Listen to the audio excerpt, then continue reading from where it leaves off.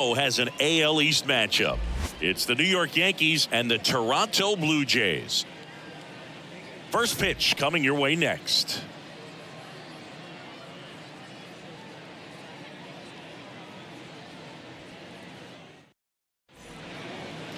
So just about set, and the starter for Toronto, Jose Barrios.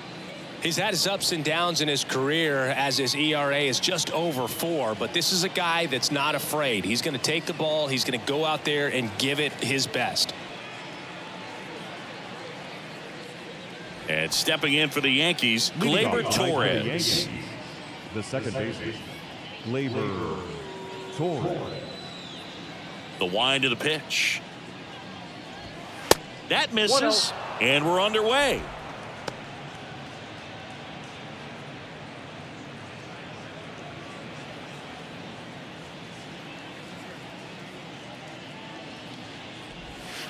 Next offering is in for a strike.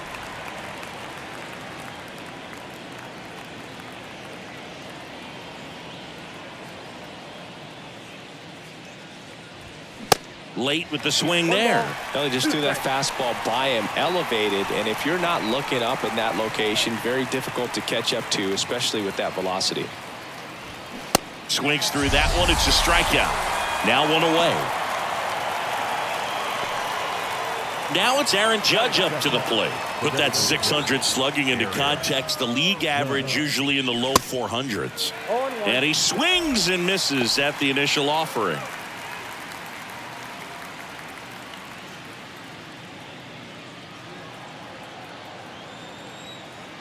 And he deals. 1-1.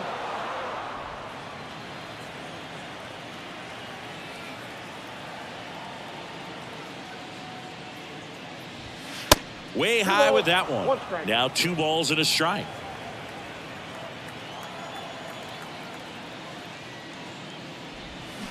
A little out front there as he swings through it. Well, that's that slurve right there. He threw it extremely well. He talked about just a ton of breaks. So tough to get that barrel to. Struck him out of the foul tip. Well, anytime you can punch out the top 2 guys in a lineup to start an inning, got to be feeling pretty good out there on the mound, because when you think of just having a distraction, table setters on the base paths, and all of a sudden you're dealing with the number 3 hitter, any distraction can cause you to serve up a cookie, and instead of it being a solo shot, it's a 2 or 3 run homer.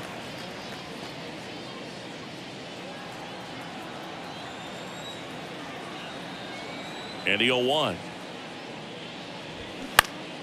Swing and a foul straight back. The 0-2. Popped up left side. No trouble here. Puts it away for the out. That is the inning. Yankees nothing. Blue Jays coming to bat. Major League Baseball is on the show. Back now in Toronto. The lefty on the mound for the Yankees, Nestor Cortez Jr. And Chris, pitching on the road has not been particularly kind to him. Yeah, and you don't want to be too quick to say that he can't pitch on the road. Sometimes, you know, it's just a matter of luck. It's not having a feel. Difference between the bullpen mound to the mound out there on the playing field. Don't know what it is, but I know this. He's got good enough stuff to overcome and get it done on the road as well as at home. So we'll see what he's able to do in this one.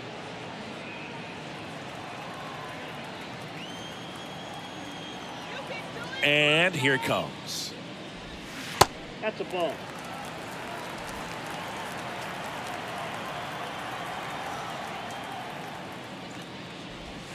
In there. And so now 1-2.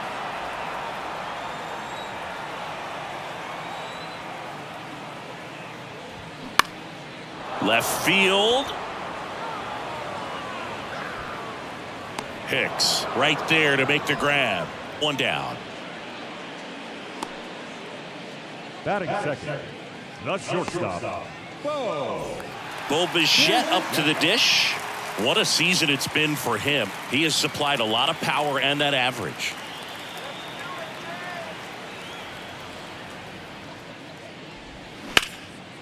A rope into right, and that's a base hit.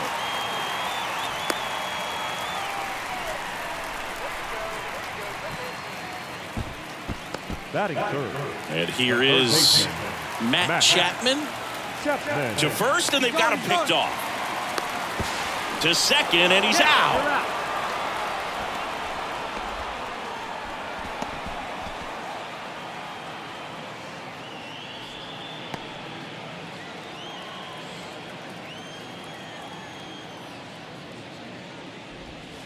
That's in there.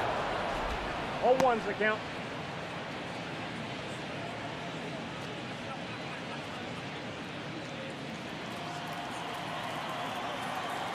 The wind of the pitch. And it's fouled away.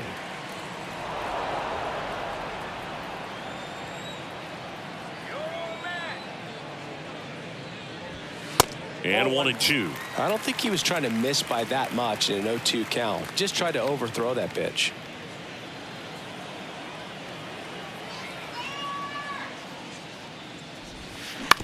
On the ground to first, Rizzo. He handles it himself. That's the third out. Inning over. We move to the second in Toronto. No score. New inning getting started. And now the veteran third baseman, DJ LeMahieu. And when you talk about elite defensive third baseman, this guy is at the top of the list. The pitch.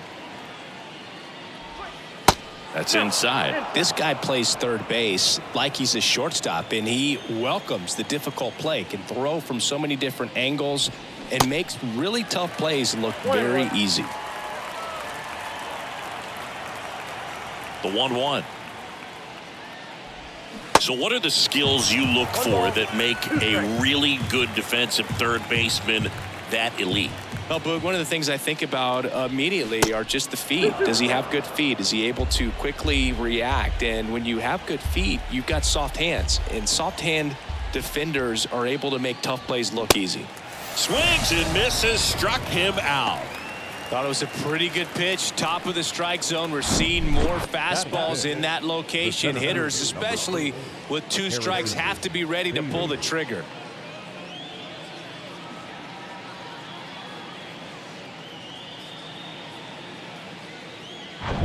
And now Bader up to the plate. Good power. Not great in the OBP department. 0-1. You're not just talking about the ability to pick, Chris. One of the things about him, the range is impressive as he's able to go to his right and get to those balls in the hole. Second inning here, no score.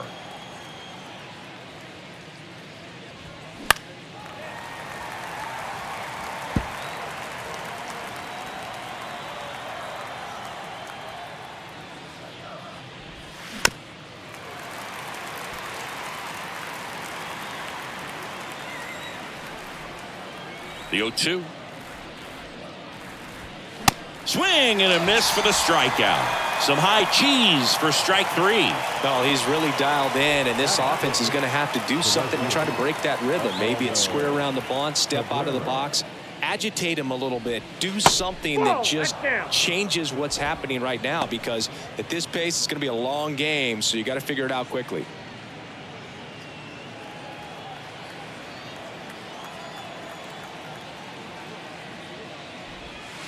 That misses the zone. Ball 2. Remember Mark Kotsay was a real good defensive outfielder. Good instincts, not great speed. At 2-0 is in for a strike. Yeah, and I figured you would get Kotsay into this because you had a free dinner at his house the other night. That is true. The next pitch misses, and the count is 3-1.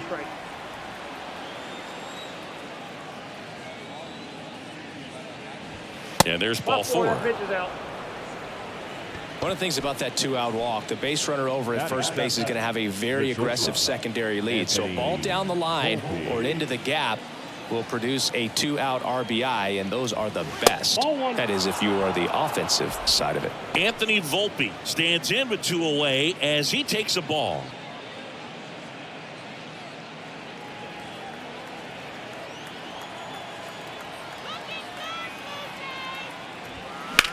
The other way, and it goes just foul. Barrios a check to first. Cabrera back in on a dive.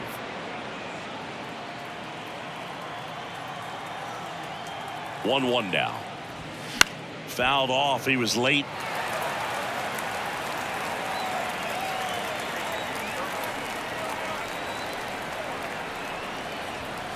Next offering is down low. It's 2-2. It's a good take.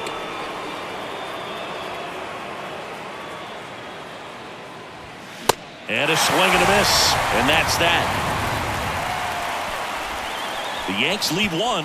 We'll go to the bottom of the second. No score.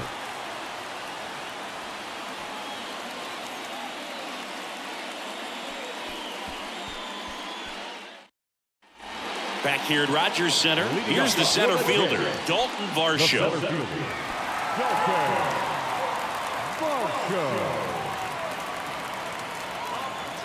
The line to kick the pitch. In for a strike. It's 0-1.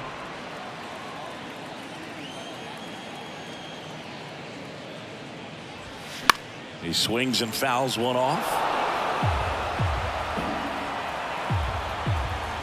Left-hand hitter waits.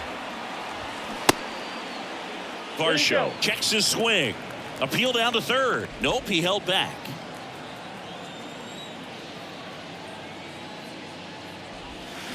Goes down swinging for the strikeout. Chase the fastball up the ladder for strike three. Whit Merrifield up to the plate.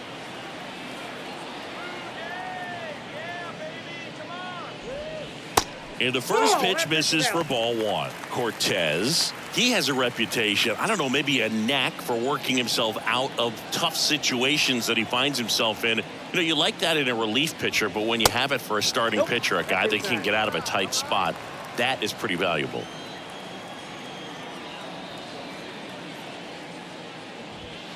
And misses inside. And you won't see the skipper rush to get somebody up in the bullpen as soon as he starts to see some signs of trouble. This guy's earned a longer leash, and because of that, confidence grows with the players and teammates playing behind him, that when things get a little rough out there, they know he'll find his way through it. 3-1, and he couldn't come up with it. Well, he tried to nibble right there and just missed his spot. The hitter didn't offer at it. Now he has somebody to worry about over at first. Now it's Jansen to hit. Kind of a throwback. No batting gloves.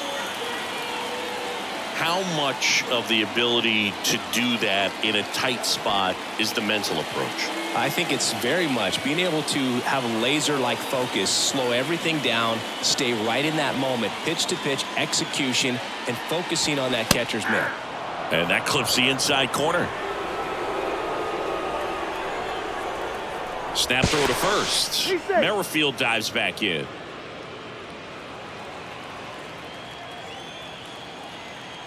Back over to first, and he's back again.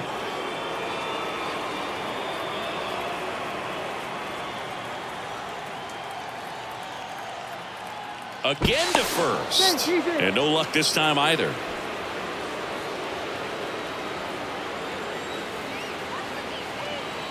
Kicks and deals. Gary Simmons has the plate duty in this one. Well, with Simmons, it's not always your standard strike zone, Boog. It kind of gives a little extra in some parts of the zone and then can be tighter in others. But I think the important thing is he doesn't get labeled as inconsistent, so you got to stay ready up there. One ball. And a swing and a miss. Yeah, one of those umpires, you just have to know what to expect, right? Exactly. Over to first, and he's saved.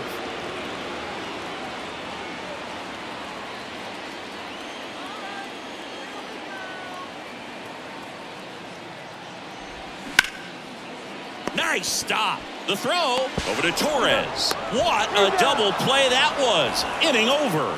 Nothing doing here this half. We played 2 full. We're tied 0-0.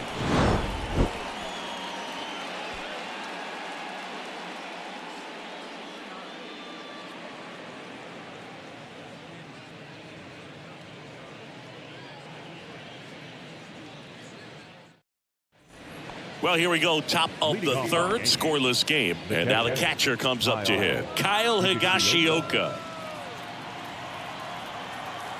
Berrios back to work. That one's in there, and that is strike one.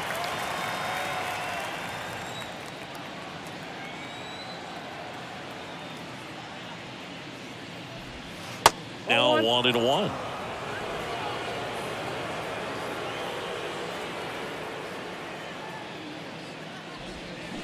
Next pitch misses inside, and it's 2-1.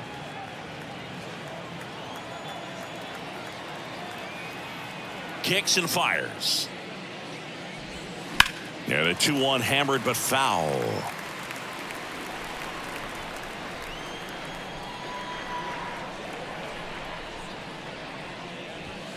And that's a little high. Really good take, especially with 2 strikes.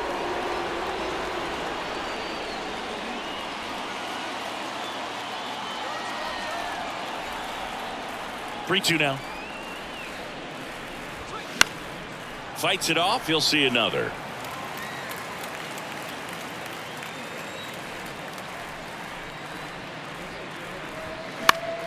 Battling here as he fouls it away.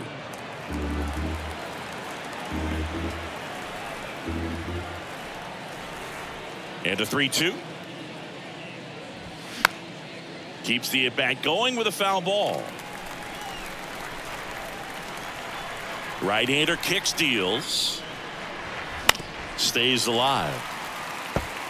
Also really good at bat. What I like about this guy, his bat stays in the zone for a long time. Gives him the ability to foul off tough pitches. On the ground to third.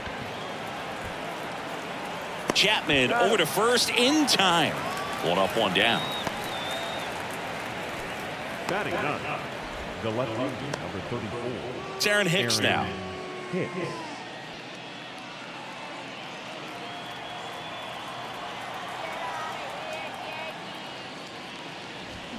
That one's in there, 0-1.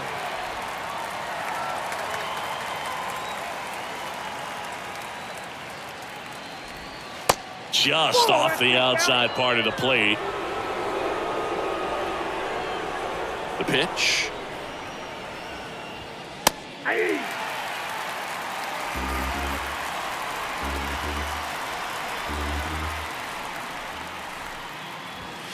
Fouls it off, still 1-2.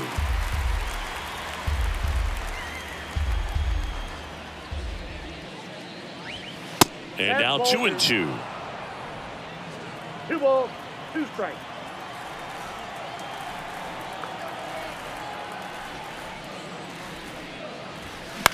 On the ground to short, Bichette. Whips it to first. First 2 batters retired here in the top of the third. Now batting, second baseman, Gleyber. Here is Gleyber Torres. Led off the game with a strikeout.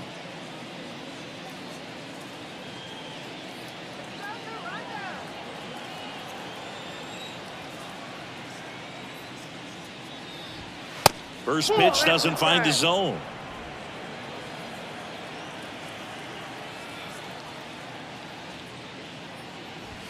And that's through there for a strike. I got a ball, 1 strike.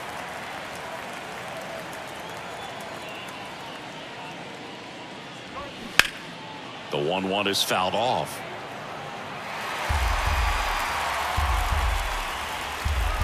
One-two now. Yeah, the 1-2 misses to even the count.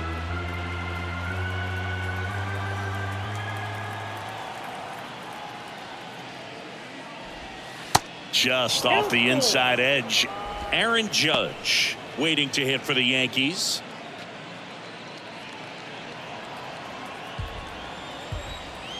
So now 3-2. Swing and a base hit.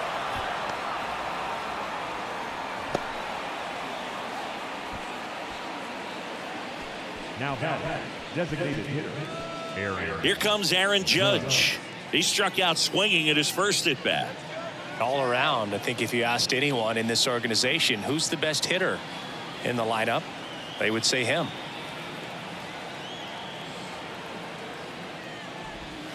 First offering misses the mark. Judge, a powerful designated hitter, 30 years old now. He's a former American League MVP.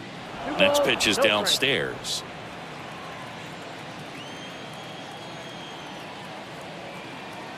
Righty delivers, and that's too high. Anthony Rizzo to bat next.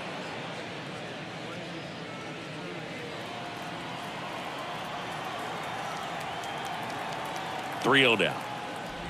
And ball 4, 2 aboard. His ability to draw walks has been something that's been part of his career since day one. So to a boarded 2-out scoreless game. Anthony Rizzo stepping in now for the Yankees. Flied out his first time.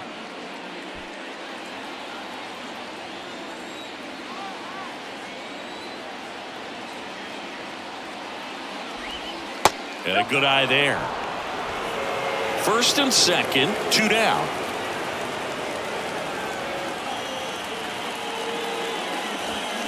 Next offering is in for a strike.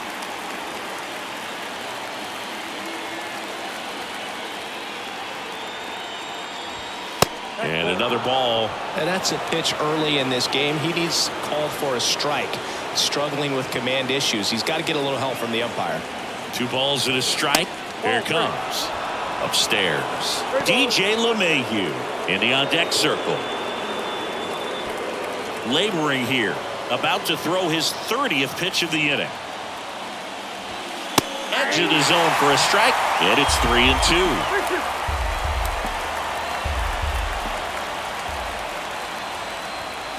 Got him swinging for the strikeout. Couldn't catch up to the heater. Yanks strand a pair, and we're still knotted at 0.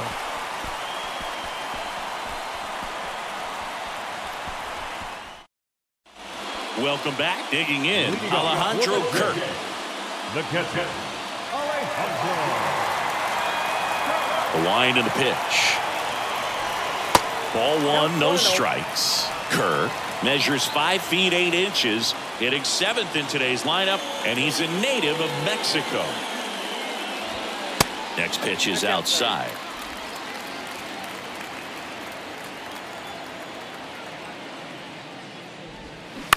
Up the middle, Volpe. To first, leadoff man retired here in the 3rd.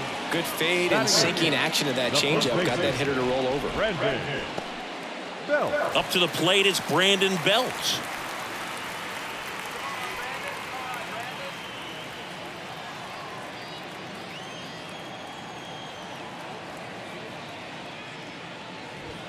And that's in there for strike 1. Nowadays, with advanced metrics and increased use of moving the infielders around, defense isn't necessarily about making errors. Are you able to get to the ball? Are you able to position fielders where guys hit the ball, but within the new shift rules?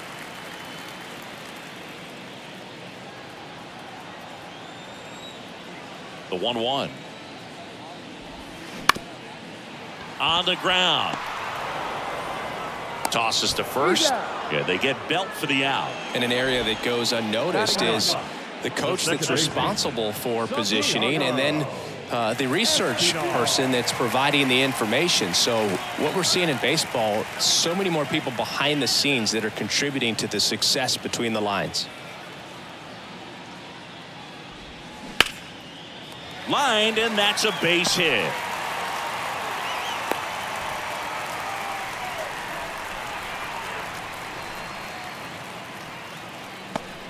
Back to the leadoff spot in the Blue Jays lineup. And now the right fielder, George Springer. Out to short, Volpe. They get the force, and that'll do it. Blue Jays held in check. Still no score.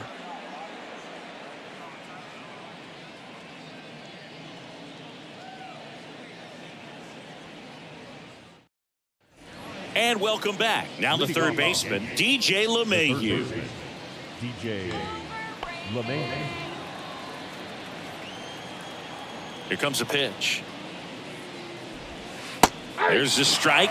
You know, these Yankees just haven't produced as many competitive at-bats as I'd like to see in this one. They've gone down on strikes at a high rate today, so it's probably time to simplify the approach and just find ways to put the ball in play. He goes down looking.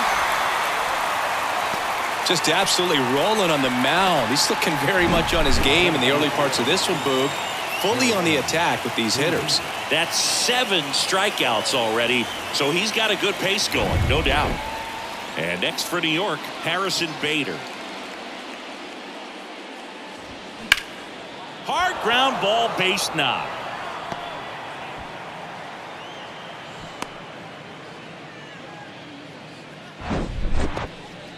Well, clearly he was ready to hit right there. First pitch fastball in a great spot to do some damage, and he squared it up nicely. And now let's see if they force some action with good wheels on the bases. Man at first with one gone. Digging in is the switch inning outfielder, Oswaldo Cabrera. Now he can't squeeze it behind the plate, but no advance. That's ball one.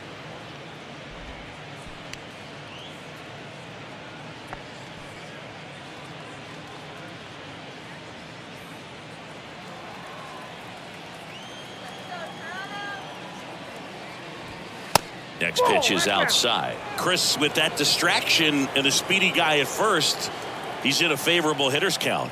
Well, if nothing else, I mean, this is a great spot for a hitter to be in.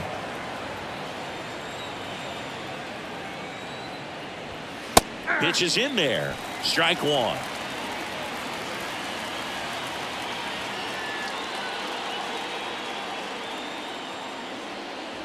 And he walked him. Second walk of the game for him, and he's been really patient at the plate. A game plan that he's sticking to. He's just not going outside of what he's looking for up there. And the batter will be the shortstop, Anthony Volpe. Went down on strikes his first time through.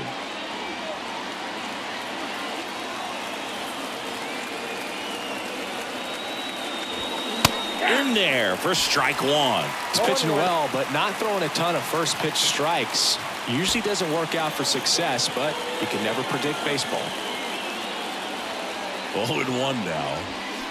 And fouled off.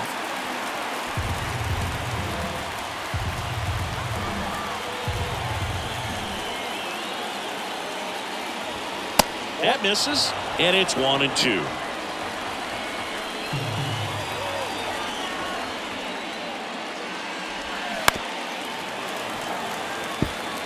He's a little out front, but did a good job keeping the hands back long enough to foul that pitch off. The 1-2. Gets a piece and stays alive.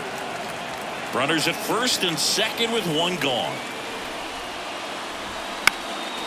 And a foul ball, he stays alive.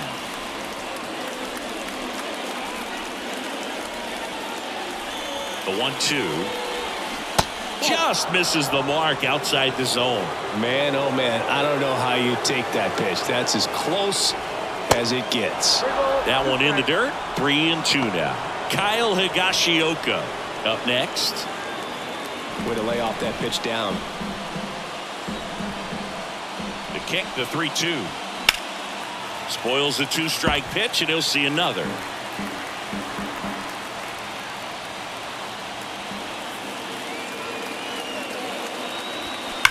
That one is absolutely belted. And it hits the fence. The run comes across, and the Yankees score first. It's 1-0. Not in time. He's got a double. But when you see that many pitches in an at-bat, your chances of succeeding go up. And right there, we see the result.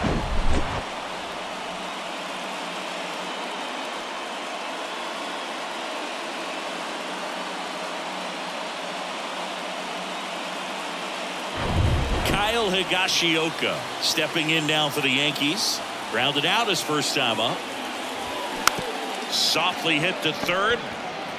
Toss to Bell. Run scores, and that makes it 2-0 as they get the out. The left fielder, number 34, Aaron Hicks. Aaron Hicks at the plate.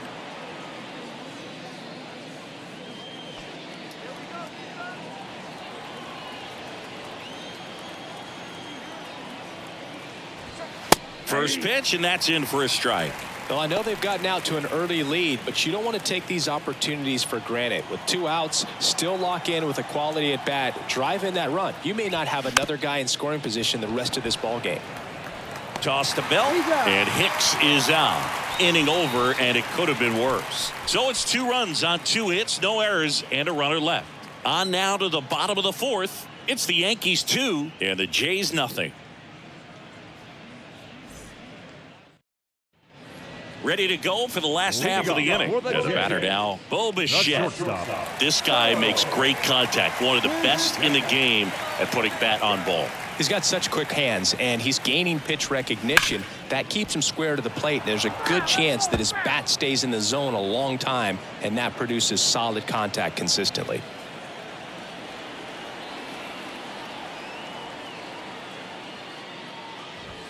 That's in there. That is strike 2.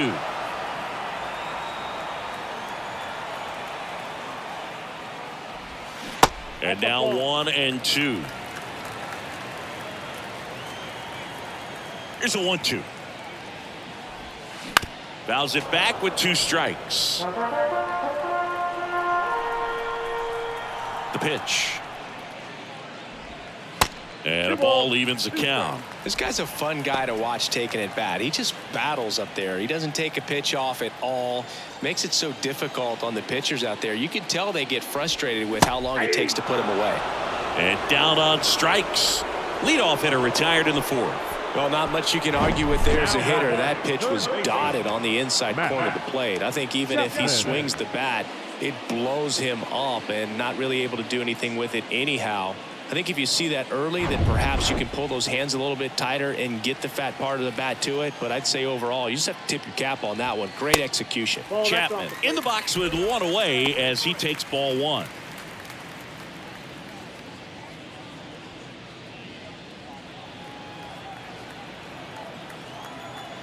And the 1-0. And that one off the outside edge.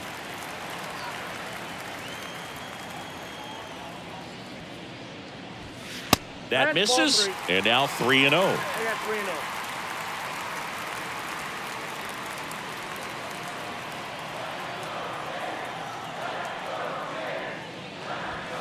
3-0. That's a strike.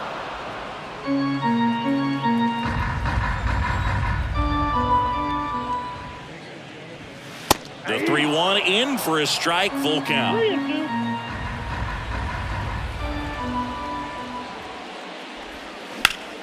Swing and a ground ball up the middle. That's a base hit.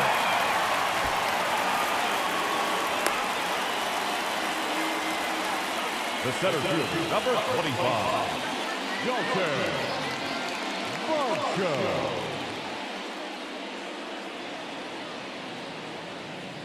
And now it's Dalton Varsho. His first at bat was a strikeout. In there, and it's 0-1.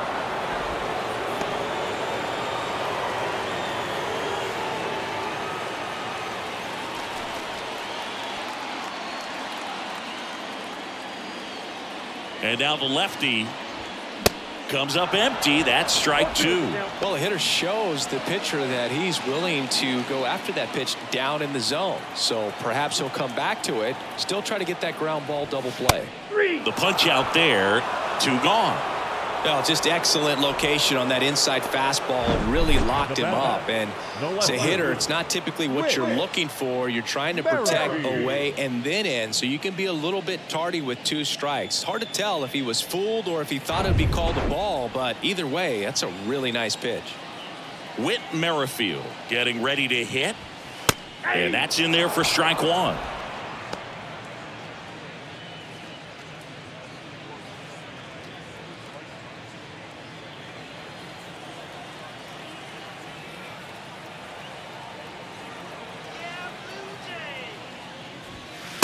Just missed. I got 1 ball, 1 strike.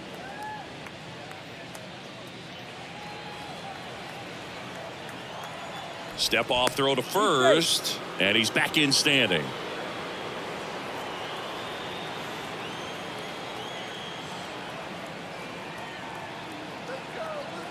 And the pitch. Popped up. Makes the grab, and that's the inning. 1 left for Toronto. They're still down. It's 2-0.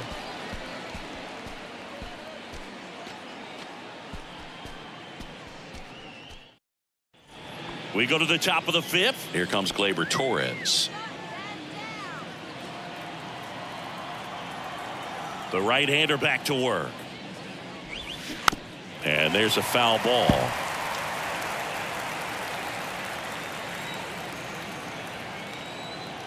The pitch. Strike two. Movement in the Blue Jays bullpen. Trevor Richards getting loose out there. Swanson warming up as well.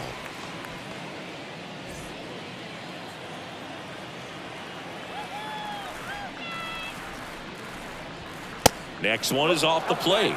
1-2 the count.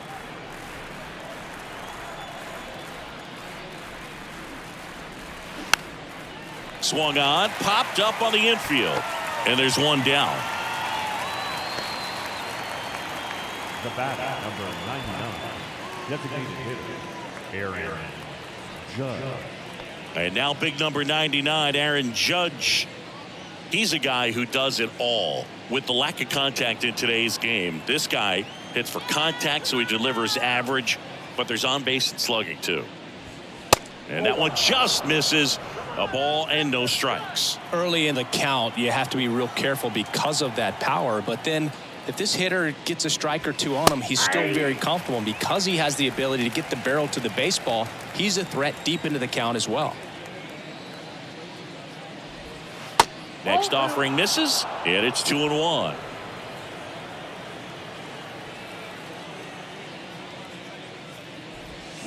Swing and a miss. It's 2-2.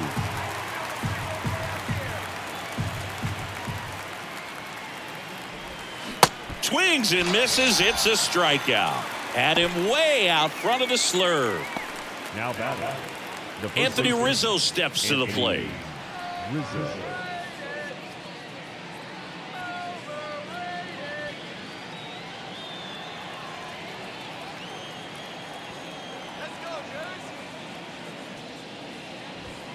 In there for strike one. Not sure if he was expecting for the pitcher to come right at him, but he got a nice cookie there and just watched it the entire way. The 0-1. And a swing and a miss. Good late sink on that fastball. Out of the hand looks so good, and then by the time he gets in the hitting zone, hard to get the barrel to it. Next pitch is inside, and the count 1-2. The idea was right, looking to locate that fastball up and in. He just missed his spot a little bit.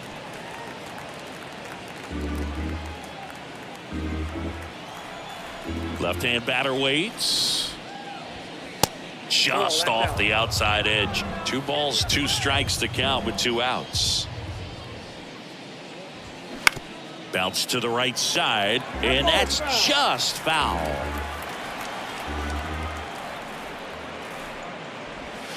Up and in, and he gets out of the way. Straighten him up a little bit.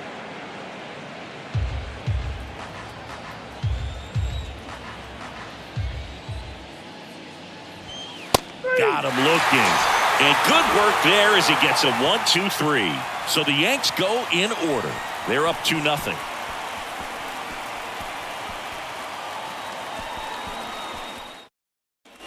Back here at the ballpark, now Danny Jansen. Well, these fans definitely want to get involved in the game. All it's going to take is to get the leadoff man or even a base runner on. And a pitch. That one missed. Well, these Blue Jays need to bring up the quality of their at-bats and specifically their swings. They're trying to find ways to drive the ball with some authority, but it's just not happening for them so far. 0 extra base hits in the game, so it's been tough for them to get anything going. Sometimes you have to keep chipping away until you break through, but it's a lot easier to put runs on the board when you have guys in scoring position because they put themselves there.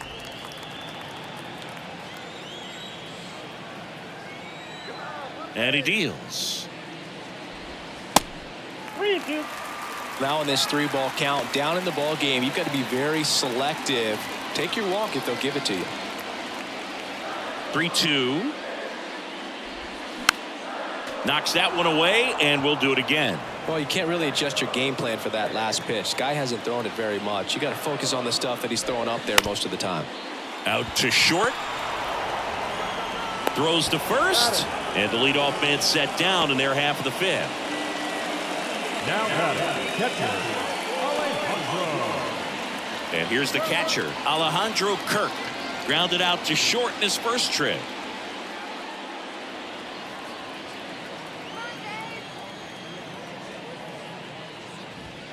There's a strike.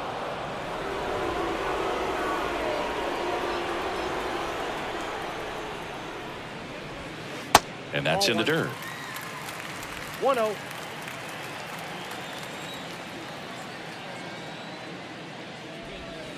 Next pitch misses inside. 2-1.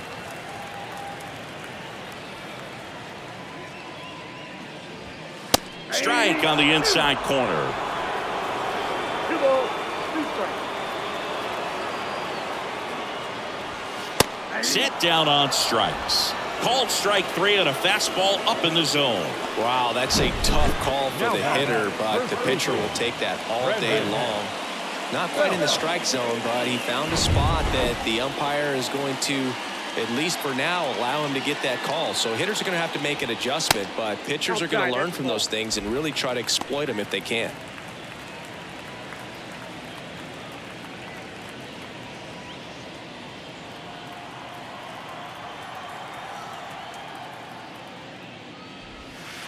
That's off the mark. 2 balls, no strikes to count.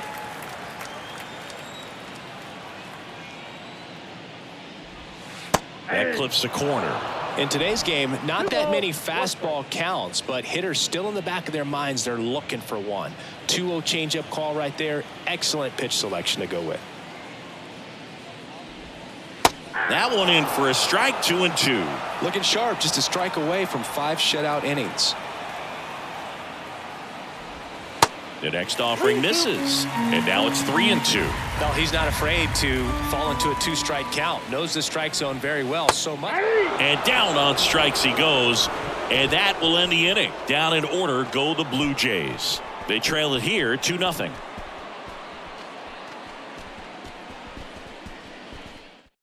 Now on the bump, Trevor Richards. And he's had 3 days off since he pitched last, so expect him to be totally rested. I'm sure he's itching for this opportunity right now. DJ LeMahieu will get things going. The third baseman, DJ LeMahieu. The pitch. And a good fastball to start him off. That's strike 1. Richards, in his 5th season, he features a 4-seam fastball, a changeup, and he occasionally uses a curve. Late swing fouled off.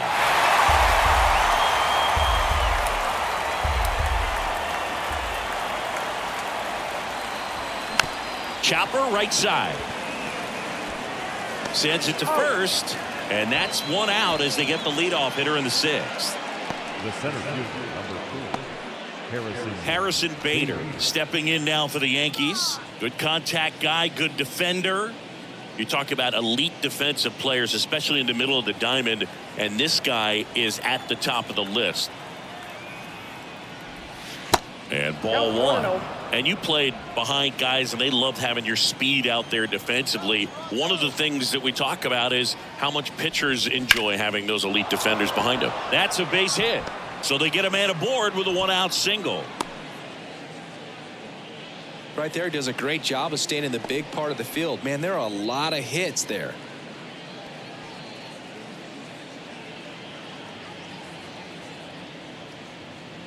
Man at first. And up next for New York, Oswaldo Cabrera.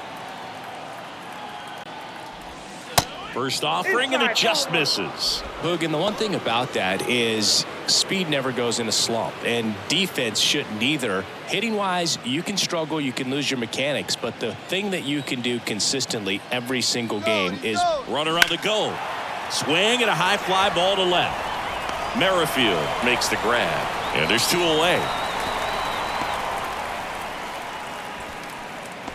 Now batting, shortstop, Anthony Volpe. And stepping in for the Yankees, Anthony Volpe. really nice double last time after a long battle at the plate. You can do it, Blue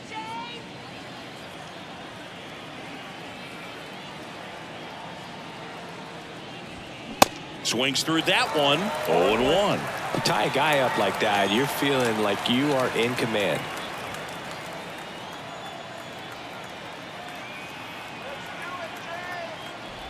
Look out! And it hit him. Well, this has become a dangerous situation now. Missing spots on the mound and an opportunity for this offense to take advantage. Here's the Yankees catcher now, Kyle Higashioka.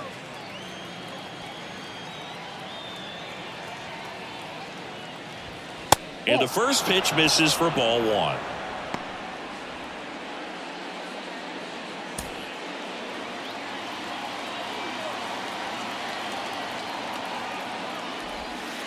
just missed. Tough spot right here. A couple runners on. 2-ball count.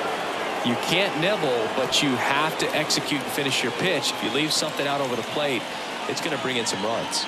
2-0. Just off the inside edge. Oh, I would expect in this 3-0 count, you're taking all the way. See if he'll walk you. Aaron Hicks waits on deck. 2 on, 2 outs. 2 outs. Couple of base runners at first and second.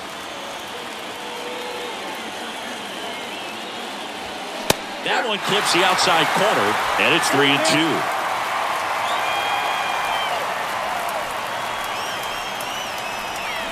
Swing and a miss. Had him out front for the strikeout. No runs, a hit, 2 left. 9-1-2 scheduled to hit in the home half of the 6th.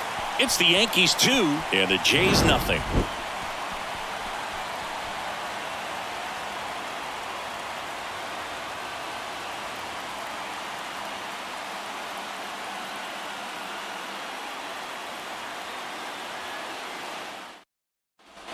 Back here at Rogers Center, bottom of the 6th. Here's the second baseman, Santiago Espinal. Cortez back to work. In the air, out towards left center. Puts the squeeze on it, and a quick out, number 1. Yeah, that's a tough play for the infielder, ranging back into the outfield. There's part of him that's saying, hey, where you at, outfielder? Call me off. But he stayed focused and made a nice catch right there. And the batter is George Springer.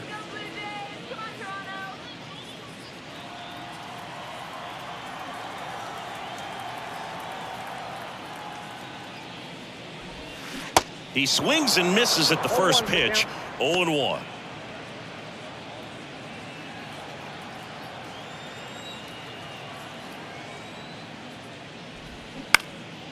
Popped up, foul territory behind the plate.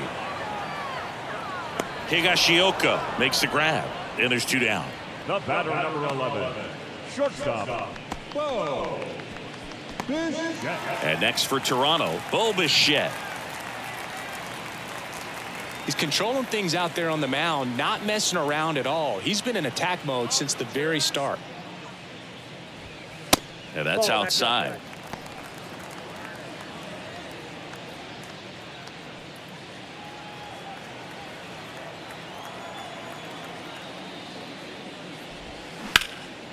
Shoots a line drive single into right center.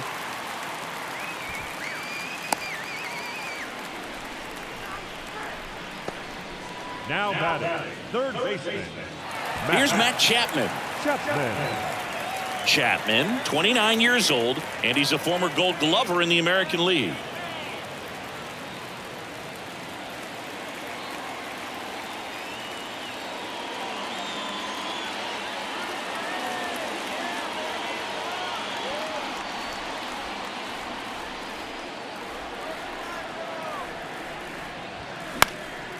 Swing and a ball popped up, and that'll fall for a base hit.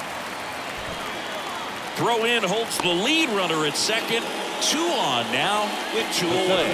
Back-to-back singles. With the way defenders track down balls these days, I mean, both from the infield and in the outfield, there really aren't a lot of base hits on balls hit like that. But there's always a little room back behind the first and second baseman to drop a long dart in there, and he found a way. Varsho in the box now. Takes strike 1.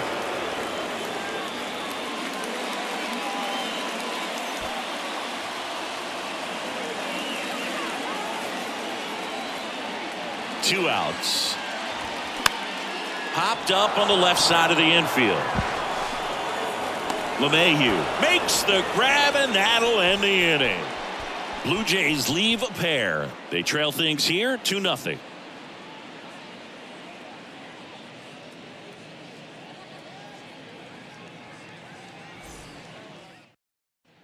Back now in Toronto. We go to the top of the 7th, and stepping in for the Yankees, Aaron Hicks.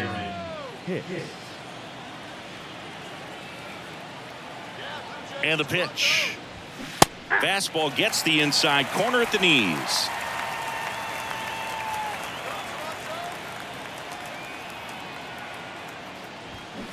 Swing and a miss. as he was out front that time. Right-handed reliever. Oh, that got away from him. And he's going to reach on a hit by pitch to lead off the inning. Well, it's safe to say he won't be getting invited to the charity golf tournament this offseason. Back to the top of the Yankee order. Here's Gleyber Torres.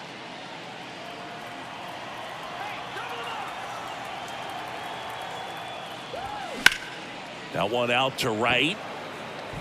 And an automatic double now as it hops the wall in foul ground. And boy, do they catch a break. Otherwise, you're looking at runners around the bases and probably a run that scores. It's Aaron Judge now. Lots of pop at the plate. Outfield playing back almost on the warning track. Calling for the intentional walk, and that loads up the bases. And the force play is now in order. Now back. And here is Anthony Rizzo. Anthony Rizzo.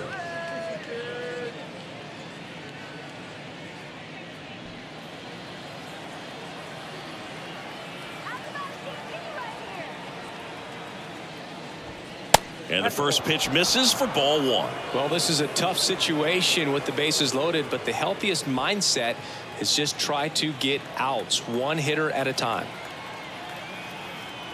The 1-0. Way high. Pressure's on right here. 2-0 count, bases loaded. You don't want to fall to a 3-ball count and then walk in a run. He's got to challenge the hitter right here. Righty to the plate. Foul ball there. The bases are full for the New York Yankees. And a foul ball.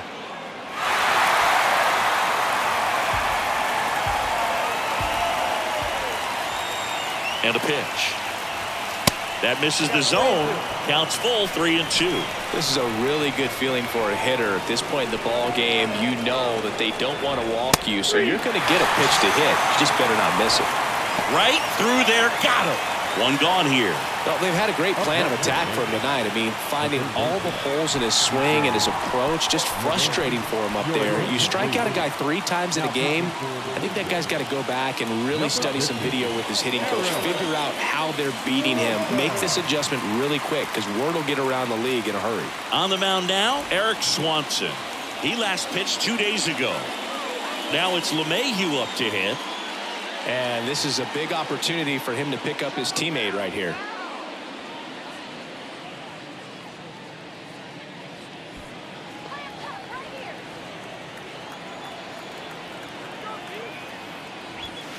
Pitch misses inside, and it's 1-0. I think ultimately you want to tie him up, get the ball in on the plate so that he can't get the barrel to it and hit it to the outfield. So 2 balls and no strikes. Look, in situations like these, the air can get really thin up there at the plate. Got to find a way to breathe and slow everything down. On the ground, right side, diving, and he can't make the play. 1 runs in, a second scores as well, and they lead by 4. Well, when you fall behind in the count, you've got to come into the zone, and then guys have a better chance of hitting the ball hard like he did right there.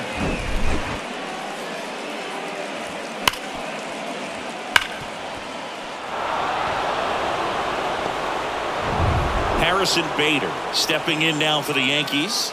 He was the big part of the field last time. Nice liner to center. And that one just missed off the outside edge.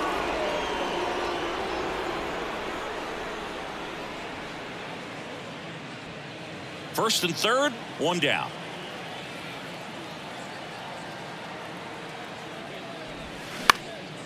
In the air, right field. Springer on the move. He's there. He's got it. Runner tagging from third. Throw is offline, and he scores. It's 5-0. No, that's the 3rd run of the inning. These guys are doing a nice job of executing at the plate right now.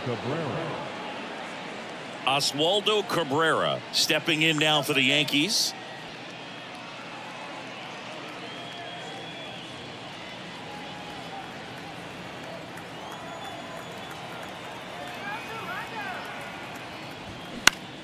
Swinging a foul over the screen and back out of play. Breaking ball inside, and that's ball 1.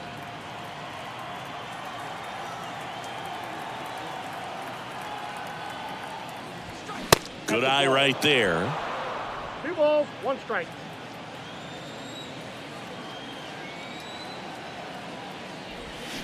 Swing and a miss, and now 2-2.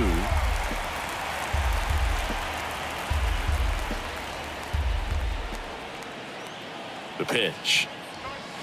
Blows the high heat past him. That's a strikeout.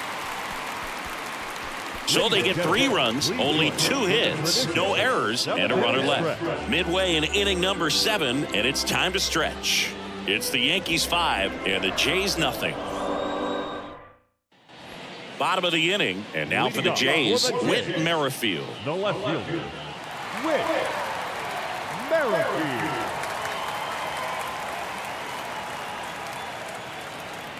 And here it comes.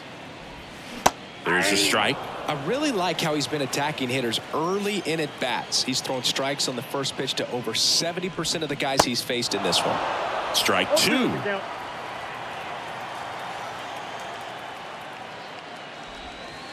And the pitch is outside, ball 1. Excellent arm action on that 2-strike changeup. Just missed. Man, he wanted that call. Swing and a miss, struck him out. He had him out in front, which isn't easy to do against a hitter like this, known for using the entire field. Just couldn't sit back long enough on that one. Danny Jansen to hit here.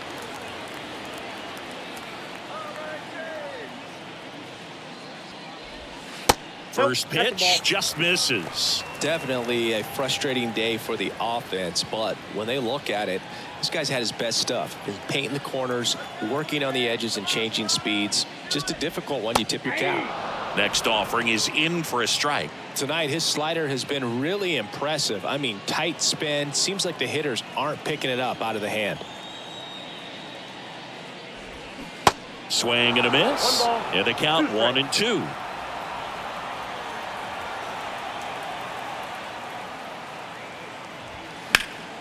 Stays alive. He's mixing his pitches really well. Late on that fastball after seeing the changeup. See if he can elevate one. I think if he does, he'll get the swing and miss.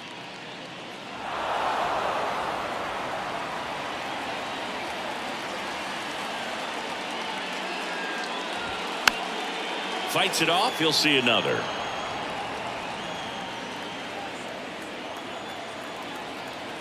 The 1-2.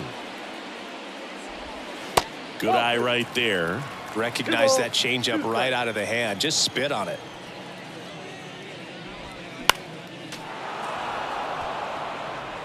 Ninth pitch of the at-bat due next. Next offering down in the dirt. Still just the second batter of the inning, and on the mound he's already thrown 13 pitches. They got him working hard out there. One down, base is empty. Foul. We'll see another payoff pitch. 5 foul balls in this at bat so far, and these guys are going head to head. You can see the crowd. They're starting to get into it a little bit more, even though there hasn't been a ball in play yet. Oh, Boog, I'll tell you, when he goes to look at the video of that pitch, he's going to want to punch himself. That slider had hit me written all over it, and clearly he just got a little too excited and was out in front. Tell you what, when you get a pitch like that, you cannot miss it. Those have a chance to go a long way. Fought off foul.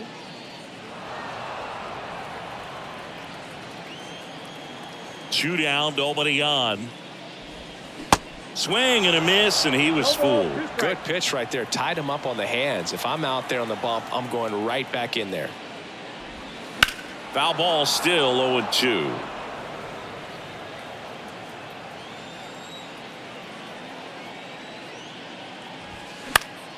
Gets a piece there. We'll do it again.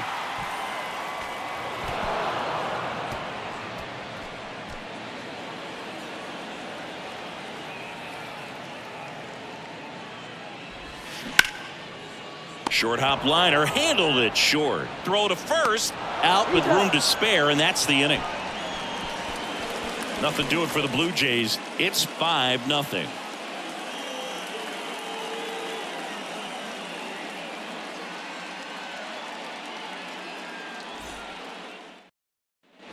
Welcome back. We're at the top of the 8th, and now the shortstop, Anthony Volpe.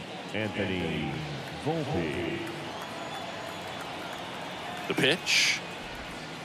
Not even close there. Ball one.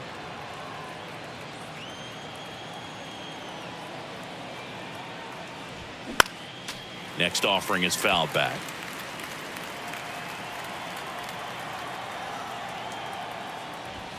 Next one misses, and it's 2-1.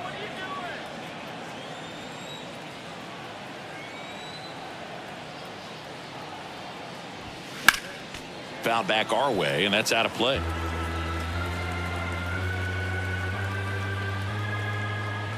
At the belt and fires. Foul ball left side. He'll see another.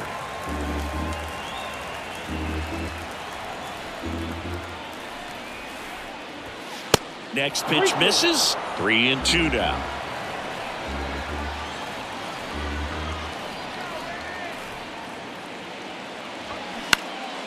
In the air, left side. Automatic double now as it hops the wall and foul ground. The automatic double kind of feels like enjoying cruise control in your car, Boog. You don't need to keep the pedal down as you cruise into second base. Just no worries in the world. You know what? He put a really good swing on that one. Kyle Higashioka will hit next. Here's the pitch. Runner on the move. Ball misses. Over to third, but the throw's offline. Well, a high throw just adds a fraction of a second from catching the ball to putting the tag down on the runner. Hard to say for sure if a good throw gets him, but as soon as that one took off from the catcher's hand, there wasn't much of a chance. No outs. Runner over at third. Next offering is in for a strike.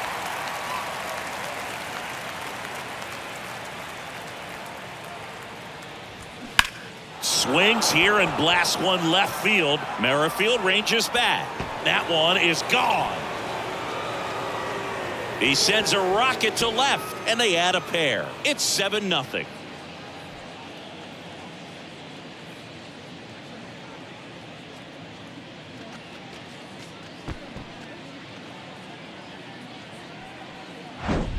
He's so good at getting his arms extended, and that's exactly what he did right there. You don't typically want to pull a pitch in that part of the plate, but he doesn't allow his wrists to roll over, stays through the ball, gets the loft, and gets the home run. Here's Aaron Hicks, and he dodges that fastball.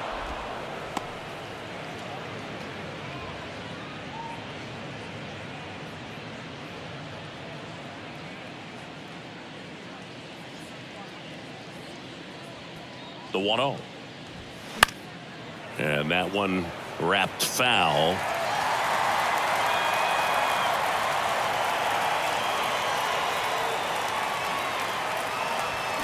Edge of the zone, called a strike. 1-2. 2 strikes.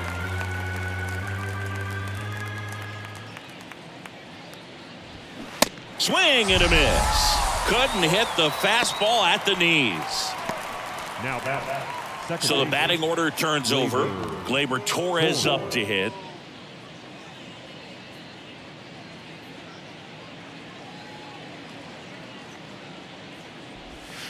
First pitch doesn't find the zone.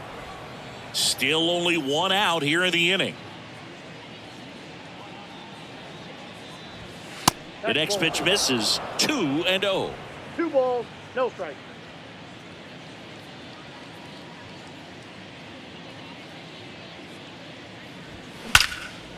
And that one is lifted in the air. And one hops off the wall. Should be extra bases. It's a double. 3rd hit of the night for him. Putting some good swings on the ball. That's his 2nd extra base hit in this one. Nice job going the opposite way with it, letting the ball travel and not allowing the barrel to hook around the ball. It's so frustrating when you see a good pitch and your hands roll over. It was on the outside part of the plate, and he approached it perfectly. So a man aboard, and now the DH, Aaron Judge. And that one fouled off.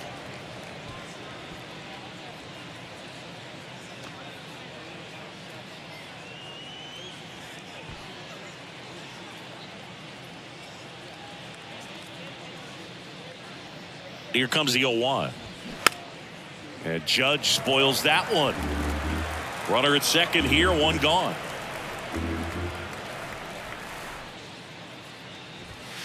Pitch misses 1 ball, there. 2 Now strikes. 1-2.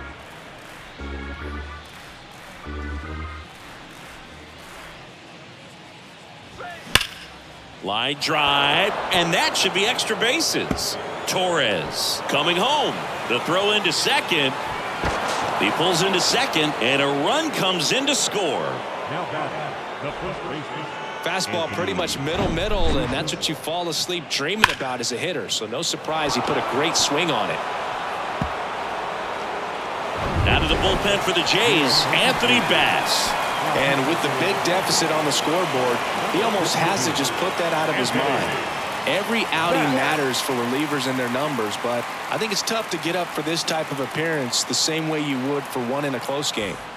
Anthony Rizzo now at the plate. First pitch, and he just misses.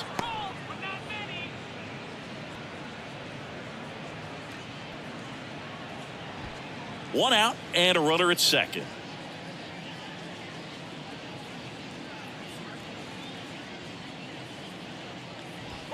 Next offering is in for a strike.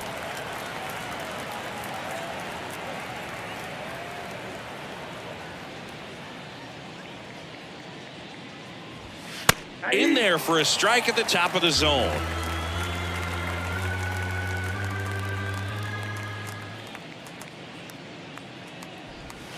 And it's even up.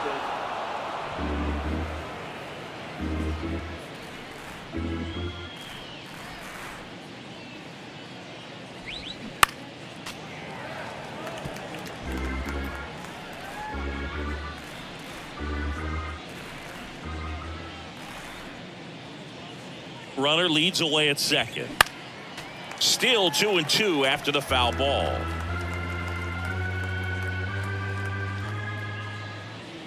And the righty deals. Count is 3-2. That's a really good take right there. Slider down and in. Very difficult to get on the same plane and do anything with. Kicks and deals. Good plate appearance there. Able to take the walk. Well, that's a nice job of grinding out that at bat. Saw a lot of pitches and ends up drawing the walk. Very gritty. 2 on with 1 out. Now at the plate, DJ LeMahieu. A chance for more damage right here. A couple of RBIs for him in his last AB. Ball 1, no strikes. Bullpen activity starting up now. Nate Pearson appears to be getting ready, and I'm sure he's feeling some nerves. This would be his major league debut.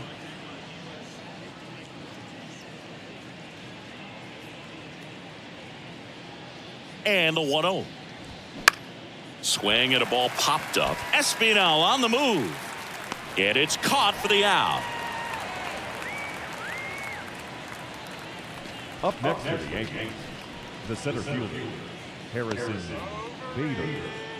So 2 down now, and here is Harrison Bader.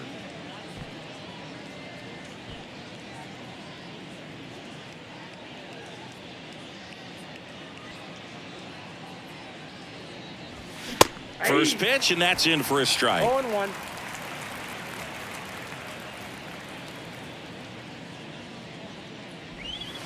And delivers outside.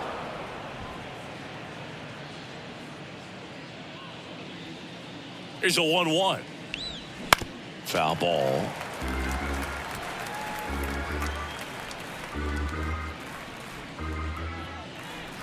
One, 2 now. Ball.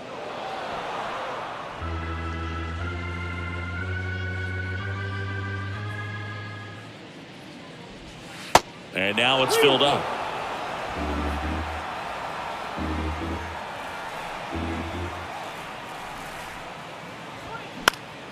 Fouled off again, and it remains 3-2.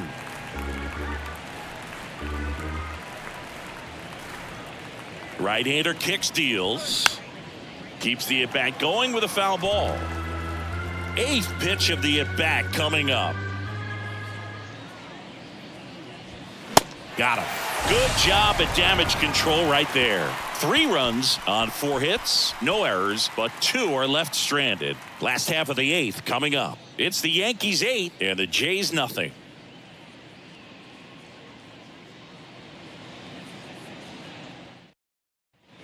On to the bottom of the 8th. And now for the Jays, Brandon Belt. Cortez still out there to pitch the 8th and working with a big lead. He's been excellent, really on his game in this one. And at this point, he wants to finish what he started. Ground ball, Rizzo picks it up. Steps on first for the out. Is there a debate to be had about shutting him down, maybe to preserve some bullets given the score? Absolutely. When you consider over the course of a long season, guys putting a lot of stress on that elbow, on that shoulder, but you also have to pry the ball out of a hand of a guy like this because he's so competitive. Espinal stands in now and watches strike one.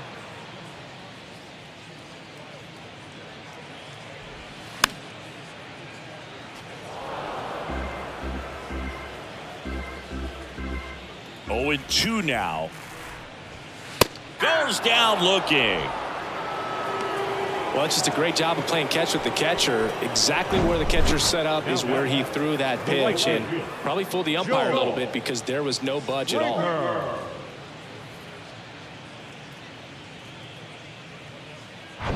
And it'll be George Springer to step to the plate. And the first offering is not close. Oh, he's looking to try to finish off 8 solid innings out there on the mound.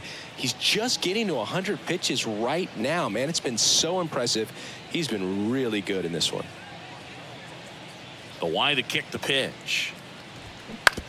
Ground ball left side and foul ball.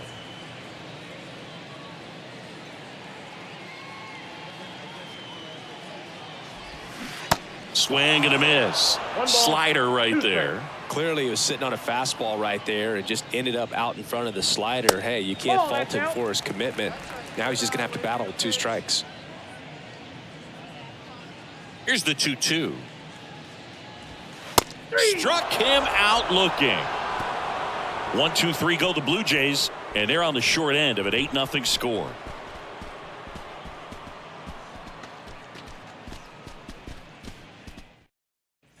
All set to start the 9th in this one. And stepping in for the Yankees, Oswaldo Cabrera.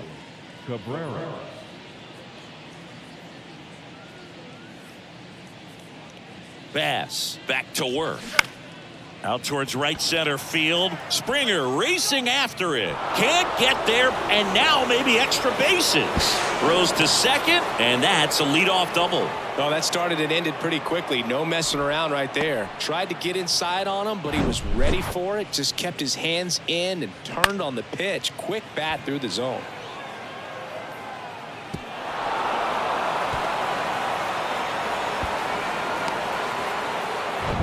Anthony Volpe stepping in now for the Yankees.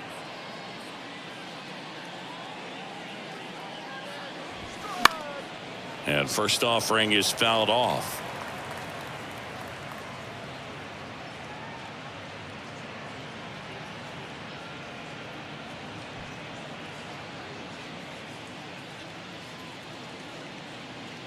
Kicks and fires. Strike 2. It might be time to choke up a little bit, get that front foot down early, maybe even just spread out. He's really late right now.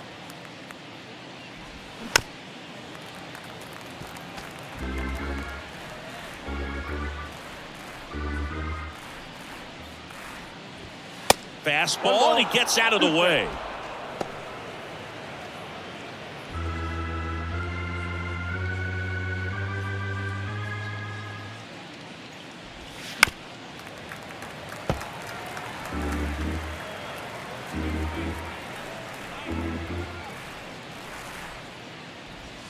And now the count is even.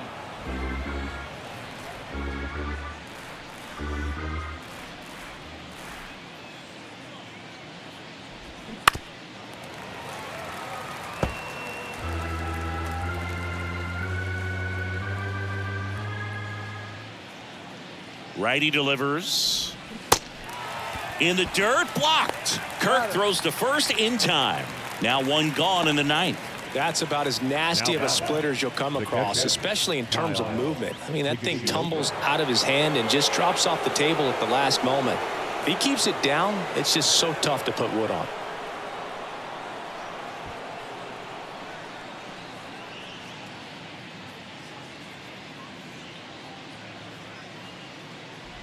Higashioka, batting with one down, takes a strike.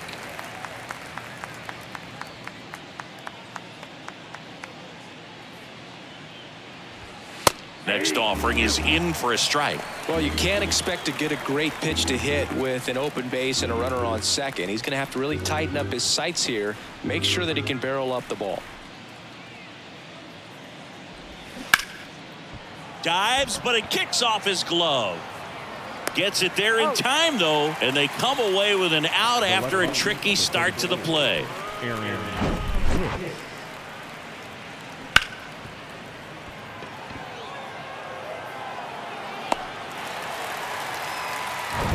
Now here's Aaron Hicks.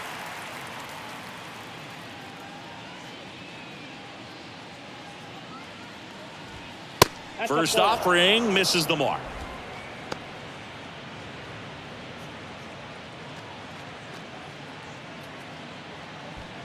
Two outs and one in scoring position.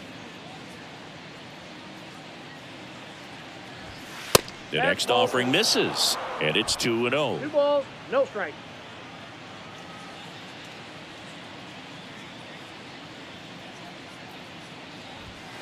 Inside corner for a strike. Back-to-back fastballs in. That last one called for a strike. Probably go away, but look for him to come back in there to try to finish you off. Man at second. And that one is in for a strike. 2 balls. Runner at second, 2 down.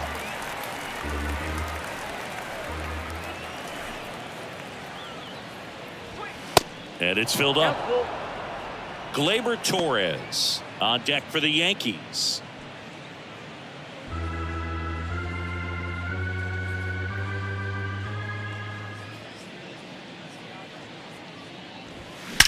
Swings and blasts one deep to left center. That one's got a chance. It bangs off the wall. The run comes in to score from second. It's 9-0, and he's got a double. Comes through with the RBI. So close to blasting that one out of here the other way, but well, that's very tough to do when you take on the outfield gap like that. Beautiful swing, though. Let the ball get a little deep and drove it to the opposite field.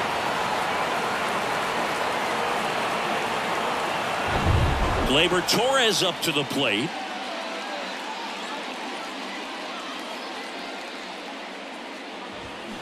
In there, and it's 0-1.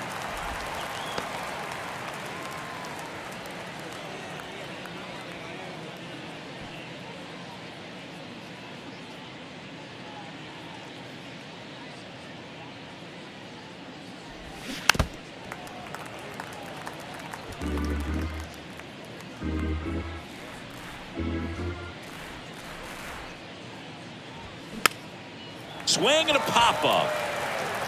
He's got it, and that is that. Bottom of the ninth coming up, and we'll see if he can complete the shutout after the break.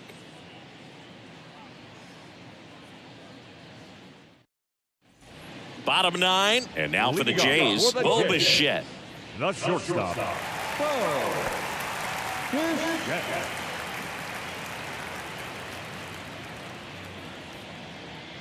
The wind of the pitch. Line to left, and it goes just foul.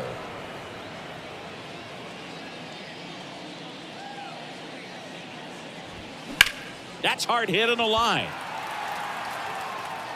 One away.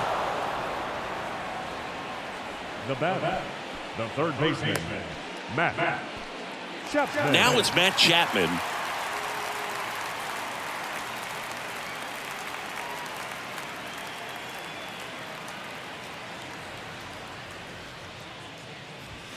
Called strike right there.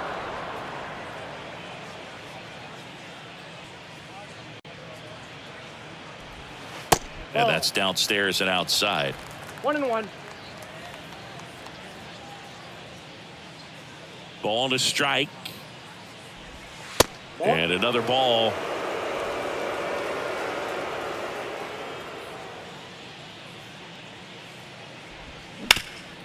Ground ball up the middle. That's a base hit.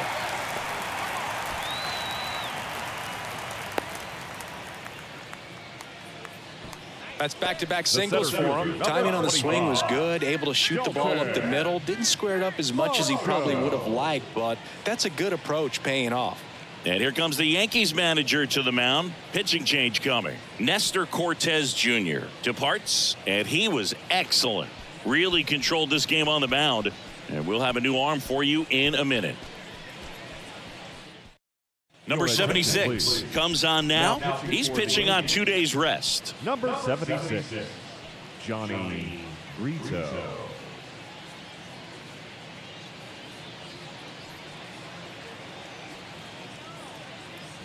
Stepping in, Dalton Varsho. Going 1. 0-1's the count.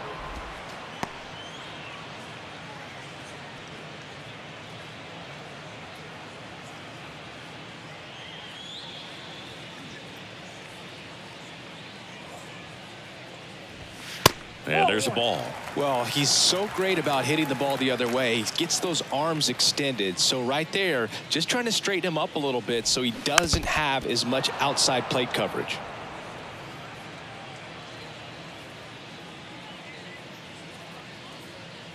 Here comes a pitch.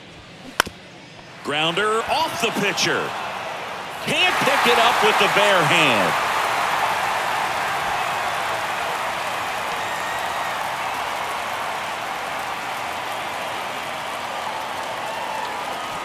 So up next for Toronto, Whit Merrifield. And that's in there for strike 1. 0-1.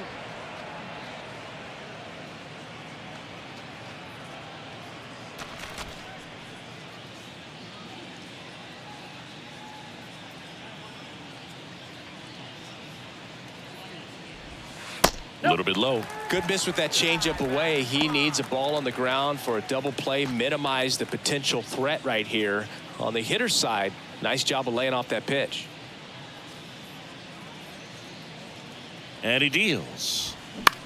In the air to left center. Bader should have it. And puts the squeeze on that one. 2 down. Now that the designated hitter, Danny Jansen. Danny Jansen next up for the Blue Jays.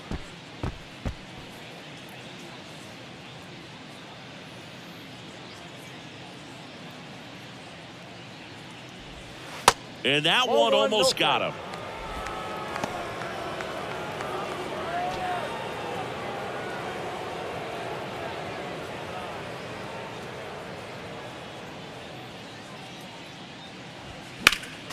Next offering is fouled back.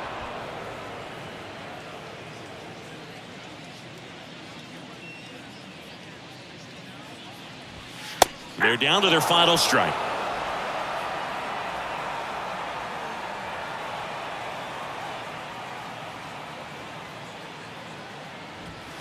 And a swing and a miss, and that is the ball game. Well, when you win by 9 runs, you have plenty of insurance runs. It's a huge confidence boost when you can just put that many runs up on the board. And I'll tell you what, the next game starter is saying, hey, I hope you guys save some runs for me. I want to get a win as well. 9-0 your final in this one. For Chris Singleton and our entire outstanding, back with the first pitch right after this. About to get started here. And today's starting pitcher, Aaron Nola. And Singy, we were talking earlier about how he's doing a great job navigating through tough spots. I've just been so impressed with when it seems like there's more pressure, he's more calm and settles in. He's done an incredible job with runners in scoring position. Most guys, they get a little tight, they start to aim the baseball, but for some reason, he gets looser, the ball comes out of his hand with more life, and he's able to wiggle off the hook of the tough situations and get his team back in the dugout. The pitch. That's in there. That's strike 2. 0-2 is the count.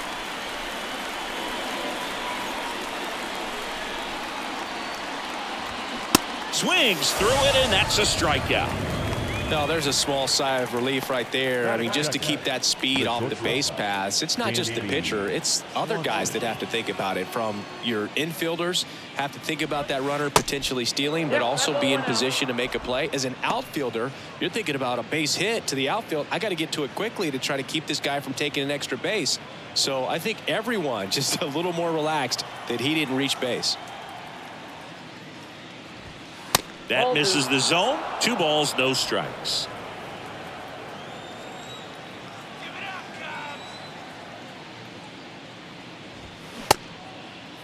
Check swing. Now we'll look down to first. Yes, he did. That's a swing. And a pitch. And it's even up. 2 balls, 2 strikes.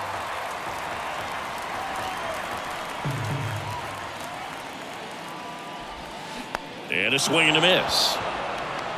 Gets to it onto first. Out on the drop, 3rd strike, 2 gone. No, anytime you can punch out the top 2 guys in a lineup to start an inning, you got to be feeling pretty good out there on the mound, because when you think of just having a distraction, table setters on the base paths, and all of a sudden you're dealing with the number 3 hitter, any distraction can cause you to serve up a cookie, and instead of it being a solo shot, it's a 2 or 3 run homer. Ian Happ up to hit. Up the middle. Stott over to first in time. And the inning is over. Nothing happening there for the Cubs. So now the Phillies offense will see what they can do. No score. Back after this on the show.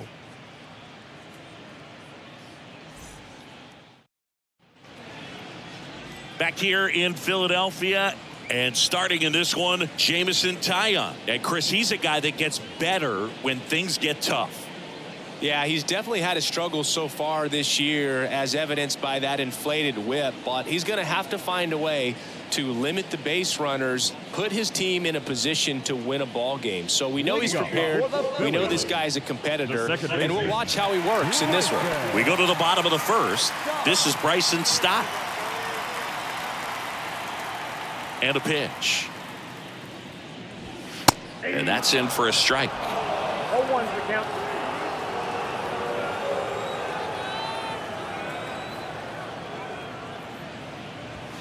Called strike right there.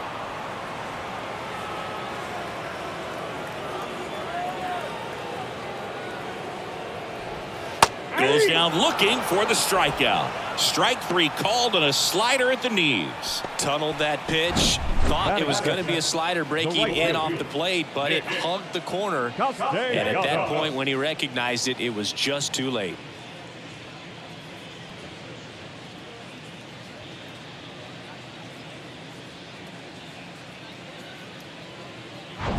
Nick Castellanos at the plate now.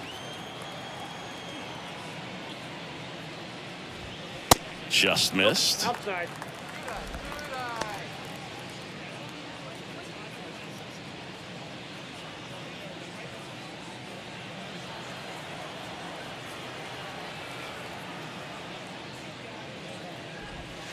Off the mark there. 2-0.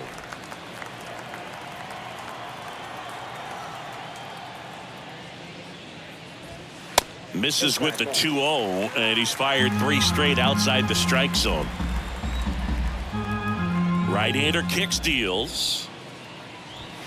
Fastball for a strike, and the count is 3-1. Thought the green light might be on right there, but maybe not. If you're looking to swing in that count, that's the pitch you want. Broken bat, roller to first. And he beats him to first. He's safe.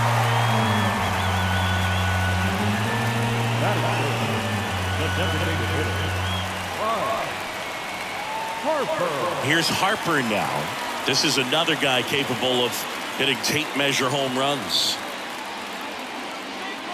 Certainly you'd say Bryce Harper's signature moment, Game 5 of the National League Championship Series in 2022, that opposite field home run that put the Phillies ahead and would send them to the World Series off the Padres' Robert Suarez.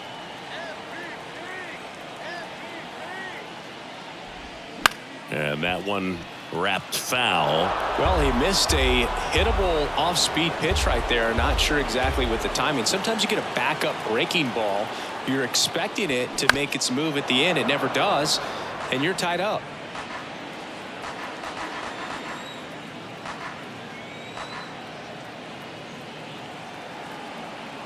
One and two now.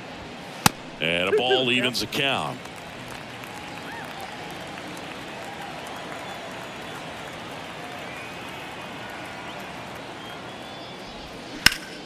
In the air out towards right center. Morrell moving under it. He's got it, and there's two away. Batting fourth, the catcher, JT Realmuto. And up to the plate is JT Realmuto. Good power, not great in the OBP department.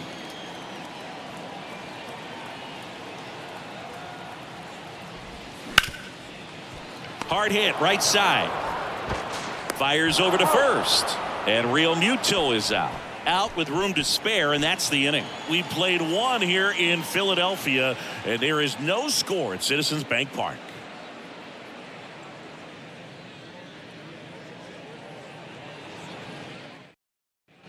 Back here in Philadelphia, and now the center fielder, Seiya Suzuki. Obviously a guy who makes good contact, hits for average, but one of the things in today's game, the value in the fact that he hits both righties and lefties. There's a strike. They're so reliant on the matchups nowadays, Chris, and it's huge when you don't have to sit a guy or platoon him. When you can hit, both sides in terms of pitchers' arms, you're a guy that it's hard to take out of the lineup, and I think it's very important today when everything is under the microscope. Next offering misses. 2-1.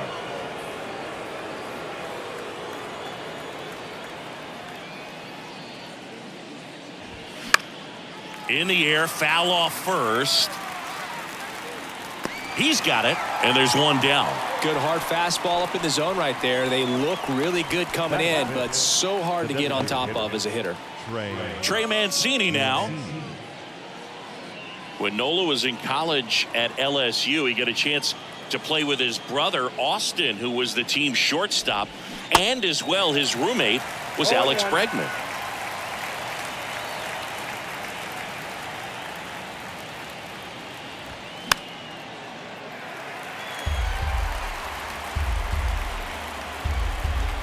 One down, base is empty.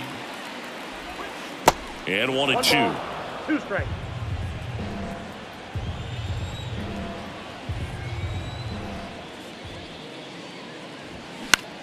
High fly ball down the left field line. Makes the grab for the second out. Batting sixth, the left fielder, Patrick. Here's some real power at the plate. Patrick Wisdom. He is very much your typical power hitter. I'd say he falls into the 3 true outcomes category. Well, we've seen more and more of that lately. The ability to drive the ball to slug is getting heavily favored over any discipline or strikeout concerns. Check swing on the first pitch. Appeal down to first. And he held back according to Ricky Halladay. Next offering upstairs. No score here in the second.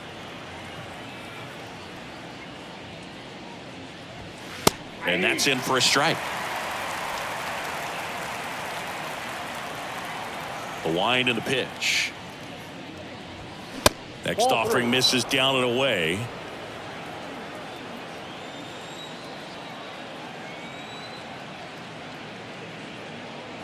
Good plate appearance there. Able to take the walk. One of the things about that 2-out walk, the base runner over at first base is going to have a very aggressive secondary lead. So a ball down the line or into the gap will produce a 2-out RBI, and those are the best. That is if you are the offensive side of it. And a base hit right there. They stopped the lead runner at second. Now 2 on with 2 outs.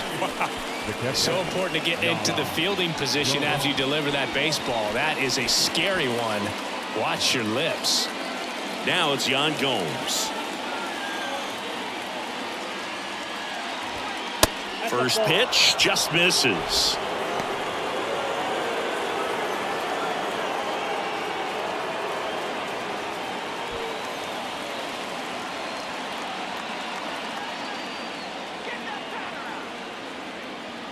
Yan Gomes waits.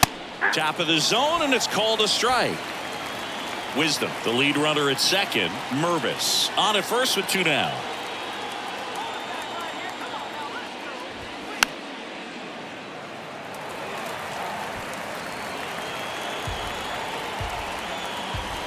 The 1-2.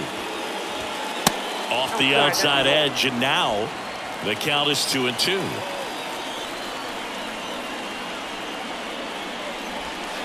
Swings and misses, struck him out. Had him out front for strike 3. He's in a tough spot, had to make a great pitch, did it, got the strikeout, gets out of the jam. Clearly, he's happy with those results.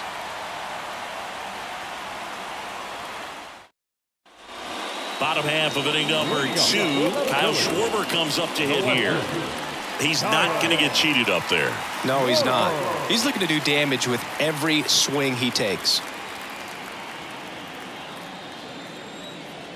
Yeah, the right-hander back to work.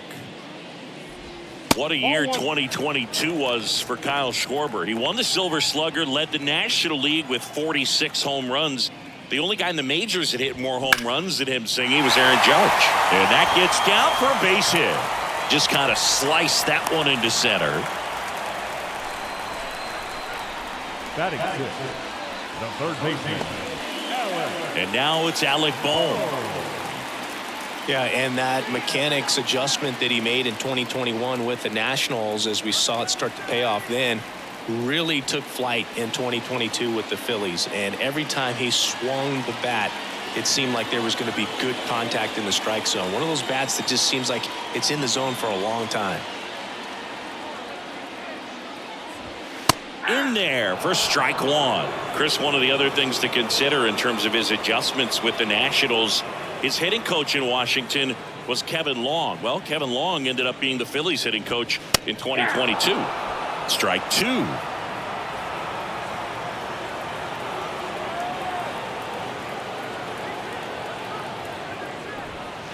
And the next pitch is way outside.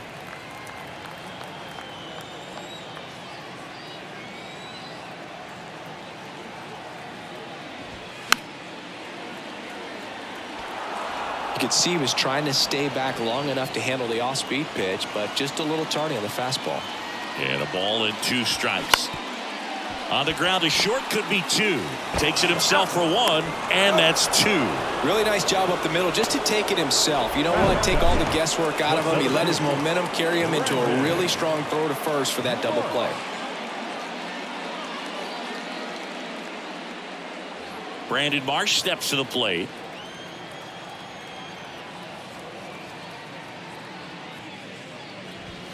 And misses inside.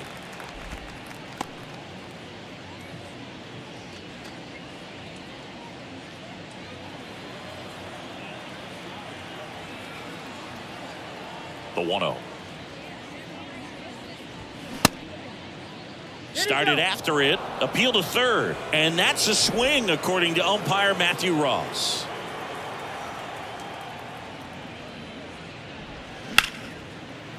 Ripped to short, snagged on a bounce. In time, got him. And that'll do it. We'll move to the third with no score.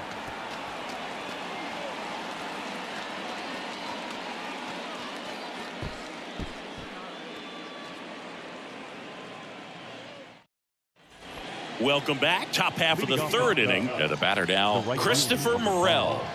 Christopher Morel. Now the right-hander ready to go. Still no score.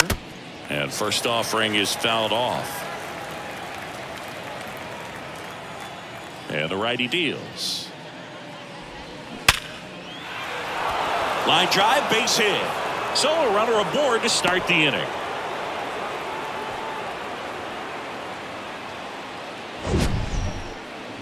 Sheesh. Singy, that was a laser shot, and a good thing we have StatCast to give us the details. Yeah, get out of the way on that one. That ball flew out of the box at 112 miles per hour. You talk about generating a ton of power in that swing. He did it with quick hands, good lower half, and just unloaded on that ball. Runner takes off.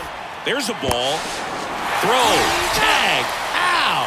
A bullet from JT Realmuto.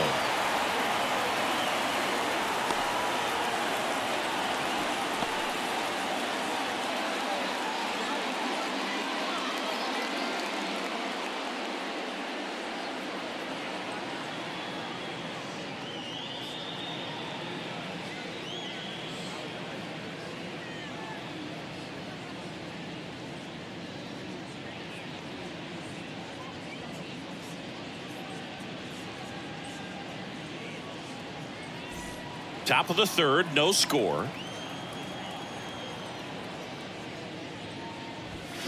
Next pitch is downstairs. Nola's a guy who registers a lot of strikeouts. In fact, he's had 220 or more strikeouts in 3 different seasons.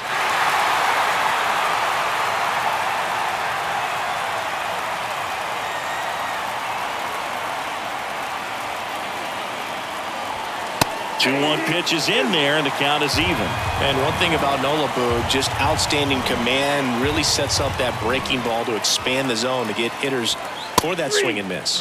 You think about it, in 2022, he walked 29 guys in 205 innings. That's pretty incredible. Shortstop, Dansby Swanson. Dansby Swanson stands in. He's 0 for 1. And first offering is fouled off. The 0-1. On the ground to third.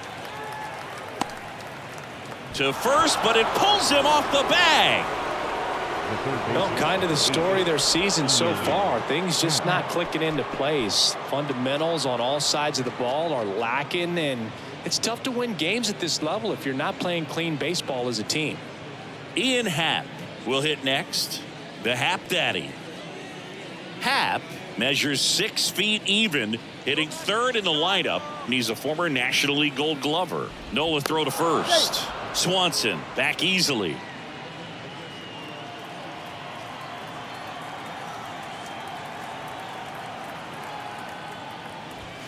And that's in there for strike 1.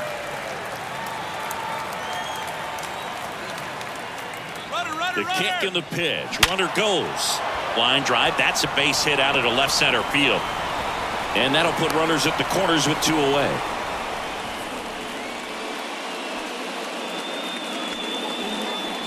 Seiya Suzuki now at the plate. 0 for 1 as he popped out foul to first. Fought off foul.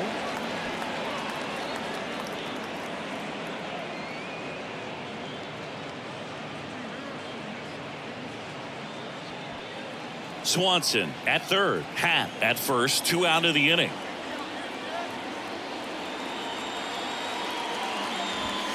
Swing and a miss. And it's 0-2. Spin rate's outstanding on that high fastball. Really tough to hit.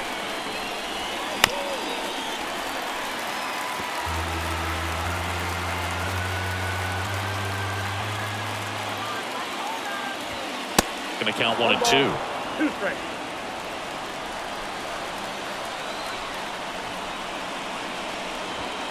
Swing and a miss, and he struck him out. Huge strikeout there. Cubs strand a couple, and we are still scoreless.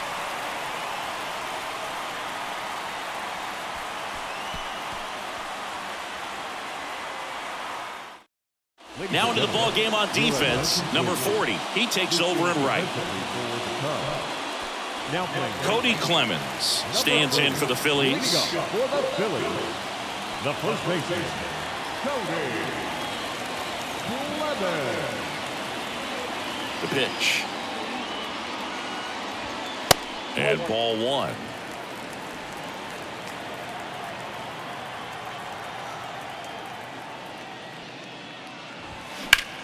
Ground ball left side.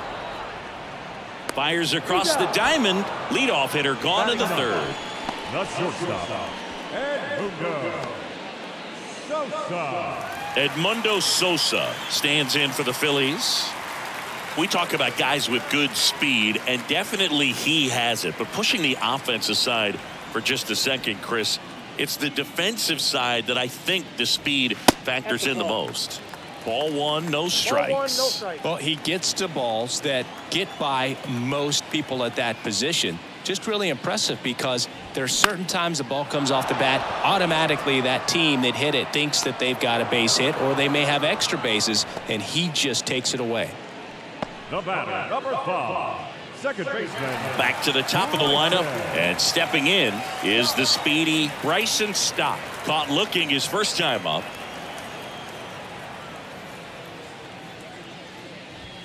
That one's in there.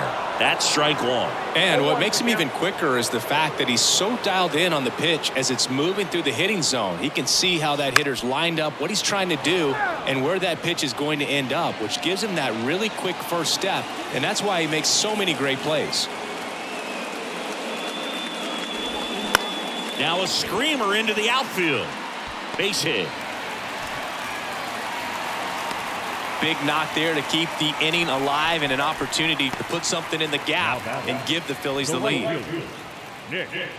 Man at first. Now it's the right fielder, Nick Castellanos. He's 0 for 1. First offering, and it just misses. Counts 1-0.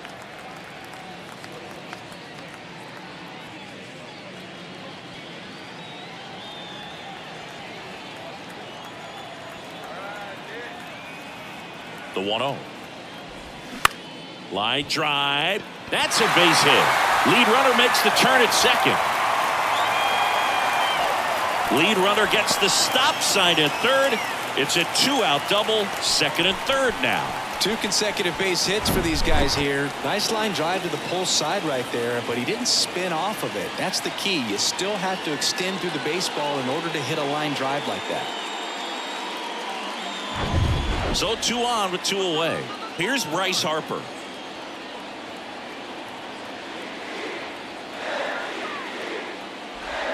Oh, and the zone doesn't get the call. And it's 1-0.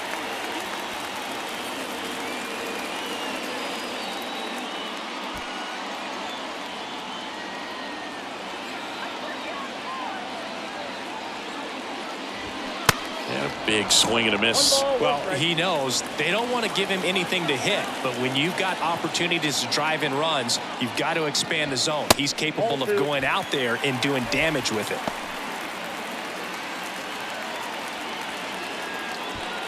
Second and third, 2 down.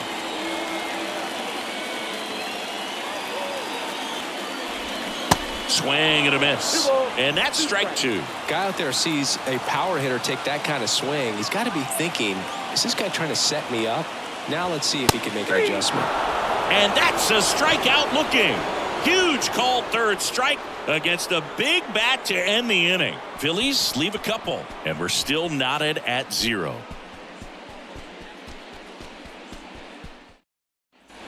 As we go to the top of the 4th, and here's the DH for the Cubs, Trey Mancini.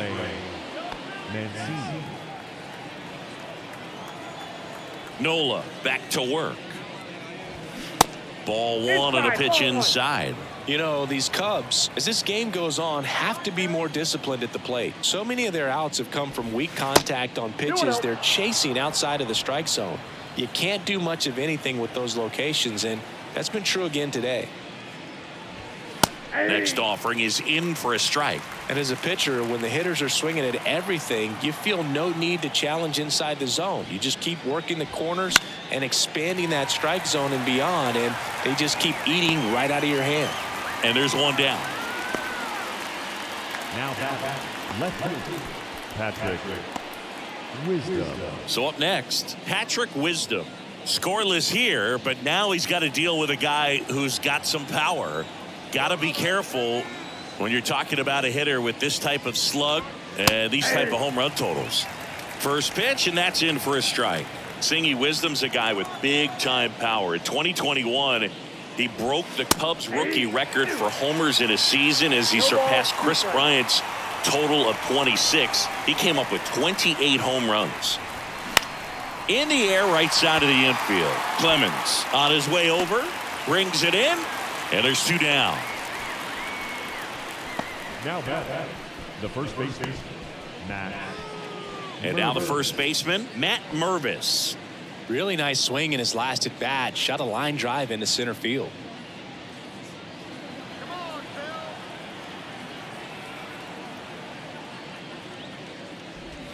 That one's in there, 0-1.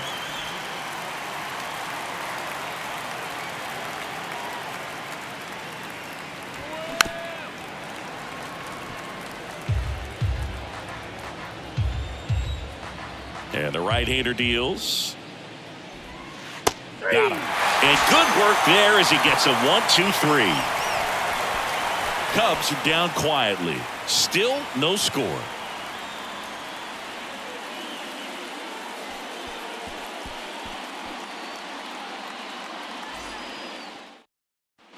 Back here, Citizens Bank Park. John Chambi and Chris Singleton with you. And leading off the bottom of the fourth, JT Real Muto.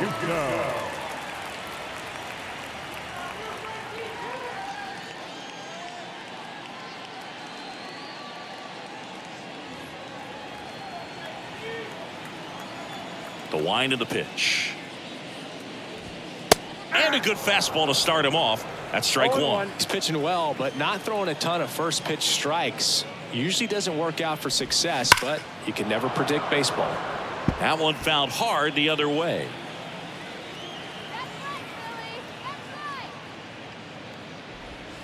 Good eye right there.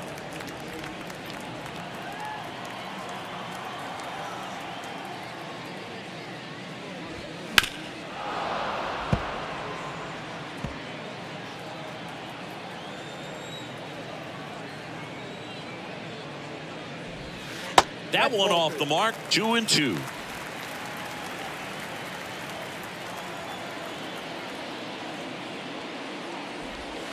Gets a piece and stays alive.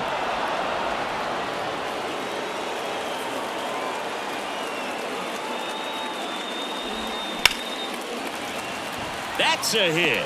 Off to a good start with a leadoff knock.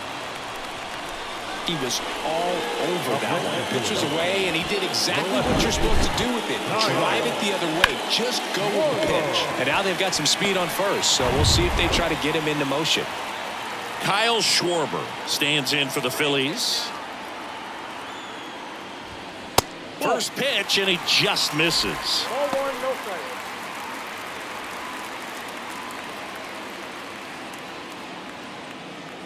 Real Muto gets his lead at first with nobody out.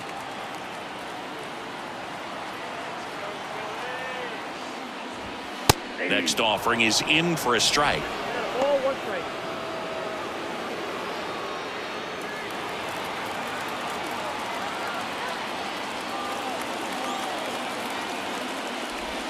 And this gets away from Gomes.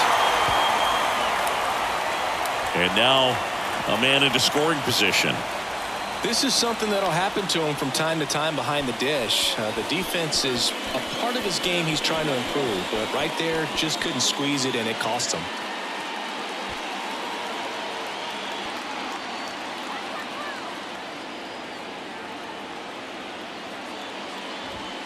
Next offering is downstairs. Well, these guys have had a hard time scoring in this one. The guy out there on the mound wants to keep attacking, make sure that they don't get any confidence.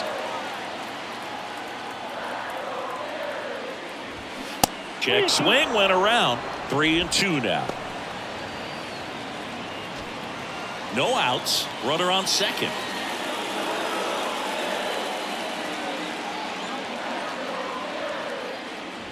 And there's ball four. That could jumpstart an offense that's really struggled to score in this one. Don't want to wake a team up with the free pass. Alec Bohm getting ready to hit. He hit into a double play his first time up. Singy, he's got a history of coming through into big spots. I know I like to talk about, I'm not sure where their clutch actually exists, but you look at the numbers, and this guy always seems to deliver in those spots. Good feed. That's one. How about that double play? I think there's always something pretty about watching a 5-4-3 double play get turned. I mean, just seeing the ball whipped around the diamond with quickness and accuracy, that was nice.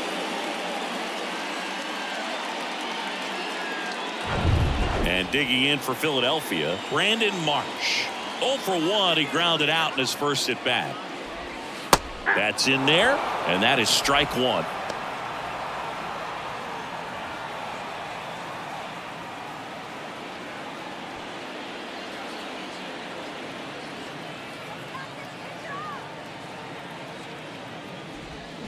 They say you win. 0-2 is the count.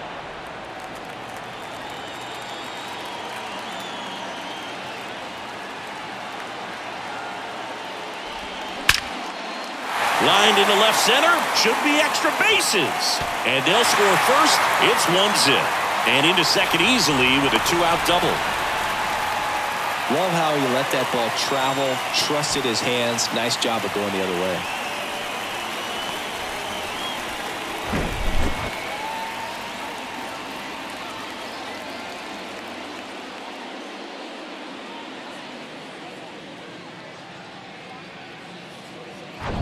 Cody Clemens digs in now. Grounded out his first time. In there for strike one.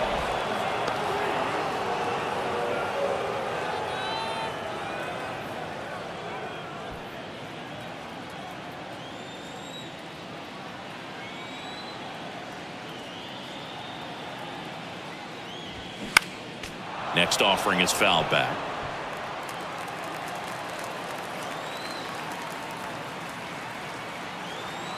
Runner leads away at second. Gets a piece, and it stays 0-2.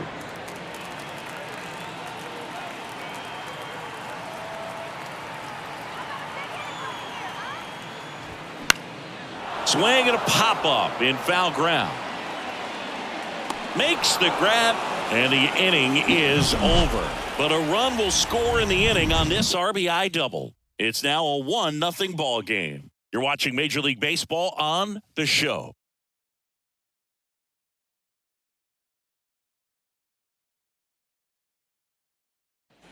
Back at Citizens Bank Park, here's the catcher, Yan Gomes.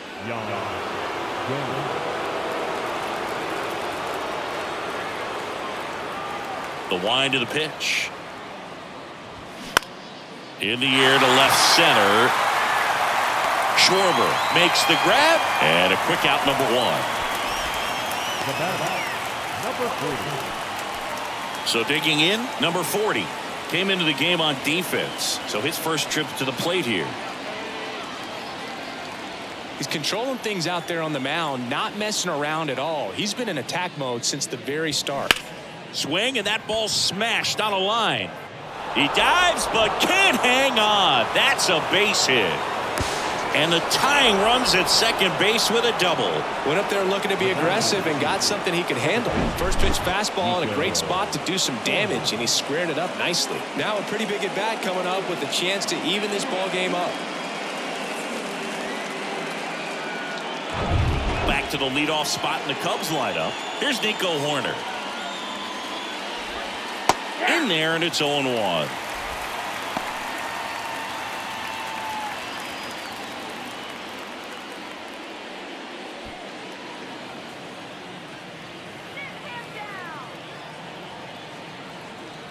Righty to the plate. Well, he didn't like those first two pitches. Now in an 0-2 hole, he's going to have to battle. Hope he gets a mistake.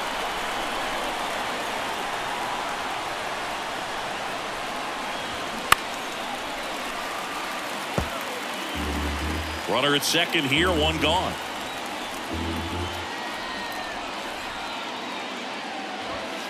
Next pitch misses, and the count is 1-2.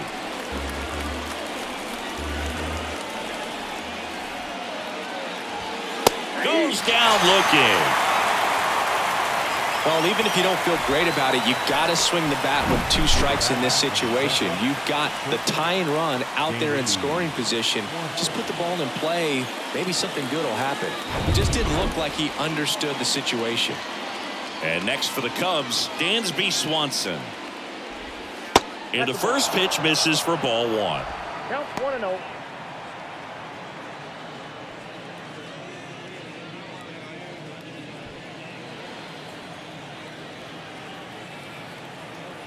And he deals. A swing and a miss, and that's strike 1.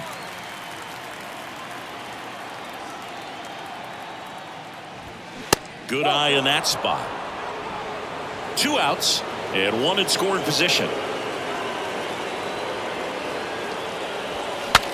Breaks his bat and pops it up. Reaching for it, makes the catch. Cubs leave 1. They trail here 1-0.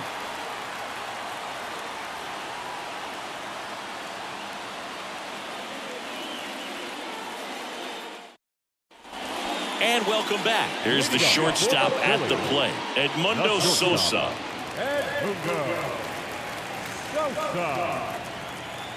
The line to kick the pitch.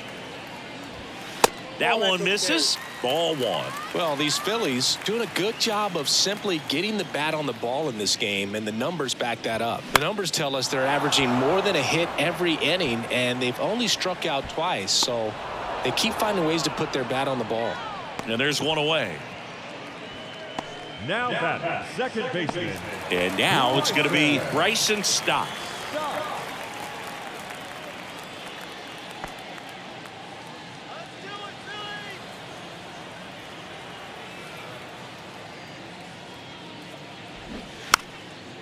Trying to bunt his way on.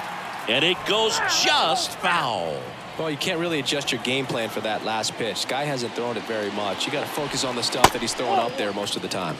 Next one misses, and that's ball one.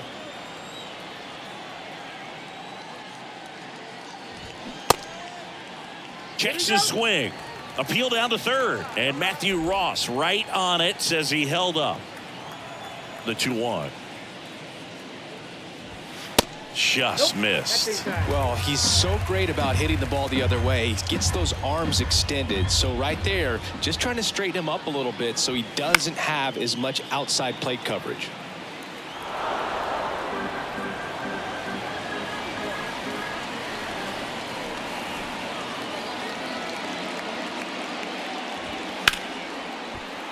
Foul. We'll see another payoff pitch. Kicks and deals. And he walked him. That's ball four. Take your base. Looked like a questionable call in that spot. He even seemed a little surprised it went his way at the plate. But as a hitter, you'll take that all day. Runner on at first with one gone. Here's Nicholas Castellanos.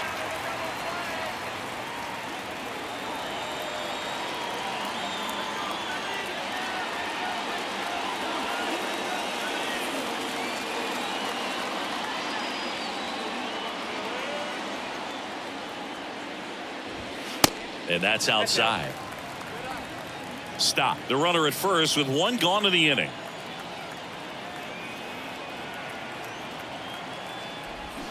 Swings and misses. And a count 1-1.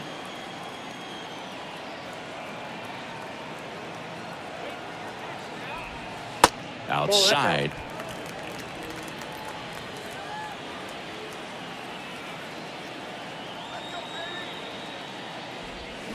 Swings through that one out in front that time. Now there's a certain point where you have to commit to what you think you see, and he guessed wrong right there. Nasty slider with just terrific bite at the end. And a swing and a miss. And there's two away. Just indecisive in that at bat. He couldn't commit to the slider. Tried to sit in between. Just not able to put the bat on the ball.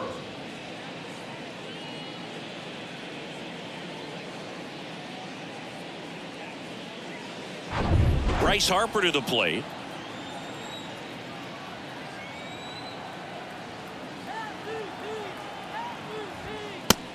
It's a pitch out, nothing doing, and that's ball one.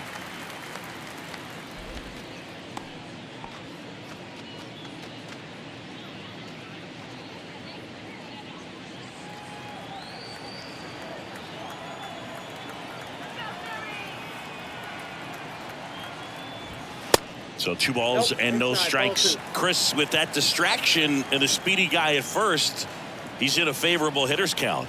Well, if nothing else, I mean, this is a great spot for a hitter to be in. There's a strike. 2 balls, 1 strike. Nasty 2-0 slider there for a strike. That tells you he's got a lot of confidence in that pitch. Tyon with the move to first, and he's back safely.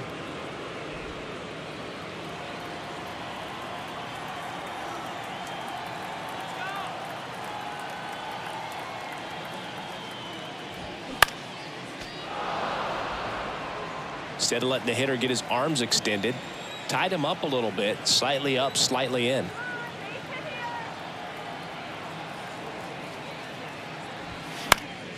Spoils that one, and it remains 2-2.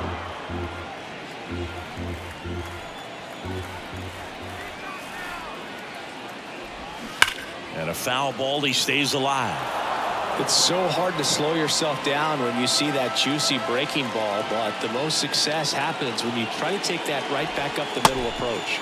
And delivers outside. JT Realmuto next to bat for Philadelphia.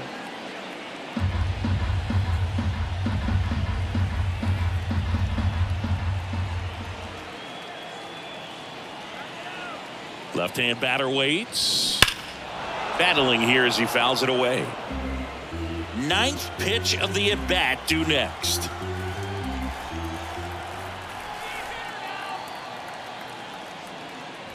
And that's ball four. Now a great back and forth in that at bat. He had to lay off some really close pitches, and somehow Boogie found a way to keep the bat on his shoulder right there. I'll tell you right now, I couldn't have done it. Realmuto was an outstanding high school quarterback. Was signed to go play quarterback at Oklahoma State, but when he was scouted in high school, he was mainly a shortstop. Marlin scouts decided after seeing him catch one time that if they drafted him, they would convert him to catcher.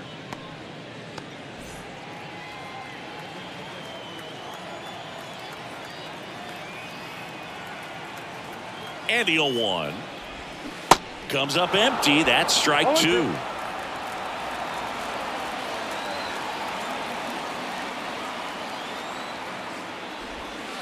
Next offering is down low.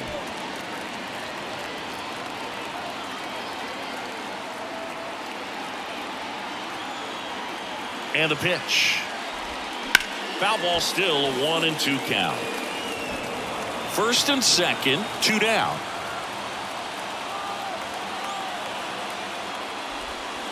Next pitch is in the dirt, and the count's even at 2. 2 walks in the inning already, and he just doesn't seem comfortable out there. Like he can find the right mechanics and then repeat them. Next offering upstairs. Kyle Schwarber on deck for the Phils.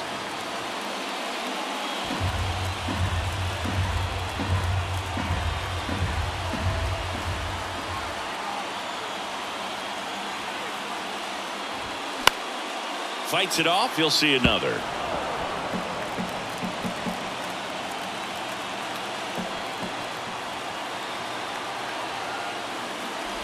The 3-2 is off the outside edge, and that is ball 4. Gosh, another walk in this one. Man, he is having some real issues with control. 2 outs, bases loaded. So digging in now for Philadelphia, Kyle Schwarber.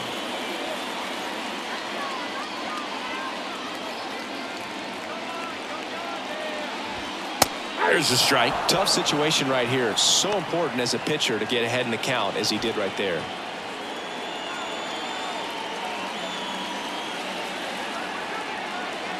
All loaded up. Dangerous hitter at the plate. Lifted in the air down the left side.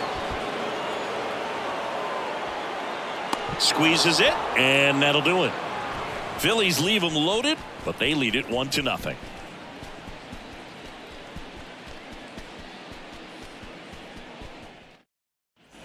Back here in Philadelphia, new inning getting started. Here's the third baseman, Ian Happ.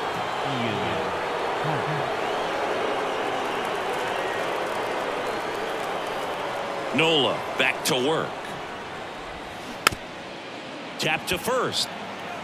Clemens, and they tag him out.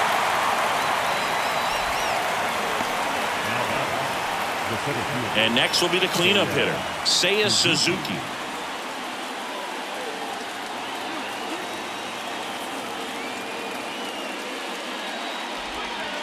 And that one just misses.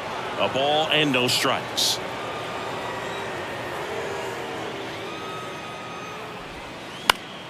Slice down the right side.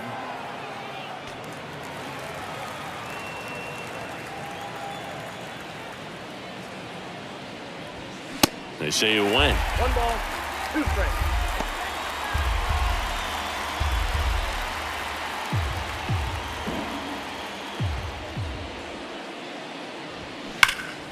Can't glove it cleanly. Over to first in time. Nice stretch. Now, the designated Trey.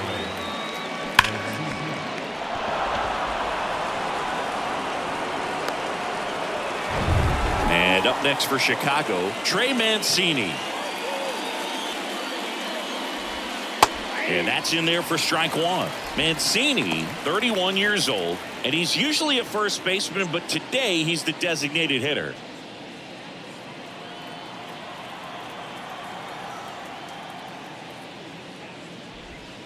Strike two. Some people say that first basemen kind of have the day off regularly because they don't run around a whole lot. But when you think about it, they are involved in just about every single play, and there's a lot of stress that gets put on their legs. So a well-deserved day at the DH spot for him.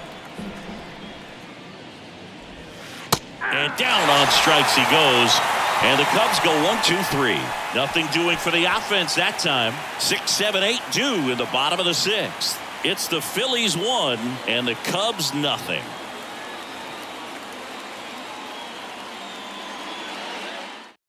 So they turn to the lefty in this spot, Drew Smiley. And as relievers go, he's not a big strikeout guy. He tries to force weak contact, so command and execution are huge for him.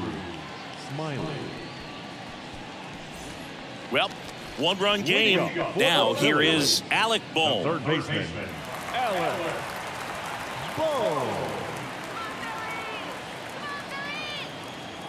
The big lefty turns, kicks, deals. And first offering is fouled off. Well, on paper, it's favorable to have a fairly quick inning here with 2 of the 3 hitters he's set to face batting from the left side, same side he throws from. Movement in the Cubs bullpen. Brandon Hughes throwing and getting ready for David Ross.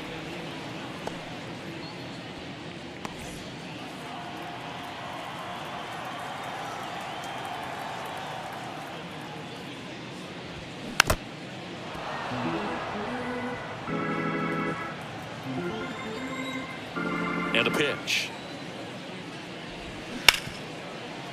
Hit hard on the ground to short. Swanson fires over to first. Leadoff man retired in the 6th. Center fielder, number 16, Brandon Marsh, the next to hit, 1 for 2. Singy, you got to appreciate a guy who's this good defensively. I mean, watching him track balls in the outfield, it is beautiful. That catches the top part of the zone. Strike one. He's so solid, calms the heart rate of the pitcher and the manager when the ball goes up in the air. You just automatically assume. Oh, this one high and deep, way back there. To the warning track, makes the catch. And Chris, beyond the fact that he's so incredible defensively, he also can swing the stick. Cody Clemens will hit next.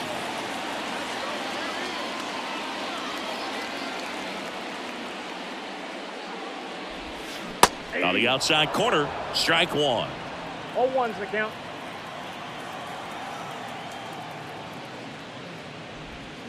Gets him to chase after that one. The 0-2. Upstairs. It's a good take.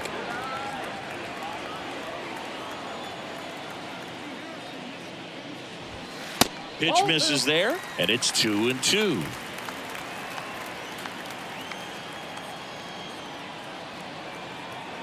Left-hand hitter waits.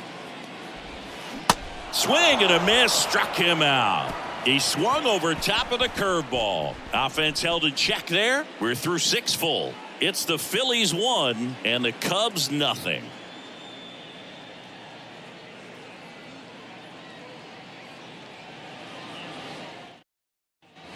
We go to the top of the 7th. So up now for Chicago, Patrick Wisdom.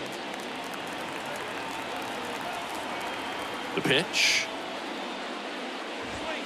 That one clips the outside corner. That's strike one. Stirring in the Phillies bullpen, Junior Marte up and loosening in the pen. Hoffman warming up as well.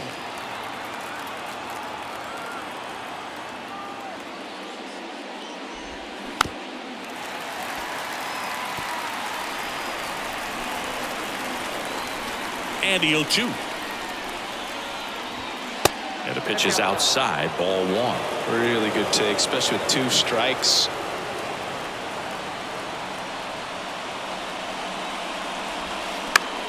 Next pitch is popped up. Clemens has this one sized up.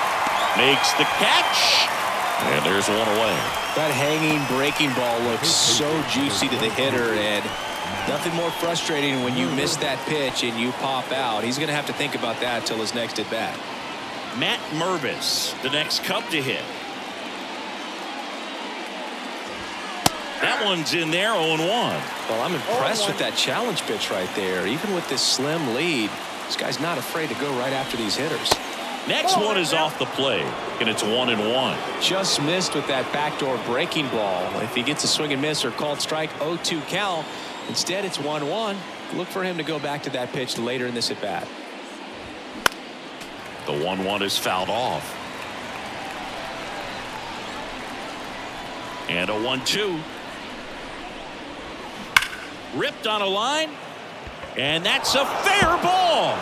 Takes the turn. He's digging for second. Castellanos whips it back in as the tying run is forced to stop at second. Well, a swing like that can help you come out of the struggle. We saw the numbers coming into the ball game, but all he's trying to do at this point is help his team win.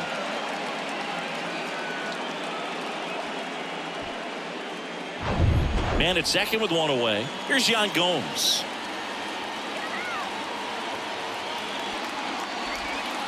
First offering misses the mark.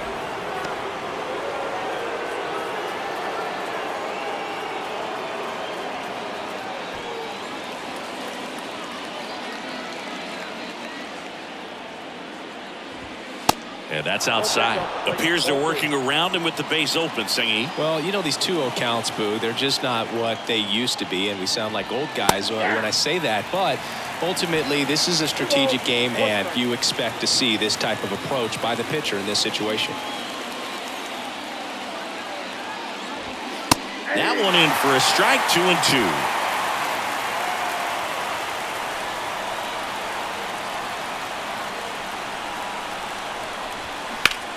In the air, left field. That one opts against the fence. The run comes in from second. We're tied at 1. And he's into second base with one away as the go-ahead run. Puts a run on the board and picks up an RBI. That pretty much split the zone down the middle, and those are the ones where you got to make them pay.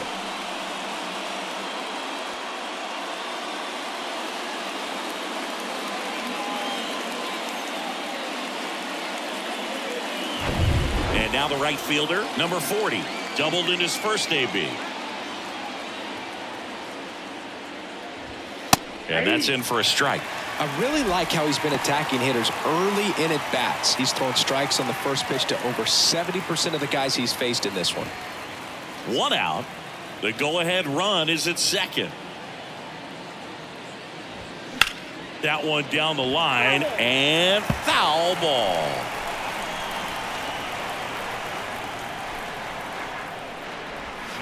That's to third. Boom. Throws on to first. And there's 2 away. Good sinker low in the zone right there and produced exactly what he was looking for. Ball on the ground. Nice ground out. So the batting order turns over. Here's the Cubs leadoff man, Nico Horner.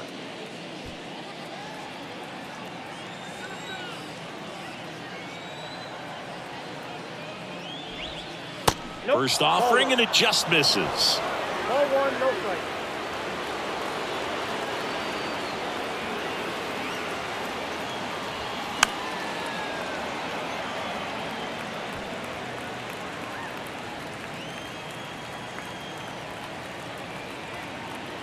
The pitch. That misses, and it's 2-1.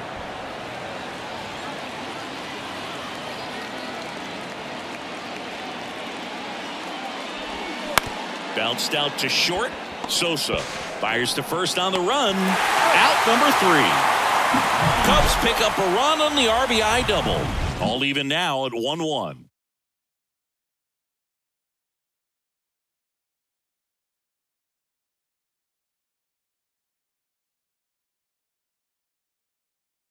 We're back in a new pitcher here to start the bottom of the 7th. Mark Leiter Jr. He's certainly been one of their better relief pitchers this season. The numbers are really solid, so they feel great about handing the ball over to him. And the batter will be the shortstop, Edmundo Sosa. The shortstop, Edmundo. Sosa. And here it comes. And first offering is fouled off. The pitch. Nope. That's inside.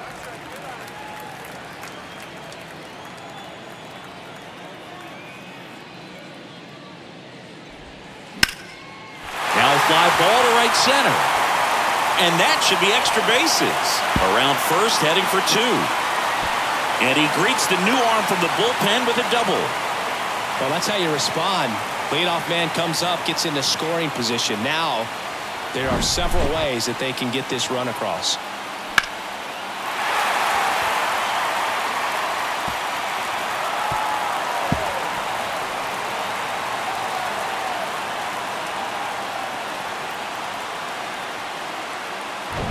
So up next, Bryson Stott.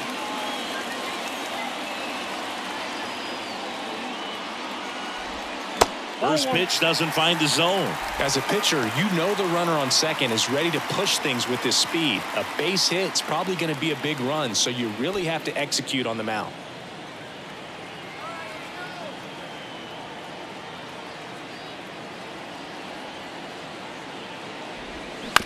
Out to short, Swanson. And one away in the bottom of the 7th. Up next for Philadelphia, the right fielder, Nick. Now the number 2 hitter, Nick Castellanos. 1 for 3. Listen, there's absolutely no reason to pitch to this guy right here. You nibble, you see if he'll expand his zone, but don't give him anything to hit. If you walk him, not a big deal. You have a double play opportunity set up. First offering misses the mark. Well, a mistake right here could untie this ball game. If you're the pitcher out there, you just want to be a little more cautious.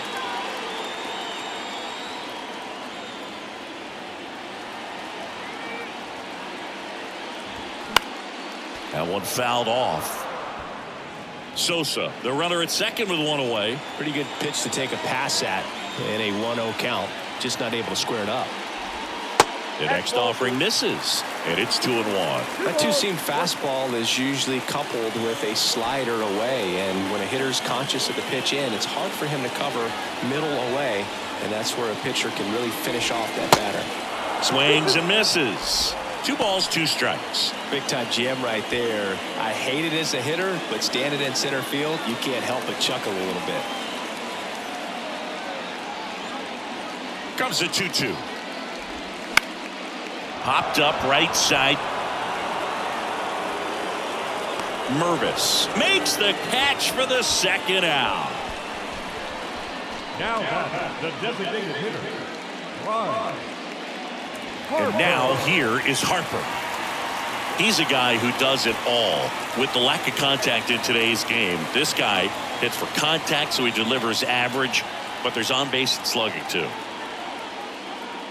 Intentional walk here with 2 out. They set up a force at any base to end the inning. These fans don't like to see that because they showed up to watch him swing the bat, but this team does not want to let him beat him. JT Real Mutil steps in.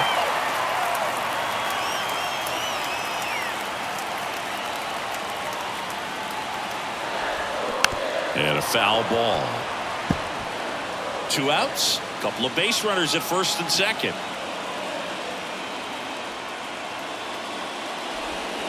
And that one is inside ball 1.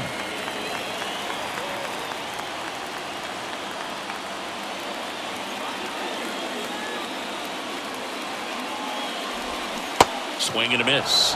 And a count 1-2. Man, he really sells the changeup with that arm action. The 1-2. Wouldn't chase that time.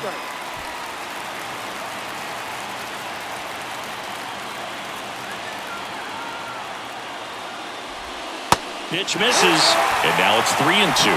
Kyle Schwarber would be next. Big bat with a potentially huge opportunity.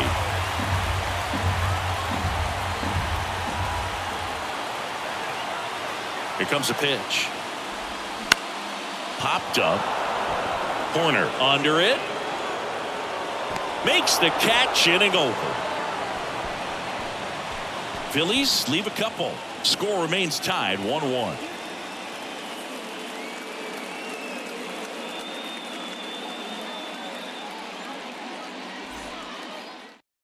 Here's the new pitcher for the Phillies, Andrew Vasquez. And he's been really shutting down hitters from the right side of the plate this year. Not a lot of hard contact, not a lot of hits, period.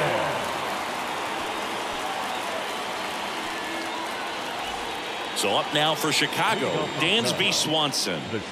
Swanson, former first-round pick by the Arizona Diamondbacks. Vanderbilt player in college, College World Series player, all that good stuff, but really coming into his own. The pitch. And a strike on the outside edge. 0-1's the count.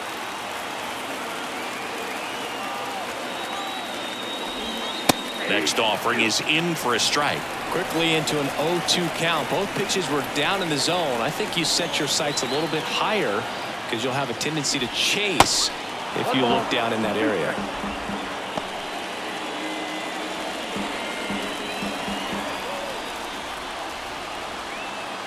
Kicks and fires.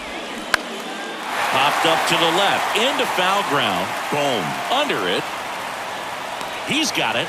One up, one down. Well, such a confidence boost for a reliever to come into the ball game and get the first hitter he faces. Just makes everything slow down a little bit, and then from there can really settle in. And now Ian Happ.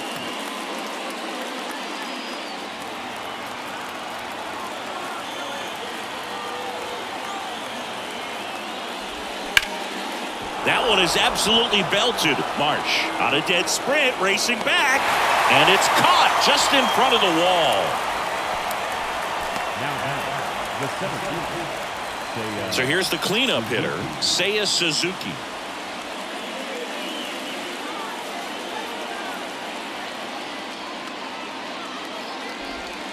Gets the outside corner with that one. Well, they say it's the best pitch in baseball. Strike one. You get ahead on a good hitter as well.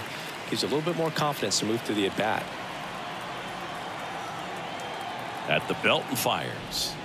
And there's the strike. Some bullpen action for Philadelphia. Sir Anthony Dominguez. The hard-throwing righty is up and loosening. Strom, the lefty, warming up as well.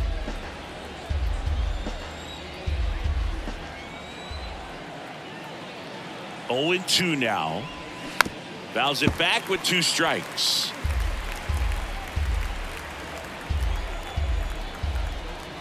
And now the lefty. That got him. And the potential winning run is aboard. Oh, that stings right there. He was just one out away from going back to his seat in the dugout, but instead he's going to have to face another test. Hopefully he can forget about the one that got away. Luke, have you forgotten about the one that got away? Mancini in the box now. Takes strike one.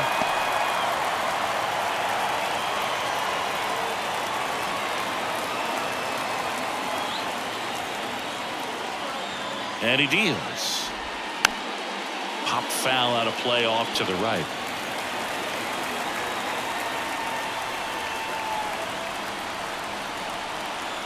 And a pitch. Check swing. Now a look down to first. Yes, he did. Down he goes on strikes. Nothing across on no hits, no errors, and 1 left on. Home half of inning number 8 straight ahead. All tied 1-1.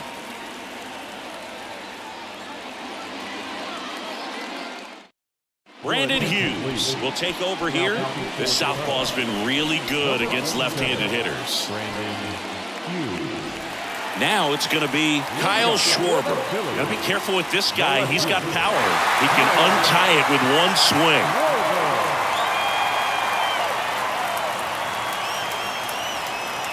And the pitch. And there's a ball. It's getting squeezed a little bit here late.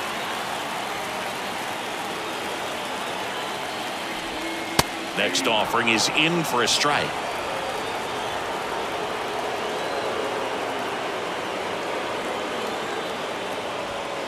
And that one is inside.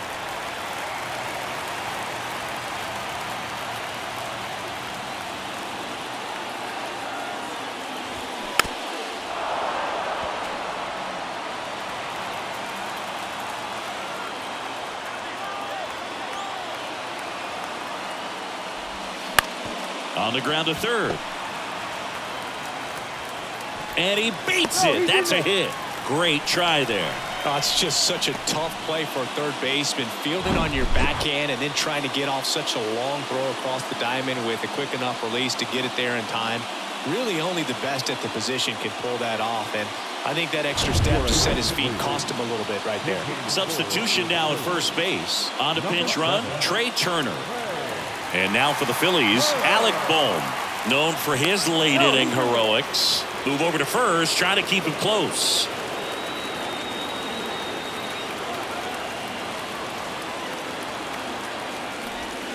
Ball one there.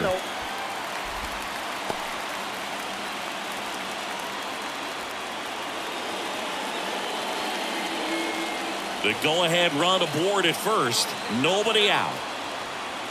Now snap throw to first. Turner back in standing.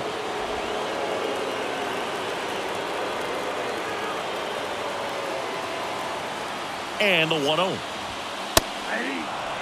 That's a great take right there. Even though it's a strike, with the situation, runner on first base, you want to keep the ball off the ground. And you swing at that pitch, most likely you roll into a double play.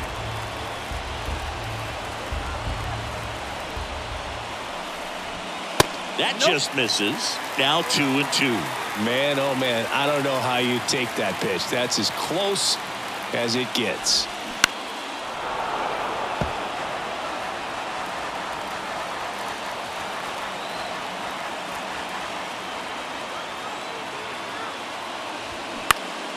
Stays alive.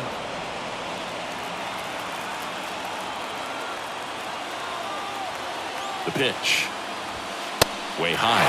So here we go. Base runner at first. Could be running on the pitch. He's got good enough speed to steal the bag to get in scoring position, even if it's a swing and miss at the plate. Kicks and deals.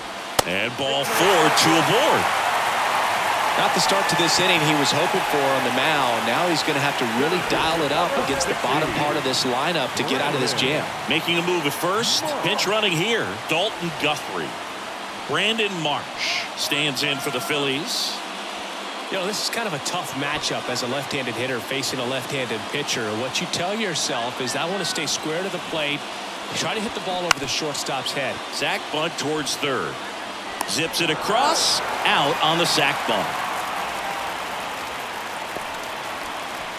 Now back, first baseman, Cody. So 2 in scoring position with 1 out. And digging in for Philadelphia, Cody Clemens.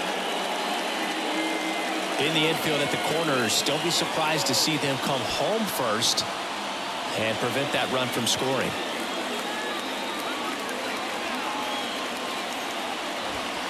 In there, and it's 0-1. Definitely a strikeout situation right here. Lots of ways for that go-ahead run to score if the ball's put in play. And the 0-1. And a foul ball left side.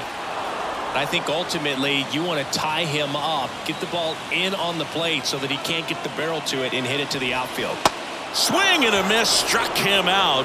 And he's down on strikes for the second time today. Oh, that's a huge strikeout right there. Big second out. Infield was in. They were playing the full court press, and he got the swing and miss.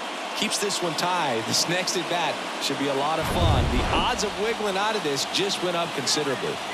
So 2 down now, and here is Edmundo Soto. So with second and third occupied, they go for the intentional walk.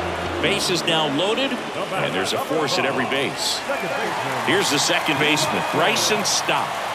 And there's no doubt that they'll feed off the energy from this crowd, right? I mean, yeah, I'd say the intensity level has gone up a few notches for sure.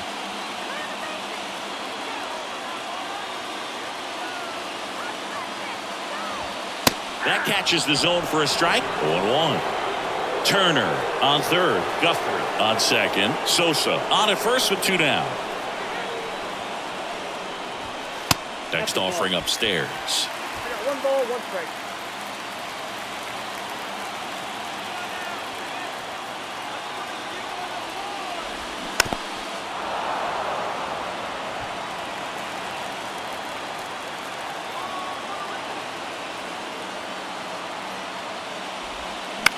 on the ground.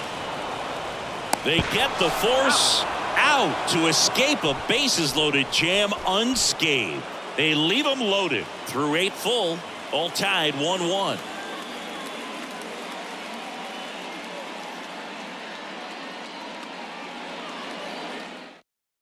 So coming into the game now on defense, Dalton Guthrie. He's the new third baseman. Your attention, please. Also entering the game, Josh Harrison. He'll be out in left field. Third base, number 29.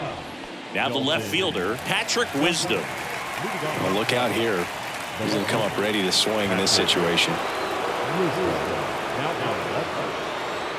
And a pitch. John. And that one missing low. Movement in the bullpen. Gregory Soto, the left-hander, up and throwing.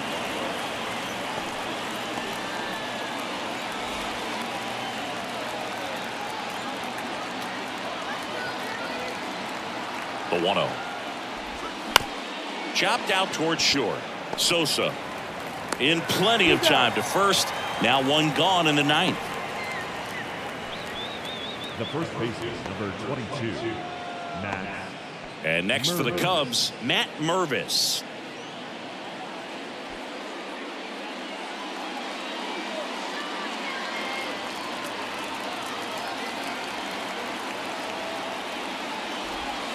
Flips the corner, and it's 0-1.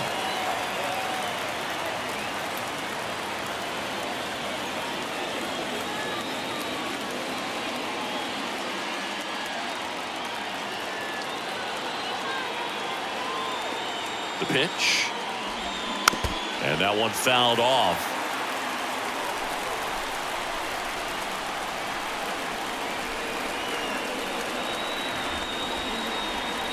And now 1-2. 0-2 pitch that far out of the zone gives the hitter a little confidence that maybe he can climb back into this at bat.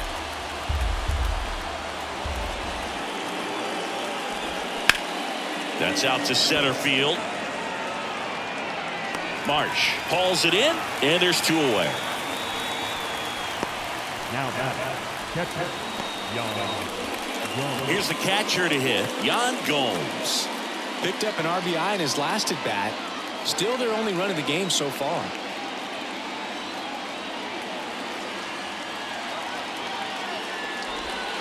Edge of the zone, called a strike. It's 0-1. Man, I mean, nice job just presenting it to be better than it actually was. Close, but called a ball. 1 ball, 1 strike. The pitch. On the ground to third. To first, and Gomes is retired. And that is that. So no runs, no hits, no errors, and no one left. 2-3-4 set to hit in the bottom of the 9th. All tied 1-1. Back now as they hand the ball to a fresh arm to start the bottom of the 9th. Julian Merriweather. And this guy can bring it velocity-wise. Number 66. Julian Merriweather. So digging in, Nick Castellanos. Well, 1 swing's a lot easier than getting 2 or 3 hits to win this ball game. You better believe he's going to be all in to hit the ball over the fence somewhere. And a pitch. Ball 1, no strikes. Boog, he never moved because he never had time to. With that kind of velocity, you'd prefer that pitcher work away. Fastball right back to the mound. And Castellanos is out. The batter, number 3, designated hitter, Bryce Harper stands in for the Phillies. If you don't get ahead in the count, you can forget about having any success against him.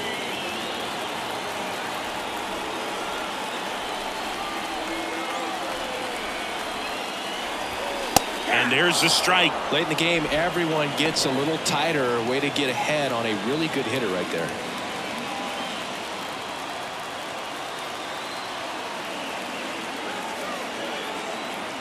Oh, and 1 now. That's down and in. The Cubs bullpen with some action. Michael Fulmer getting ready to go. Alzolay, a hard-throwing right-hander, up as well.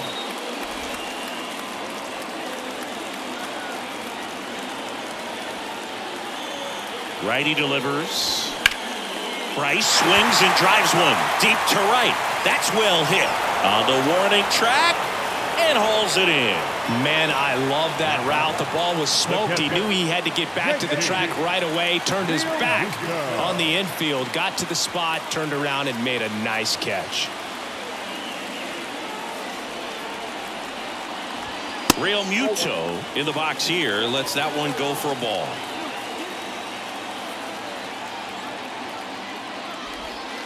Next offering is in for a strike.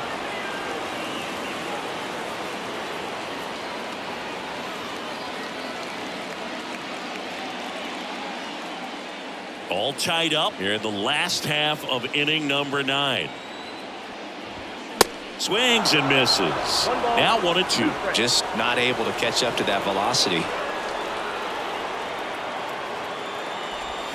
The next pitch misses. The count now 2-2.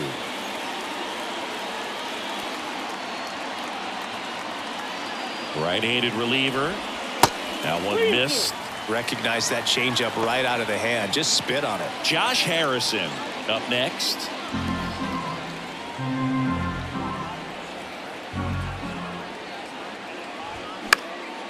Swing and a ball popped up on the run, sent it over to first.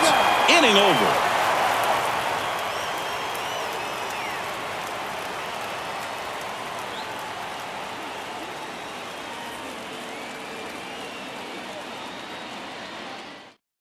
We're back and a new arm on the mound as we start extras. Matt Strong.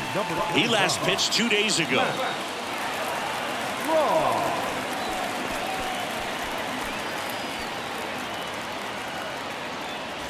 Go ahead run on base. Now number 40.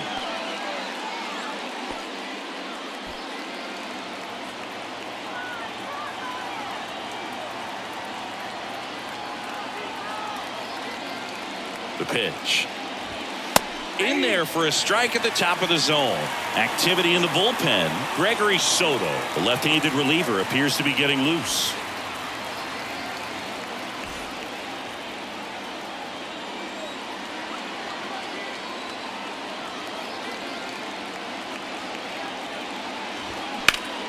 Next offering is fouled back.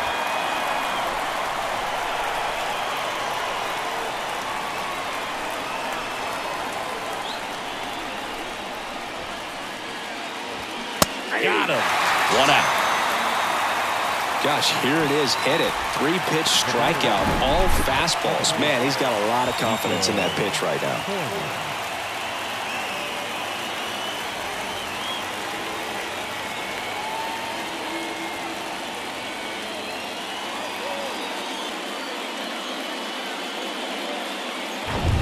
So up next, Nico Horner.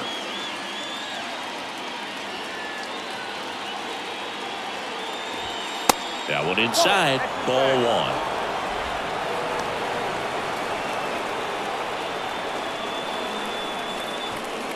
1. 1 out and a runner at second.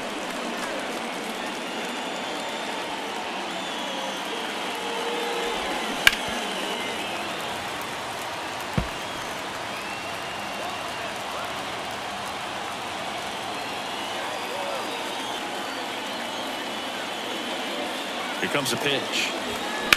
This one smoked out to left. Harrison makes the play. 2 away down.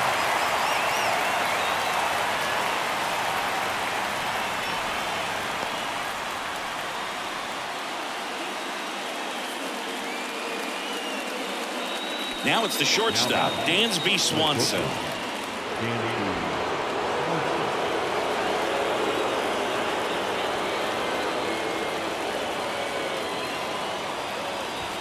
Hey.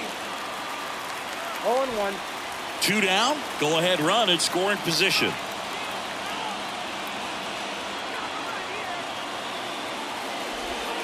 Next offering is in for a strike. Perhaps not quite ready to hit. First 2 pitches by him for a couple of strikes. Now back is against the wall. He's going to have to figure something out and figure it out quickly.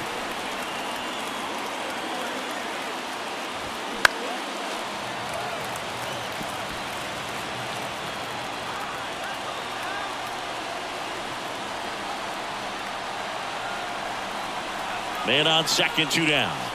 Ball one there. 2 strikes.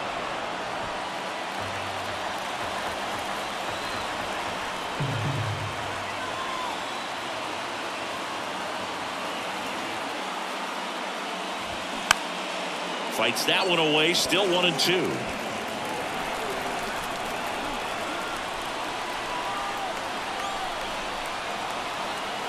And here it comes. Fouls it off. Still 1-2.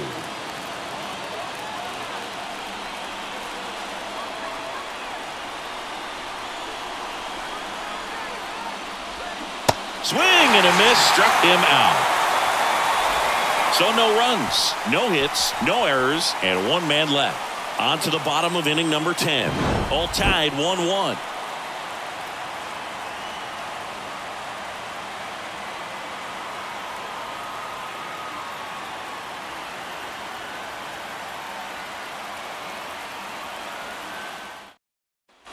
We're in extras here, and now here is Josh Harrison. Merriweather back to work. Bounce to the left side. Tosses to first, and they get the leadoff man in the 10th. Now batting, the third baseman, So digging in now for Philadelphia, Dalton Guthrie, getting his first plate appearance here in extra innings. He entered the game as a pinch runner.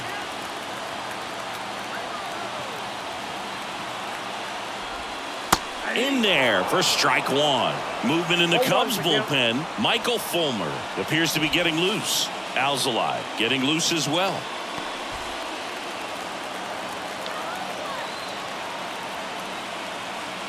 Here's the pitch. Runner breaks for third. Strike in there. Gomes, great throw. Caught stealing. Well, I could see he had a big lead out there at second base, so it wasn't a shock when he took off. But trying to steal third right there, it's kind of risky, man. You're already in scoring position, so you got to make sure that you can make it there safely. That wasn't the case.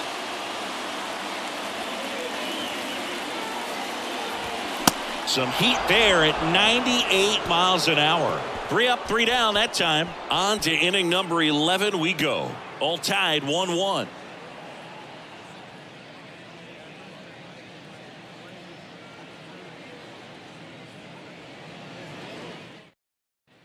Back here in Philadelphia, and now it's switch hitting third baseman Ian Happ.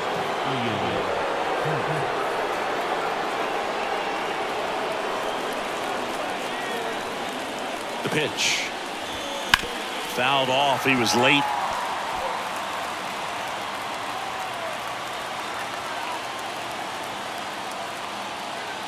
And now the lefty swinging a foul over the screen and back out of play.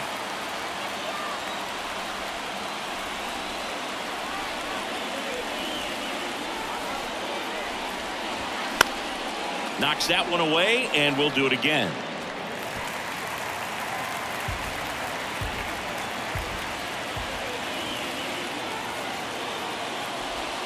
Way inside, gets out of the way.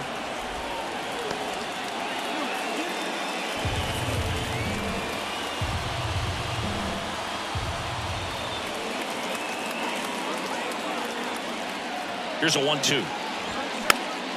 Keeps the at-bat going with a foul ball. Well, he's desperately looking for that swing and miss. He's going to have to just change speeds a little bit, try to move it around, create just a little bit of illusion at the end. Next pitch misses way outside.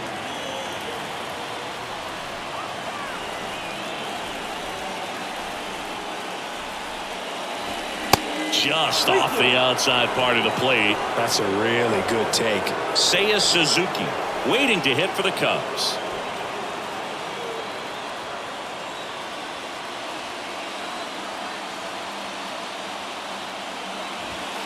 Swing and a miss. He struck him out. Couldn't catch up to the heater. Here's the center fielder, Seiya Suzuki. Well, first base open. Really no reason to pitch to this hitter right here. Put him on, have the force at second, first, perhaps getting inning-ending double play. Foul back our way, and that's out of play.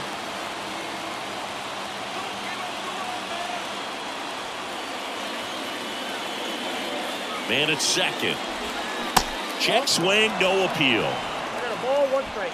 Swanson, the runner at second with one away.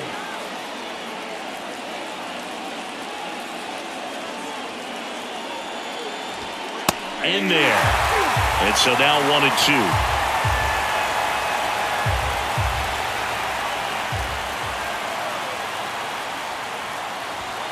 And that just misses.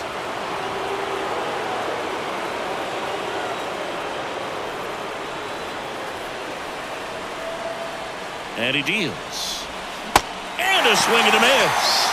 That's the second out. Nice work there to get the strikeout, and that's a big second out. I'll tell you, this home crowd will be fired up. They can get out of this and leave that go-ahead run stranded in scoring position. This is a big moment in this game. Now it's the DH, Trey Mancini.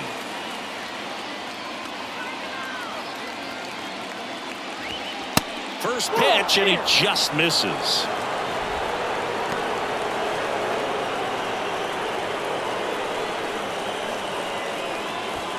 All tied up here in extra innings.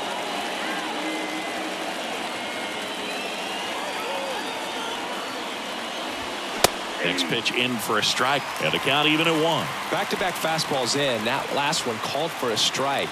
Probably go away, but look for him to come back in there to try to finish you off.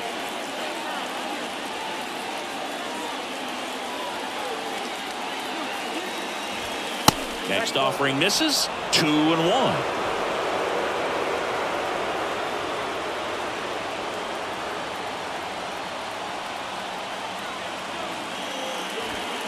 They say you win.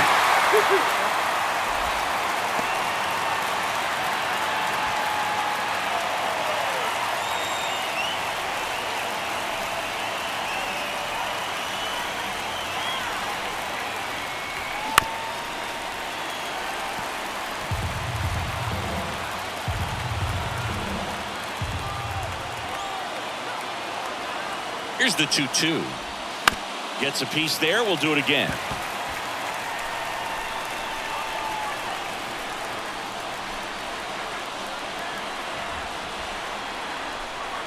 Two now. And now the count filled up 3-2. Patrick Wisdom in the on deck circle, hoping to get a chance to make a big impact here.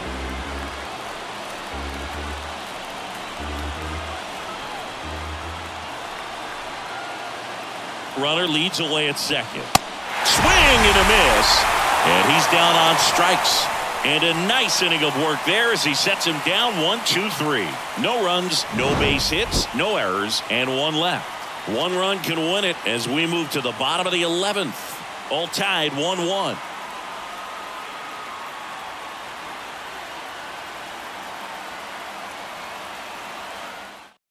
Adbert Alzolay gets handed the rock out of the pen. Left-handed batter at the plate, and he's been excellent in those matchups this year, so this seems like a calculated move. And now for the Phillies, Brandon Marsh. Now, this guy, a player that, if he gets on base, has the ability to really be aggressive getting around the base paths. And the first pitch misses for ball 1. So a big opportunity here with the score tied and that runner on second to start the bottom of the inning. Yeah, and you know they're eager to cash in. You just don't want to come out of your shoes and make a mistake. Got to play this smart.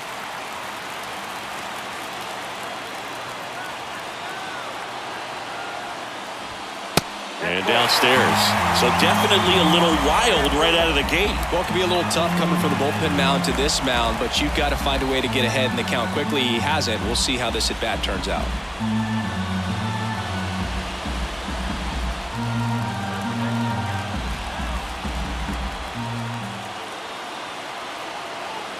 Three-0 down.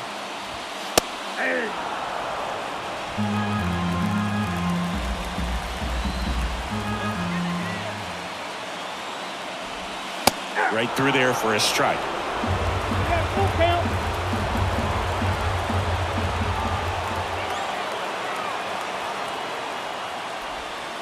Called out on strikes. Throws him with a backdoor slider. I don't know what he's looking for right there. You have to be ready to swing the bat. You can walk it off if you're just a little more aggressive.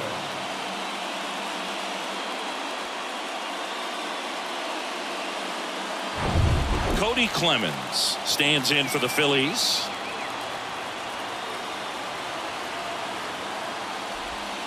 First pitch, and that's in for a strike.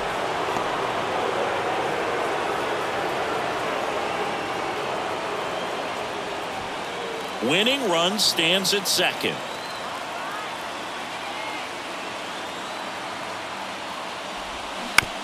Bounce to the right side. Horner in plenty of time to first. Play is made, 2 out. Now the shortstop, Edmundo Sosa stands in for the Phillies. Good contact guy, good defender.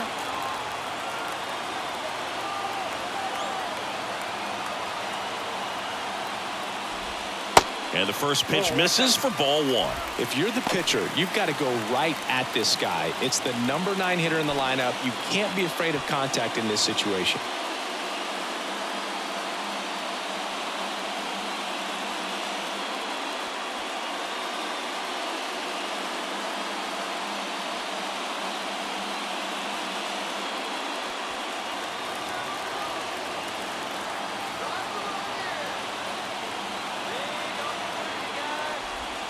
Next offering is in for a strike.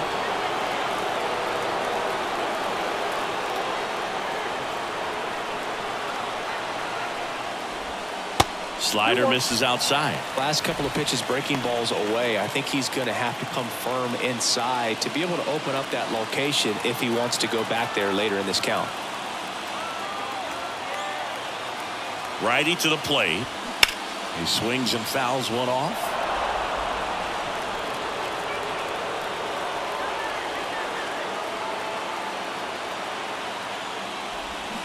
Swing and a miss. Struck him out. Pulled the string on the changeup. Nothing across on no hits, no errors, and 1 left on. 12th inning coming up. All tied 1-1.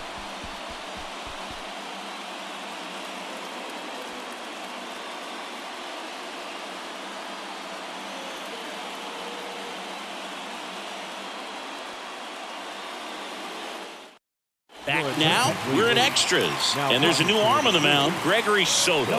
And he's done a great job keeping the ball in the park this year. The numbers stack up with some of the best in the game. Runner in scoring position, no outs. So up now for Chicago, Patrick Wisdom.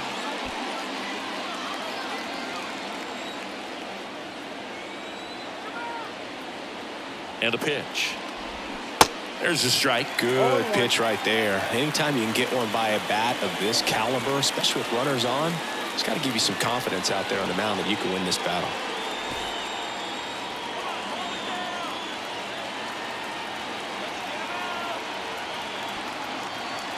Here comes the 0-1.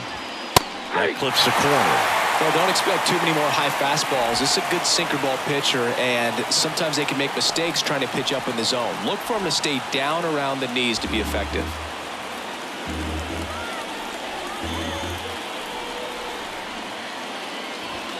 That one just misses. 1-2 to count. His understanding of the strike zone, very impressive. That was a very close 0-2 fastball. I just don't know how you take that.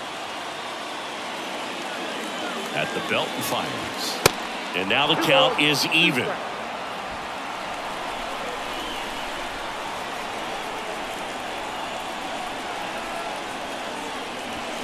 Runs it up to 96 to record the punch out. And now Matt Mervis.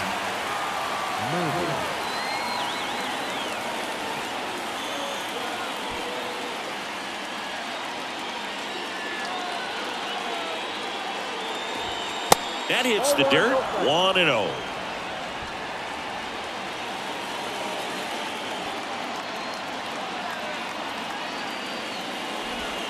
Breaking ball in there for a strike. Dangerous spot for that slider right there. Didn't seem to quite finish out front and get that sharp break. Tell you what, he doesn't want to throw that pitch again. Next one is off the plate. And it's 2-1. All tied up and here in extra innings. 2-1 pitch is in there and the count is even. That pitch started in and ended up on the outside edge. Just changing planes and very difficult, especially for a left-handed hitter to track.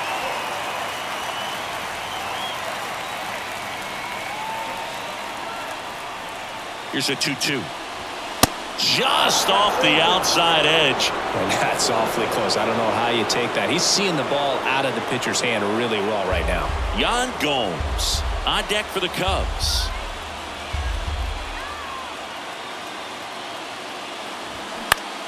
Next pitch is popped up.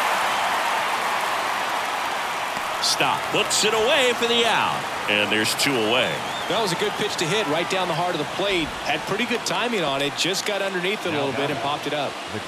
And now the catcher comes up to him. Yan Gomes.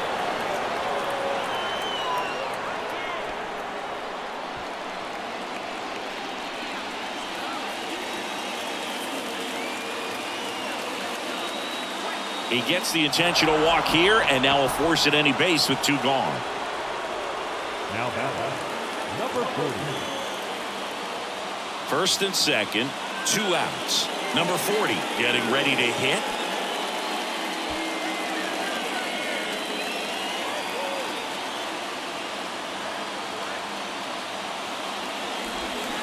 Swings through that one. 0-1. Gonna really need to hang in there with that front side against this left-handed breaking ball. Next pitch off the plate, and the count is 1-1.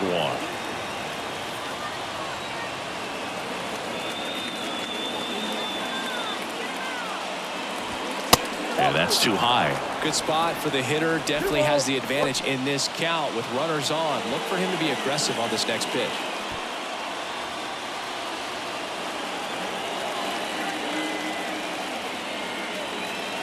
Left-hand batter waits. That one ripped, but foul.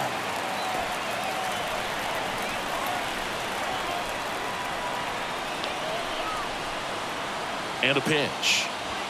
Got him! That's out number 3. So they strand a pair. 1 run can win this thing as we move ahead to the bottom of inning number 12. All tied 1-1.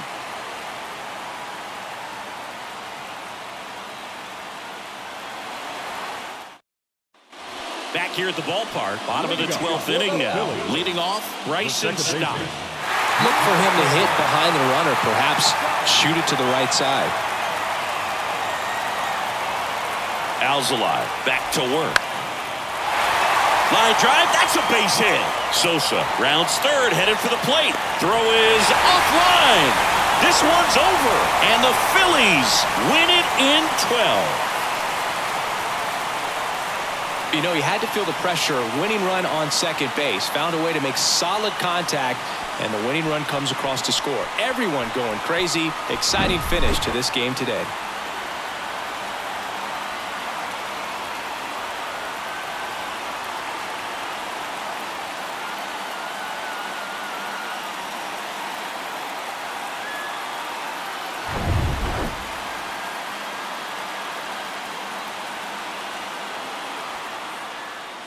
And your final score here today, 2-1. The Phillies hang on to win it. For Chris Singleton and our entire crew, I'm John Shambi saying so long.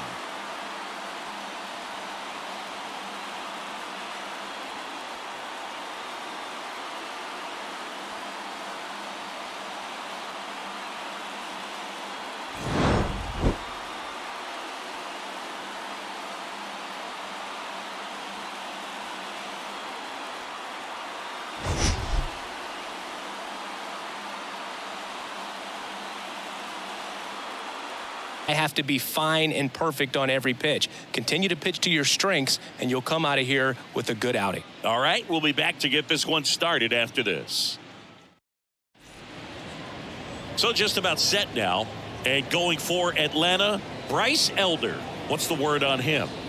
Yeah, and his whip tells you he's been pretty effective this year on the mound. I mean, opposing hitters having a hard time getting on base and then being able to really distract him and do damage in terms of getting around the base path. So So taking the mound, this is a guy you want out there if you're his teammate, and I expect him to be good in this one. J.P. Crawford, the next to hit, takes outside. First pitch, 7:20. The 1-0.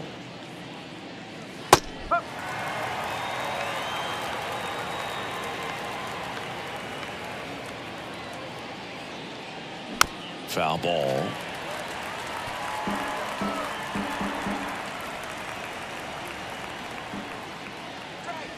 Next offering misses, and it's 2-2.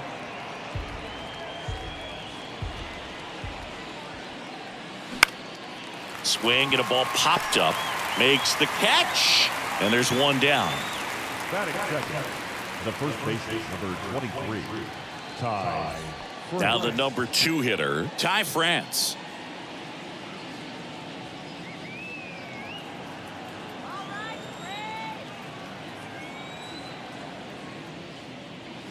And that one just misses.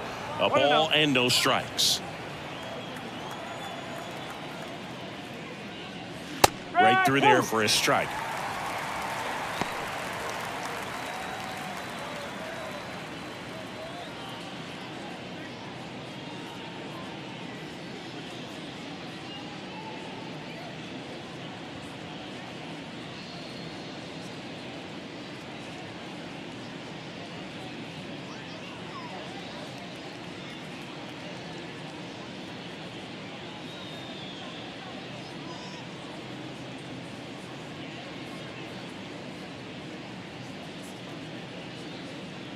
So they turn to the veteran pitcher in this spot, Lucas Litke.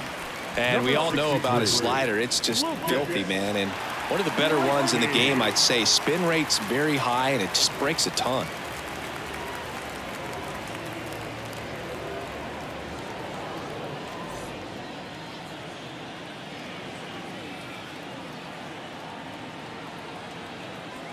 And a pitch.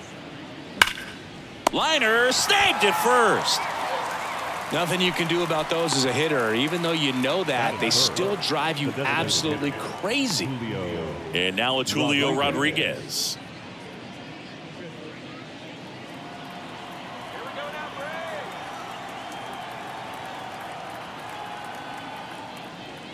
And he swings and misses, and it's 0-1. He normally does damage on that pitch in that location. Just to swing and a miss there. I don't think you want to throw it again, though. Now the 0-1. And downstairs. 1 ball, 1 strike.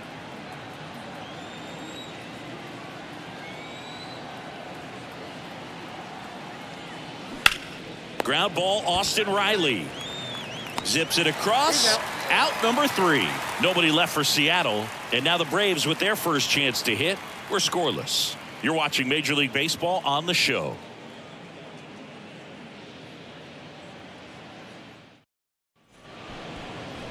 Back at Truist Park, and on the hill in this one, Bryce Miller. Base runners are tough to come by with him out there, Chris. Well, he brings into this one an excellent strikeout to walk ratio on the season. And when you consider the amount of swings and misses that he gets and the fact that he's not issuing free passes, that's going to make him more economical in his pitch count, allow him to move into the middle and deeper part of ball games. So we'll see if that remains true in this one. Ronald Acuna Jr. leading things off and takes a strike.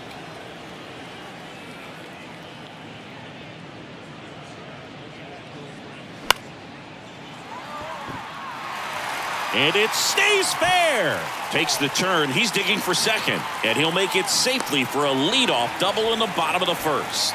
Well, those kind of lucky soft hits will always make you smile. Totally tied up with that inside pitch. Got to it late and deep in the zone, but he got the bat on plane enough to fight it off the other way. And now Matt Olson up to hit.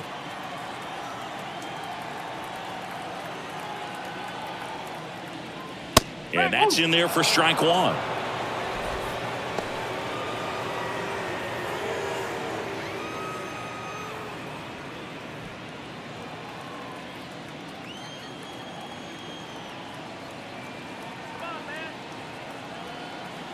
Kicks and deals. 1-1.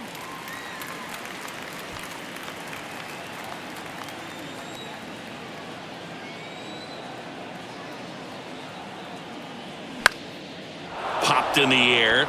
Left field. Kelnick settles underneath it. Hauls it in, and there's one away.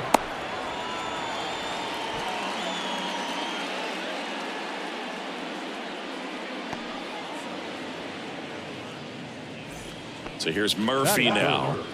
The catcher, John Murphy.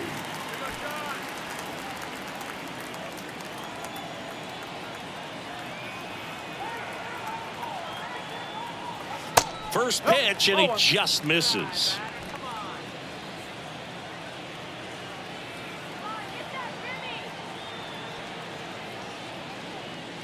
And another ball. 2-0.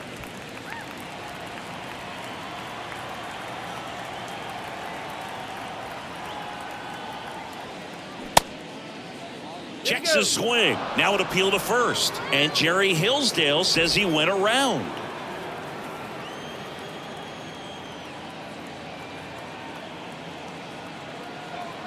Man at second. There's the strike.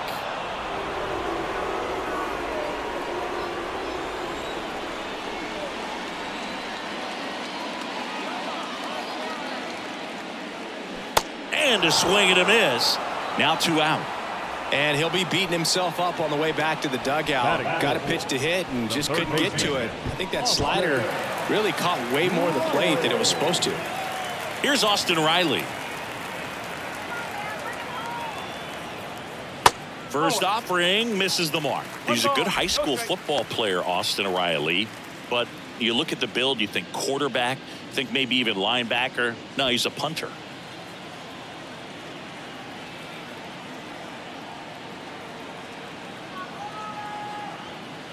And the 1-0. Ball 2. Way to lay off that fastball up right there. You're looking for something you see well that you can handle, but you also have to keep the discipline so that you're not popping up pitches that are just a little too high. 2 outs and 1 in scoring position.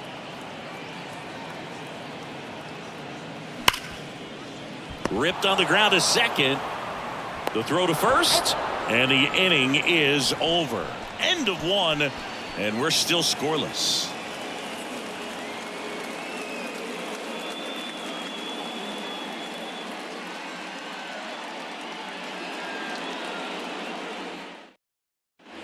Second inning set to go. Now the left fielder, Jared Kelnick.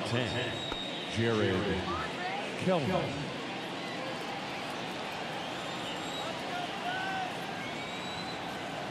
The pitch. And first offering is fouled off.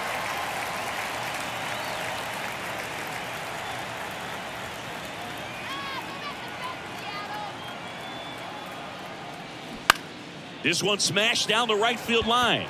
That's a fair ball, and it's getting into the corner.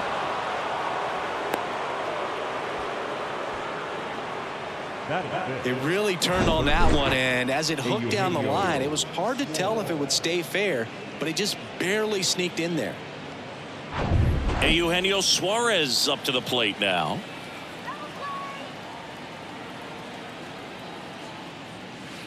There's the strike.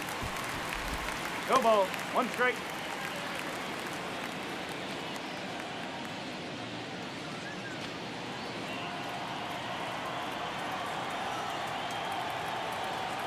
And here it comes.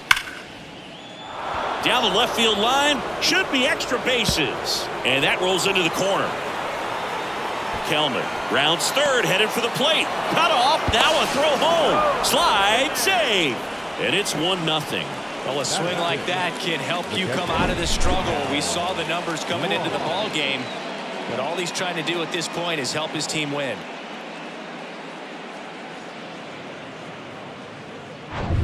Cal Raleigh up next for the Mariners. Outfield playing very deep, not wanting anything over their heads.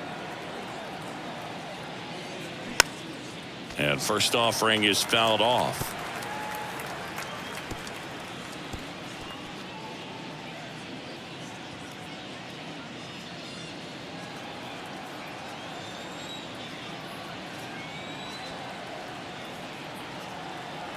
And the pitch. Strike two. Rusty Valentine doing the umpiring behind the dish for us. Maybe the best name in the league. Yeah, that's a solid one, no doubt. I mean, who's better to ask than you? I kind of wonder if Rusty is his actual name or just a nickname. Yeah, no clue. Waves at the bender for the strikeout. Got away with that curveball, no doubt about it. It passed right through the heart of the strike zone, and he just couldn't get the bat on it. When you strike out on one like that, that's when you start having conversations with yourself, and they're not usually very friendly. Here's Teoscar Hernandez.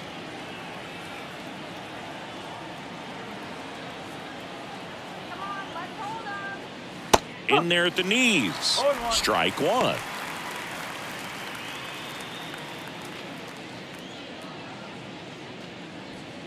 Runner at second here, one gone.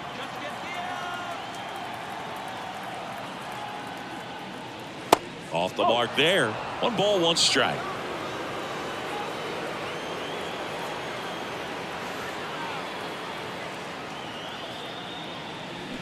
Bottom of the zone and a called strike.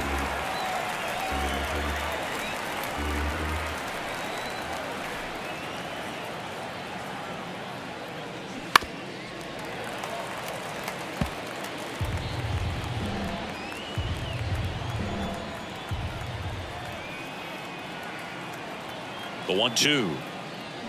Spoils the 2-strike pitch, and he'll see another.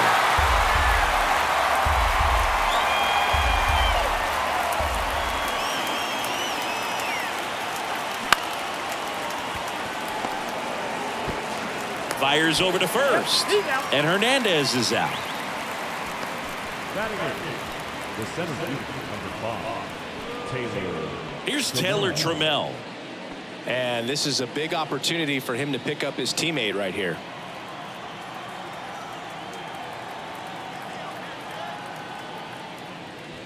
And the first pitch misses for ball 1.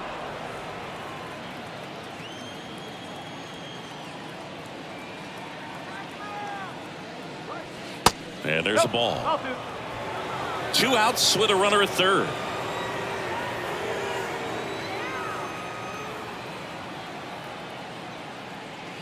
That one missed. Now 3-0.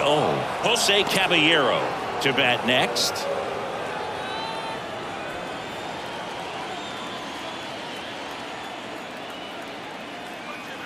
And he deals.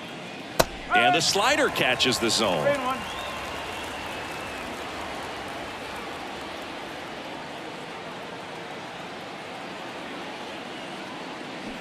And that's in for a strike. Looks like he's just sizing him up there. Really good pitch to hit, but he took it all the way. Sometimes guys just want to set their timing later on in the game. That may be a pitch that he turns on. Out towards right center field. Harris has a beat on it. Brings it in for the 3rd out. RBI double for the M's. It's now a 1-0 ball game. You're watching Major League Baseball on The Show. Back here in Atlanta, here's Eddie Rosario. The designated hitter, Eddie Rosario. The wind of the pitch. Ball 1, no strikes.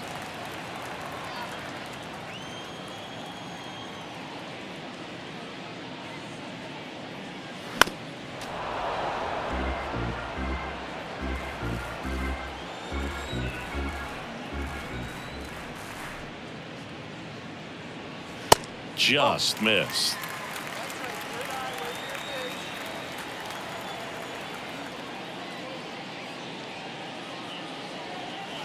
Two 1 pitch is in there, and the count is even. Man, this guy's got a great feel for his breaking ball today.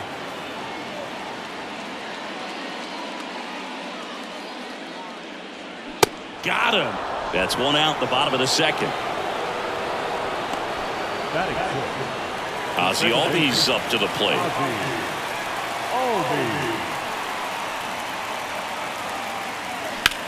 Hit hard, that gets through.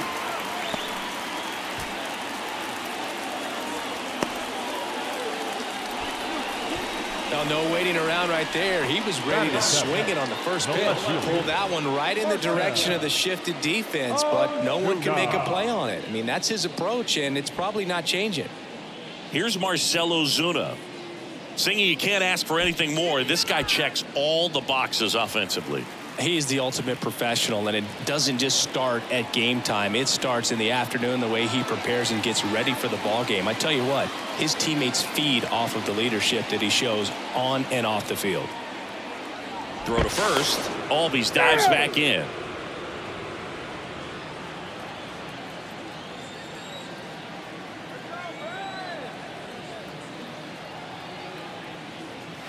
First pitch doesn't find the zone.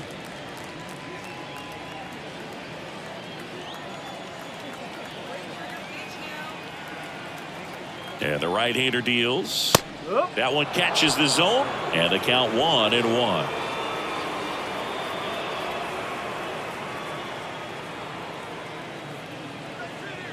Righty delivers, and now the count 1-2 after the swing and the miss. Clearly, he was sitting on a fastball right there and just ended up out in front of the slider. Hey, you can't fault him for his commitment.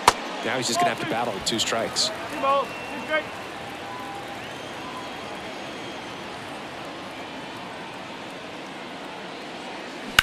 In the air, left field.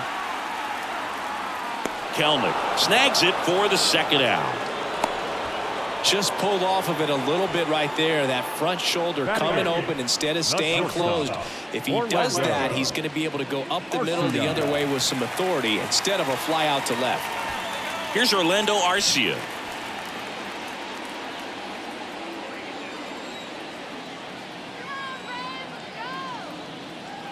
Albies on the move. And first offering is fouled off.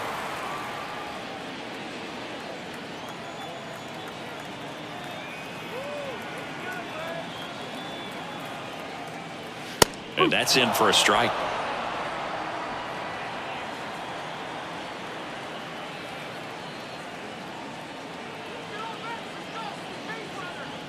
And the righty deals. Bounce to the left side. And foul ball.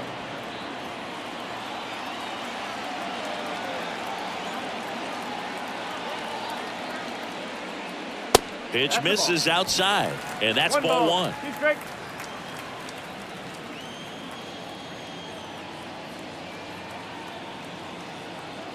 Right-hander kicks, deals, and down on strikes he goes. That ends the inning. So 1 hit is all they get. We played 2 full. It's the Mariners 1 and the Braves nothing. Welcome back. New inning getting started, and here is Jose Caballero.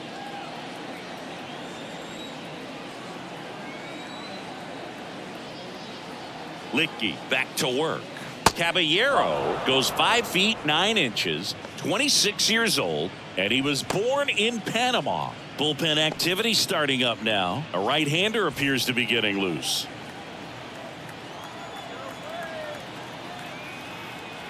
And a pitch. And a foul ball.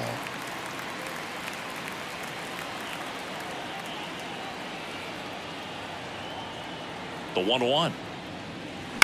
And that one fouled off.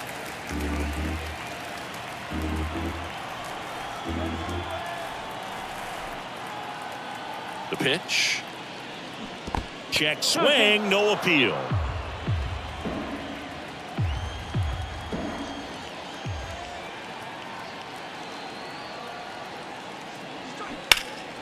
Good job to fight that one off.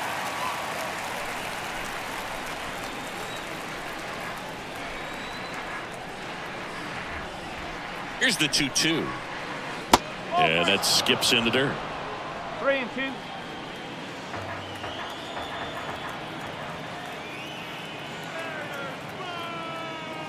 Swing and a miss. Struck him out. Couldn't catch up to the heater. Good late cut for the strikeout there. That thing really got in on him. And, you know, the cutter isn't really a huge swing and miss pitch most of the time because it's not really meant to move a whole lot. You're just trying to miss the big part of the barrel and maybe get some weak contact. But that one right there did a whole lot more than that. That was a really good pitch. Crawford batting with 1 down takes a strike. That pitch started in and ended up on the outside edge. Just changing planes and very difficult, especially for a left-handed hitter to track.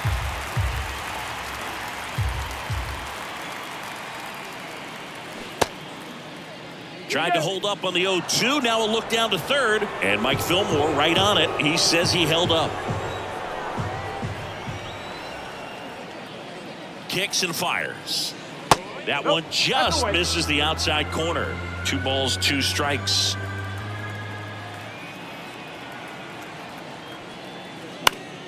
Fights it off. He'll see another.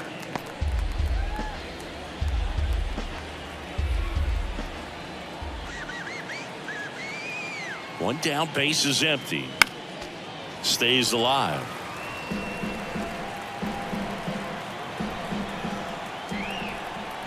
The 2-2 on the way. Lined into left center, base hit.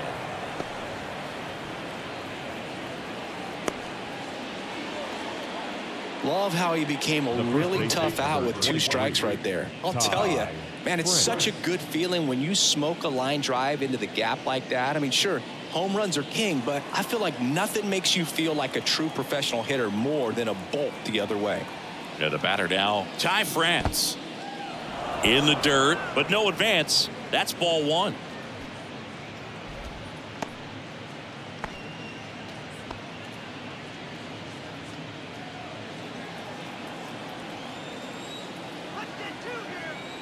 Here comes a pitch. Crawford goes. Rolled over to third. And he picks it up and he'll put it in his pocket. And the pitch. That misses the zone. And it's 2-1.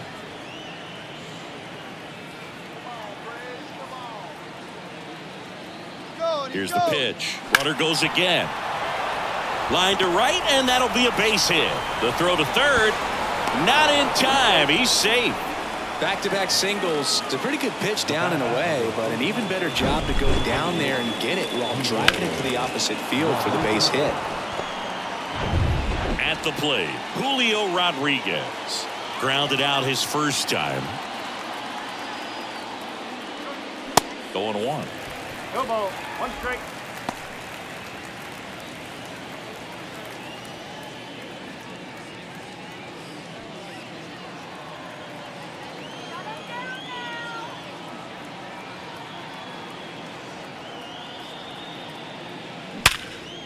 Boots it. Over to Albies, but no throw to first as he'll hold on to it. Now, left Jared Kelnick. Here's Jared Kelnick. Singled and scored his first time. You know, this is kind of a tough matchup as a left-handed hitter facing a left-handed pitcher. What you tell yourself is, I want to stay square to the plate, to try to hit the ball over the shortstop's head. That clips the inside corner for a strike. Kelnick batting in the cleanup spot, and he's one of the few players in Major League Baseball born in Wisconsin. The tag, and that's out number 3, inning over. But they push across 1 run on 2 base hits. No errors, no one left. We move on to the bottom of inning number 3. It's the Mariners 2 and the Braves nothing. Back here at the ballpark, bottom of the inning. Digging in, it's the speedy outfielder, Michael Harris. The wind of the pitch. And ball 1. Okay.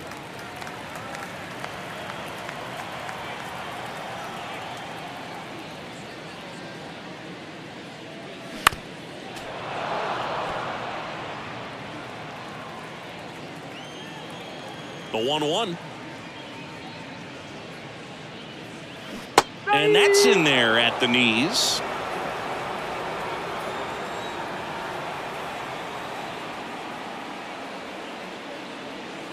And that one moves his feet.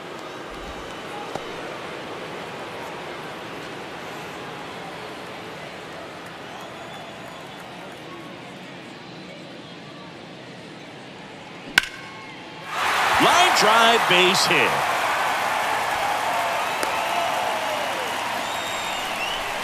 Love how he let that ball travel, trusted his hands. Nice job of going the other way.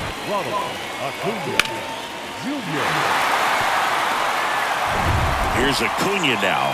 He hit a leadoff double at the bottom of the first.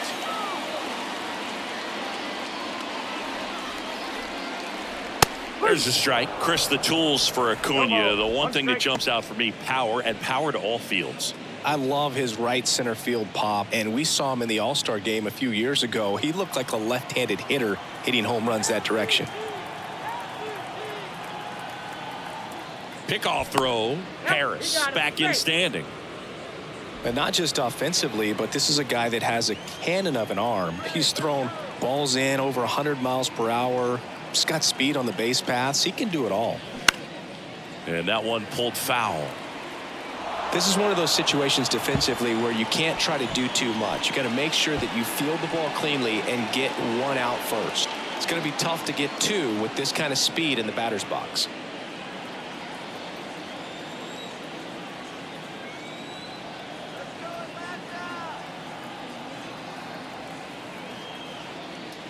Swing and a miss. The velocity blasted it right past him. Tell you what, those are the types of guys pitchers really like to punch out when they're on the mound, because if they get on, just the distraction that they create with all that speed over on the base pass, it could take away your focus from the next hitter, and that's the last thing you want to do is serve up a pitch that a guy hits over the fence, and it's a multi-run home run.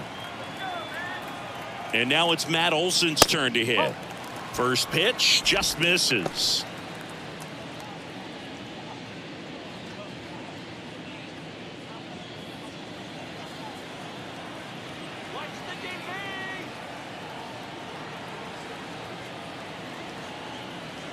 Left-hand hitter waits. No, that's a ball. Chris, with that distraction and a speedy guy at first, he's in a favorable hitter's count. Well, if nothing else, I mean, this is a great spot for a hitter to be in. 2-0. Ground ball could be two. Glove flip for one, and that's two. No runs, one hit, no errors, and no one left. 3 innings complete. It's the Mariners 2 and the Braves nothing.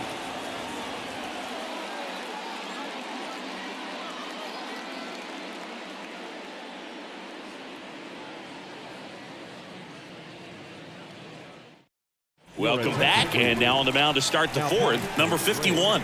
And he's had 3 days off since he pitched last, so expect him to be totally rested. I'm sure he's itching for this opportunity right now. And now it's the cleanup hitter for the Mariners, Jared Kelenic.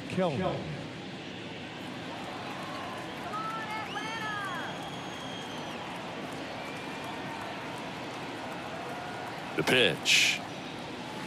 There's a strike. Well, he had a pretty good look at that pitch and not sure exactly what tied him up there. Couldn't pull the trigger, and perhaps the best pitch he'll see in this at bat to hit. And takes low for ball one.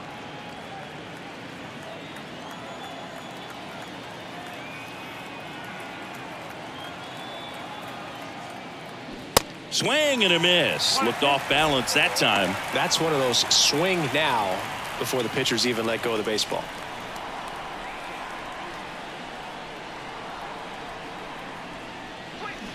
Next one misses. The count now 2-2. Good slider down and in can be so hard to get on plane with. You're better off taking that pitch.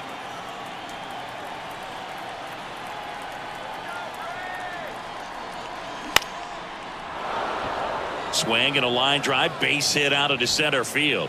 Off to a good start with a leadoff knock. That pretty much split the zone down the middle, and those are the ones where you got to make them pay. And Eugenio Suarez up to hit now. He doubled home a run in his first AB. And that one is in for a strike.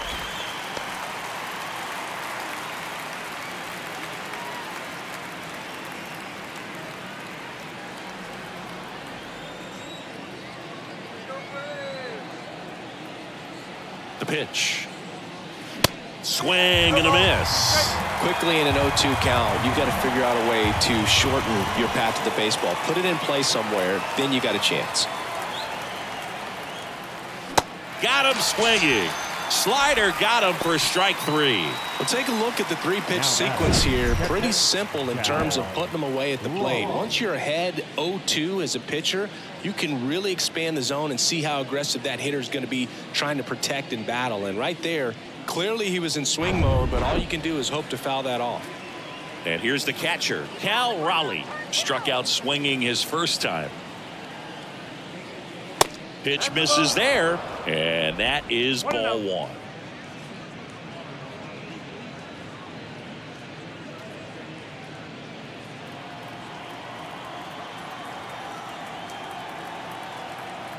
Move to first. Kelnick back in on a dive.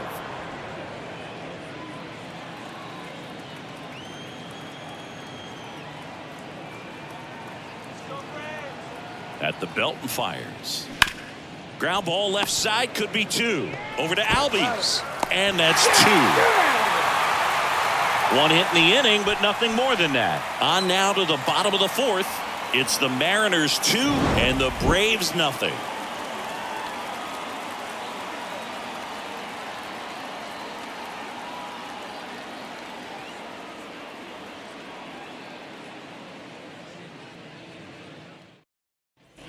And welcome back. Here's Sean Murphy. For the Braves, the catcher, Sean Murphy. The why to kick the pitch. That's a little bit low.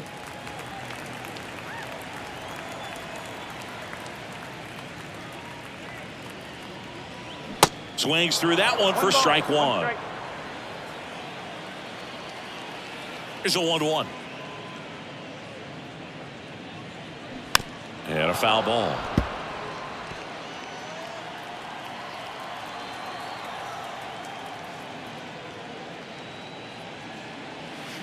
Fouls it off, still 1-2.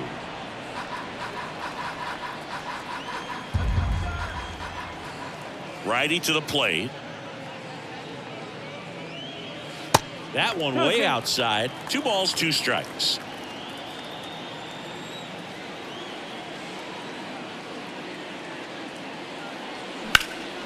Now a fly ball to right center.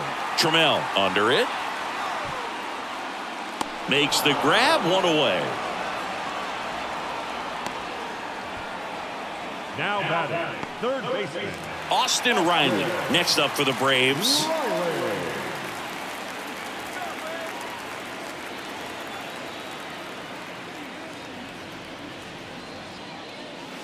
And there's the strike. Generally, second, third time through the lineup, you want to be able to lean on those secondary pitches and command them. Looks like he's doing a nice job of it. On the ground, right side. And that chance handled. On to first. 2 up, 2 down. the batter, number 8, designated hitter, Eddie. And next is the designated hitter, Eddie Rosario. He was a strikeout victim his first time.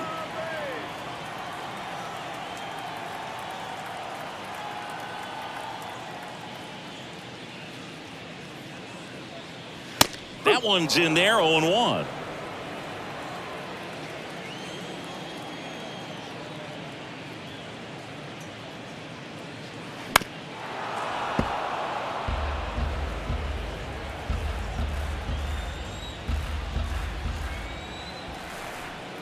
Two down, nobody on. Good eye right there.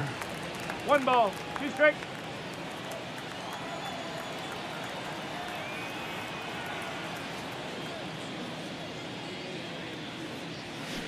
Foul ball, still a 1-2 count. The pitch. And now it's even up.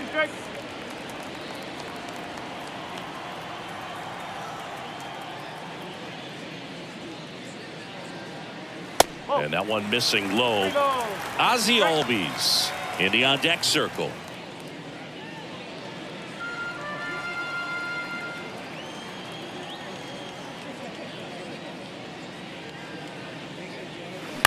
The other way, and he beats the shift.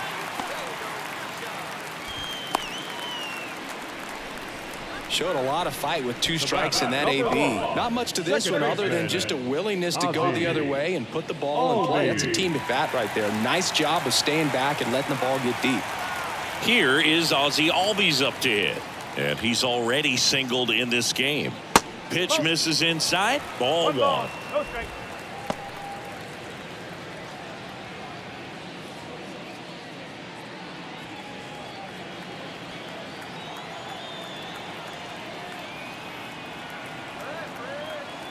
Pickoff move to first. Rosario dives back in.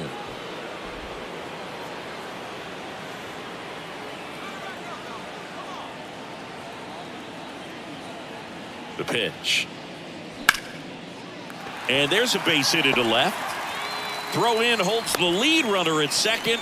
2 on now with 2 away. A couple of hits in a row for him here. Nice job of driving that pitch the other way on a line. You know, hitters, they take so many reps in the cages working on going to the opposite field, and it doesn't always translate into the game, but right there it did, and he did it perfectly.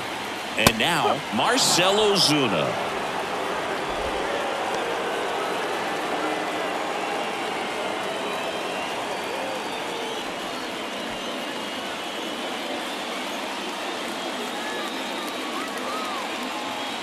And now the 0-1. Check swing, appeal to first, and he won around.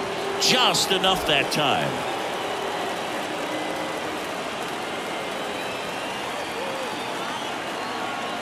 Here's the 0-2. And now 1-2. Yeah, I'm surprised we didn't see a visit from the pitching coach here. Just to remind him, focus on the hitter. Don't worry about anything else. 2 outs. Couple of base runners at first and second. Fights that one away, still 1-2. Pretty good pitch there to take a rip at. He wants to get his arms extended. He likes the ball away from him a little bit, just not able to square it up. 2 balls, 2 strikes to count with 2 outs.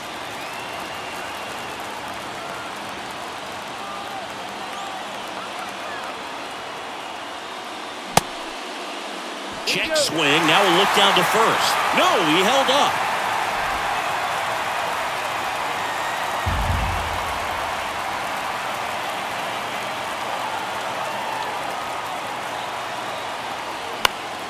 Keeps the at-bat going with a foul ball.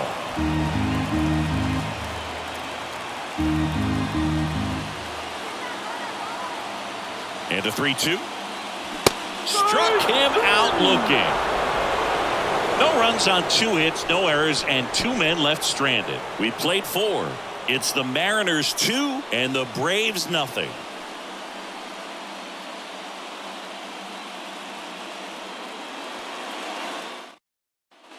Back at Truist Park, top 5, John Sciambi with Chris Singleton. And leading it off, Teoscar Hernandez.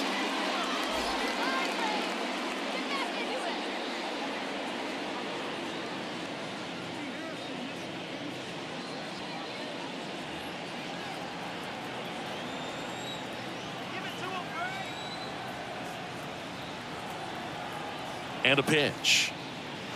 Outside. Well, these Mariners, digging into their numbers, have to be happy with the swings they're taking. They've hit 7 line drives already, and even though some of them have been for outs, there's nothing wrong with delivering consistent, hard contact. That's almost always going to lead to positive results.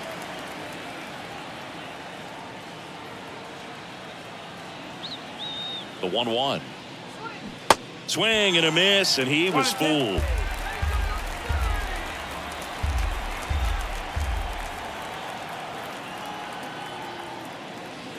Got him. And now 1 away. The center fielder. And now for Seattle, Taylor Trammell. Flied out his first time.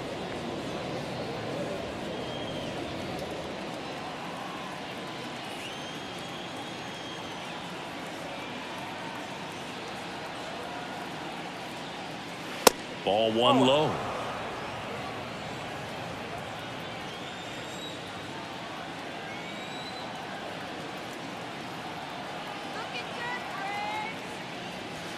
That clips a corner. 1-1.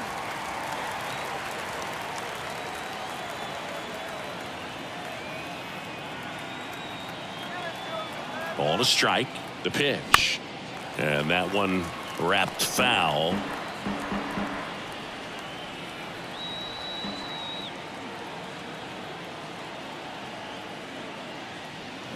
And it's even up. 2 balls, 2 strikes.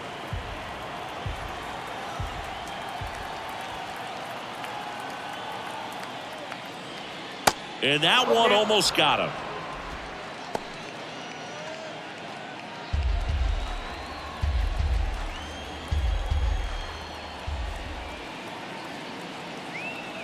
Right-handed reliever. Swing and a miss for the strikeout. Couldn't hit the fastball at the knees. Now it's the second baseman, Jose Caballero. 0 for 1. He struck out swinging last time.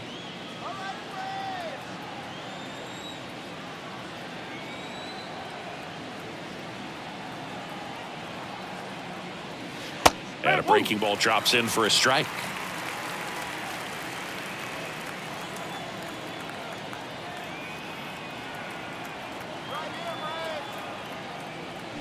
Swing and a miss. 0-2. Good late sink on that fastball. Out of the hand, looks so good, and then by the time it gets in the hitting zone, hard to get the barrel to it. That one misses in the dirt.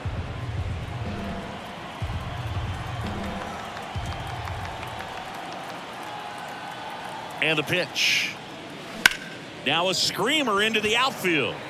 And Acuna able to make the grab. And that is the third out of the inning. Nothing doing here this half. Home half of the fifth coming up. It's the Mariners 2 and the Braves nothing.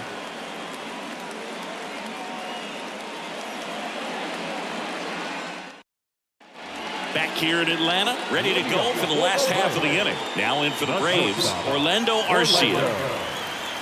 And the right-hander back to work. Swing and a miss. That's strike one. You know, these Braves doing a great job, Boog, of just waiting for the right pitch to come their way, and I'm seeing very patient at-bats out of them. That one ripped. And it's off the wall. And that's a leadoff double. Everything came together perfectly for him right there. Put a great swing on that pitch to deep center field, and we knew it was going to be close, but just not quite enough. And I'm sure a few of his teammates might be yelling weight room at him right now, but he should definitely feel good about that one. So now to the plate for Atlanta, Michael Harris. 1 for 1. He singled to left his first time through. There's the strike. You know, sometimes it just takes getting to the bullpen in order to be able to score runs, and that might be the case today.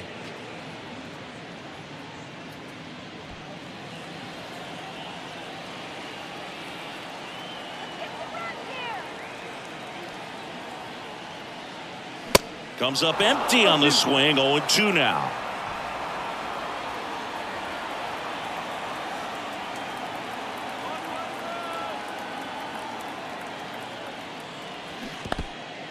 This one in the dirt.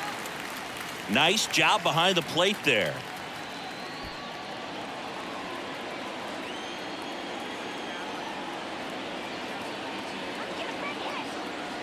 The 1-2.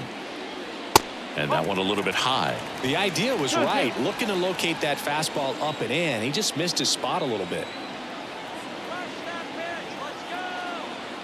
Next pitch is inside. Counts full, 3-2. Definitely got the hitter conscious of the pitch inside. I really think the outer half is open. So now 3-2. And that one ripped to left. And that's a fair ball. Throws to second.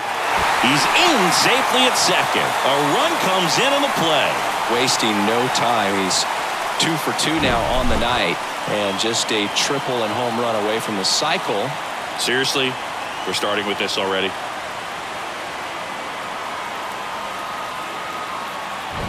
Back to the leadoff spot in the Braves lineup. Ronald Acuna Jr. next up for the Braves. 1 for 2.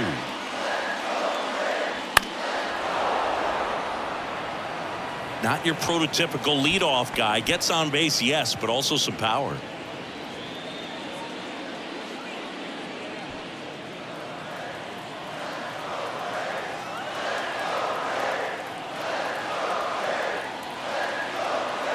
And he deals. Pop foul out of play off to the right.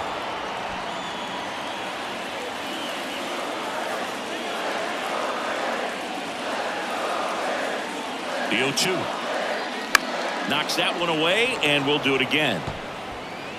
No outs. Runner on second.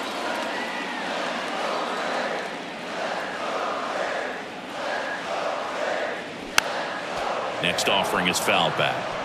Well, he knows they don't want to give him anything to hit, but when you've got opportunities to drive in runs, you've got to expand the zone. He's capable of going out there and doing damage with it.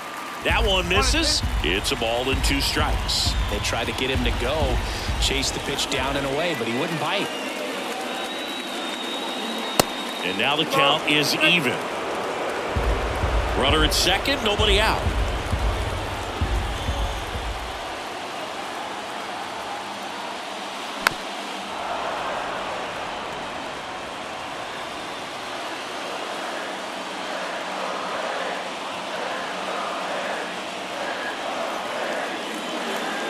Next pitch just misses. Full count now. Really good take, especially with 2 strikes.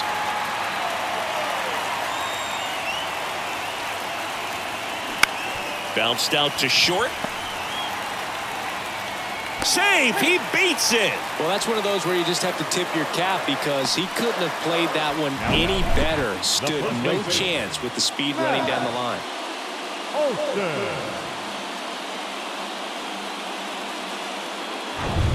Matt Olson up to the plate.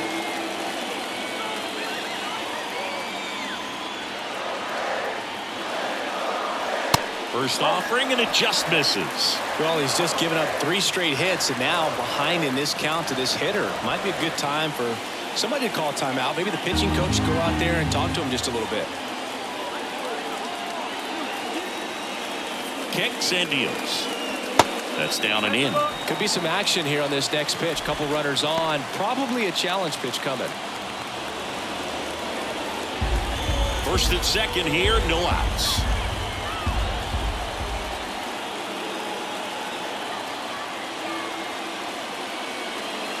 Misses with the 2-0, and he's fired 3 straight outside the strike zone.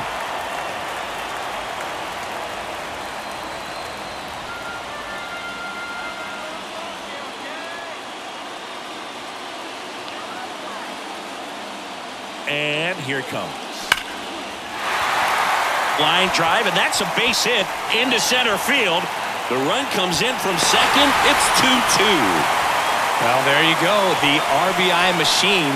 Another clutch run scoring at bat. Yeah, he's been so good in these situations. Call it clutch if you want, but his resume speaks for itself. So digging in, Sean Murphy.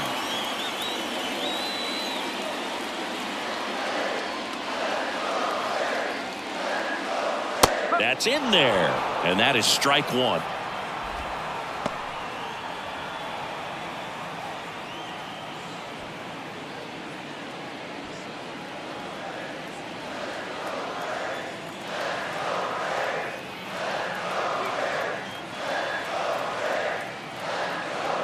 Gets the slider in there for a strike. Well, in this situation with a runner on first, less than 2 outs, some say, hey, get the ground ball, double play with 2 strikes. Some people say get the strikeout. I think you just execute your pitch, make the best pitch you possibly can, and let the result be whatever it's going to be. Next offering, popped in the air, right field. Squeezes it, and there's one down. Yeah, that was a wasted RBI opportunity, but competitor like him, he is looking forward to making up for it in his next at bat. Here comes the skipper, and we're going to see a pitching change in this spot.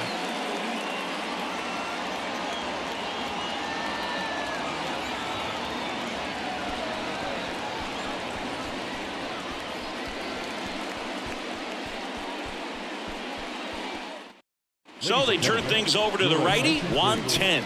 Well, they didn't get much length out of their starter in this one, so they've got a lot of outs to eat up in that bullpen. I think they'll look for some length out of him right here if they can get it.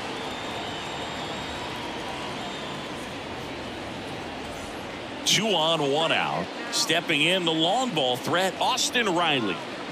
Oh, look out here. He's going to come up ready to swing in this situation.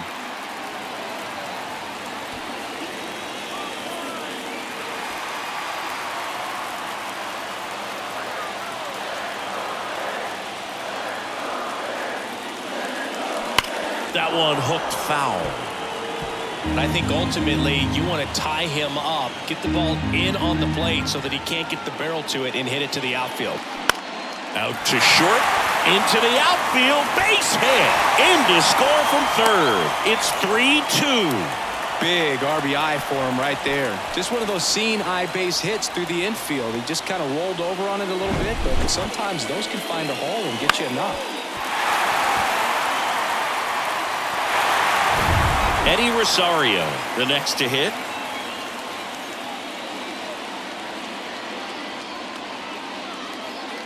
And the first pitch misses for ball one.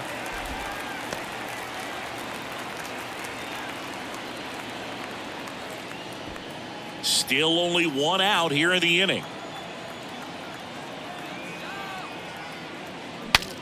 Swing, and he breaks his bat. Now the throw to first on the run. They get him, but it was pretty close. Well, that actually works out for the hitter. If it's not a broken bat, it's hit hard enough for a double play. But with the slower roller, defense does a nice job at least getting one out of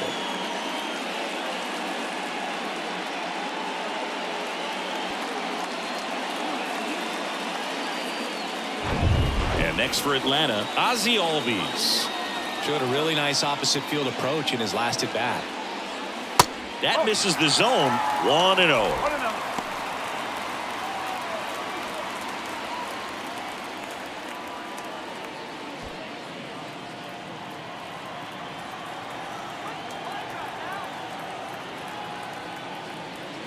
Just missed. Really been able to slow down the game tonight with his at-bats, and the biggest one he's had so far, he doesn't look anxious at all. Second and third, 2 down.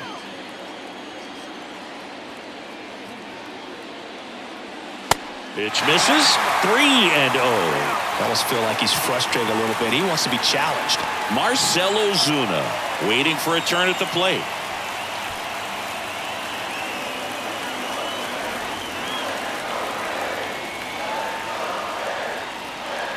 And the 3-0 finds the zone. Take it all the way on 3-0 right there. And as a hitter, you're saying, why couldn't I get that pitch earlier in the count when I'm looking to swing? Pulls that one foul. 2 outs, 2 in scoring position. High fly ball out to center field. Trammell drifts towards it. That is the inning.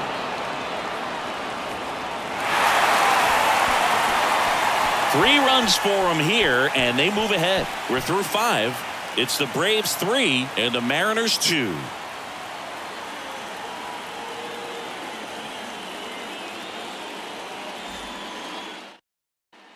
Welcome back. Now it's going to be J.P. Crawford.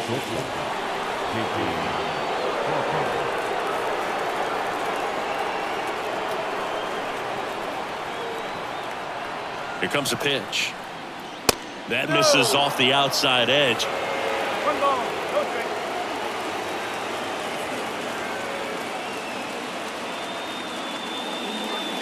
And now 2-0.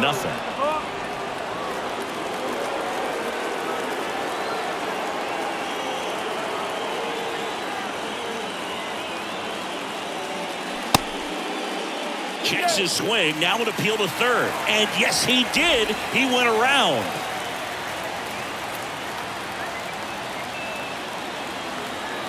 And the right-hander deals. Swings and misses. And now 2-2. He can live up in the zone all game if guys will chase it. That's just too much velocity. Hitter's got to look down in the zone. Right-hander kicks, deals. And here's a slow roller. Albies tosses to first, and that's 1 out as they get the leadoff hitter in the 6th. Good two-seam action right there, running away from the batter, rolled over it, got the ground out. Ty France up next for the Mariners.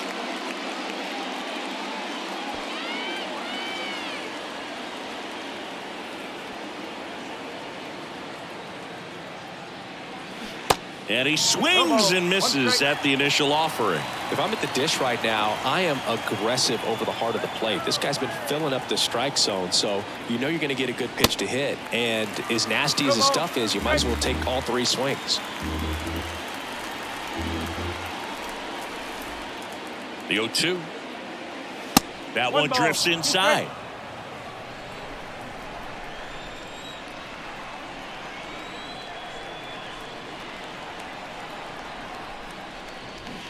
Got it by him for the K. Really love the pitch sequence right there. I'm telling you what, pitcher and catcher are on the same page right now. Julio Rodriguez.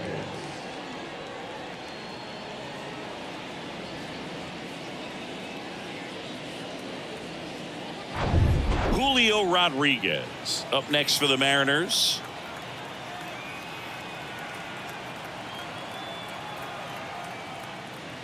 Pitch misses inside, and that's ball 1. Rodriguez, 22 years old, and he took home the Silver Slugger last year in the American League.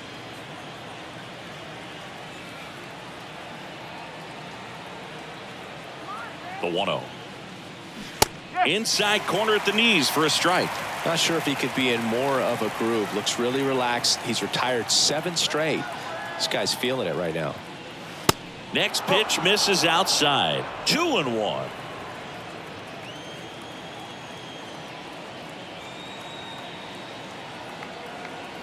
At the belt and fires. That one fouled off. 2-2.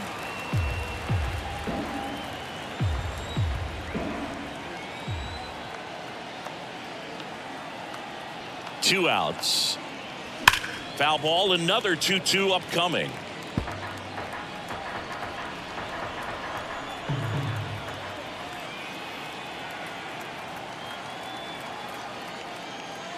And that's downstairs and outside. Jared Kellner on deck for the M's.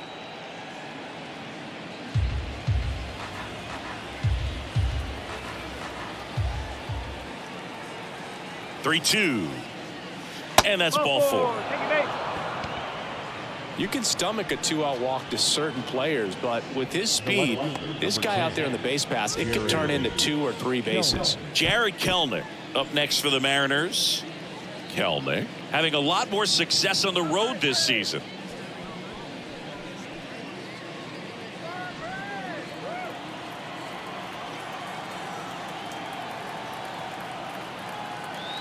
Throw over to first. Rodriguez gets back easily.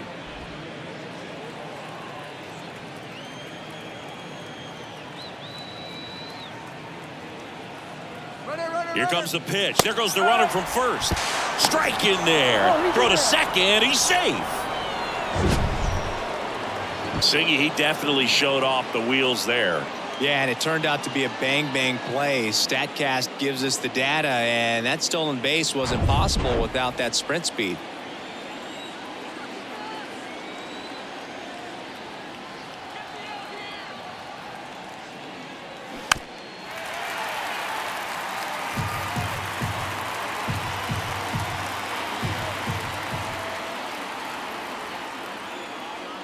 Next offering way off the plate.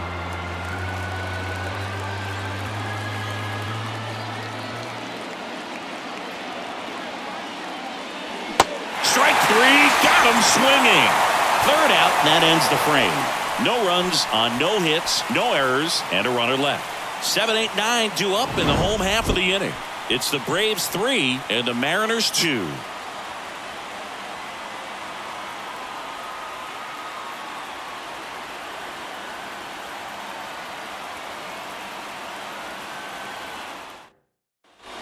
And welcome back. Here's some real power at the plate. Marcell Ozuna.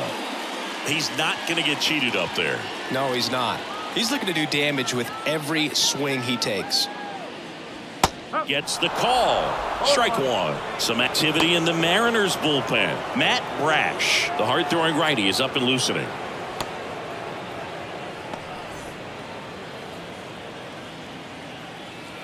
The 0-1. And a curve is down and in.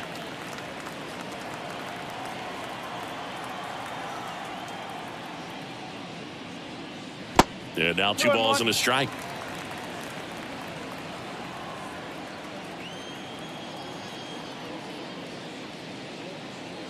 Now one missed.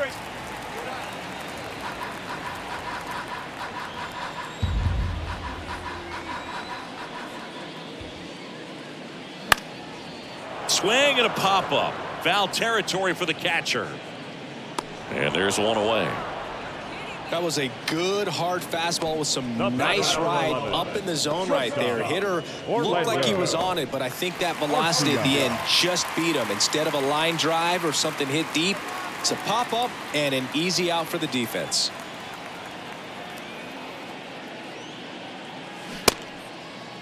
Check swing on the first pitch. Appeal down to first. Nope, he held back.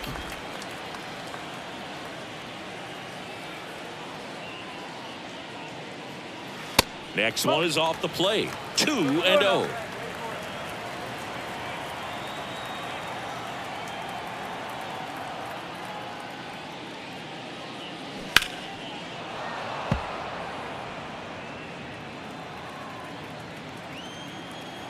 And the righty deals. Yeah, the 2-1 hammered but foul. Righty delivers. 3 balls, 2 strikes.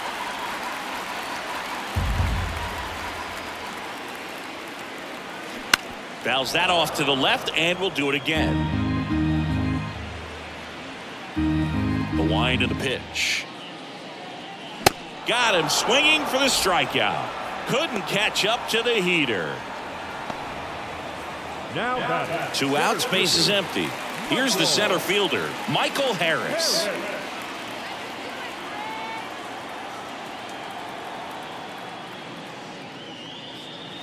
And that is in for a strike. 0-1. Some guys are just more confident if they can track that first pitch out of the hand of the pitcher. They don't care if they fall behind 0-1.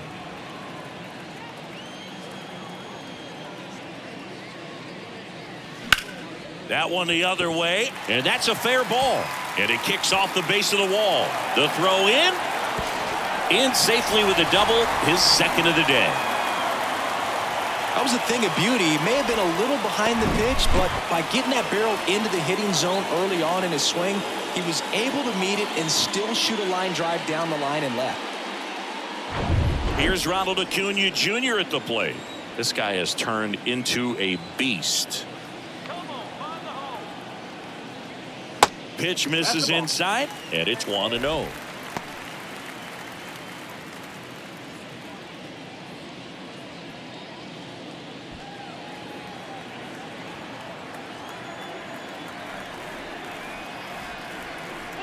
Kicks and fires. Ball.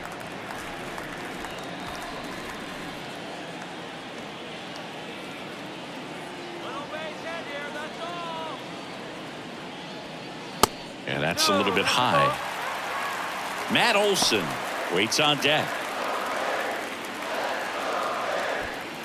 Runner at second, 2 down.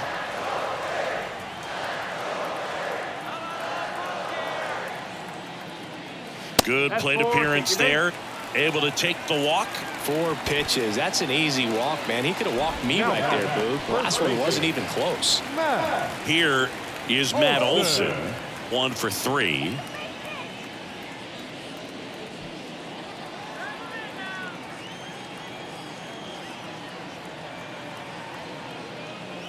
That misses the zone, and that's ball 1. 1-0.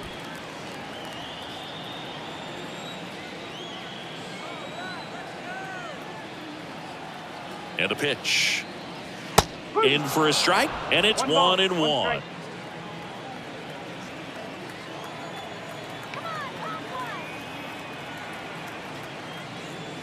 They say you win. 1 ball, 2 strikes.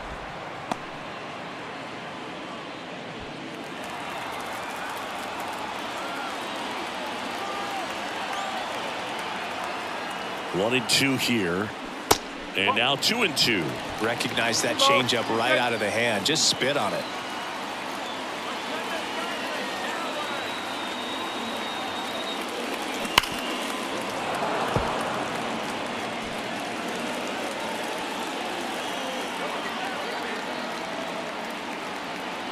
2-2 now. Way high. He should get a pretty good pitch to hit here with 3-hole hitter coming up if he's walked.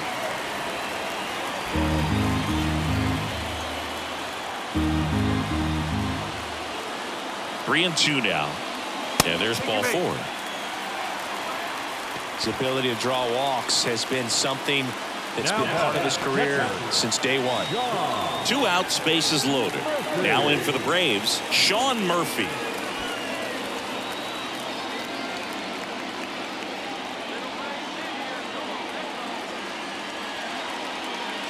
First pitch, and that's in for a strike.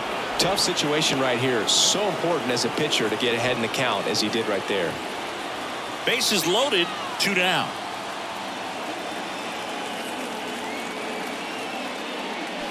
Swing and a miss. No balls, 2 strikes. He finds himself in a tough situation early. Just got to try to simplify it. Take a knock the other way if you can. 0-2 now.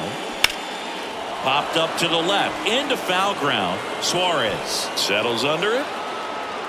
He's got it, and that'll end the inning. And the Braves will strand 3, but they're up 3-2.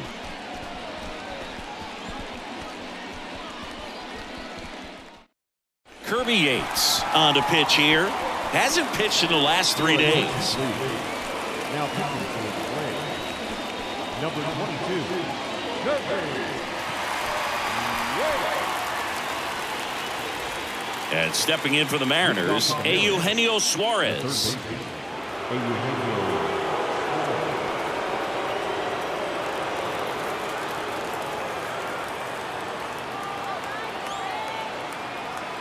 The pitch.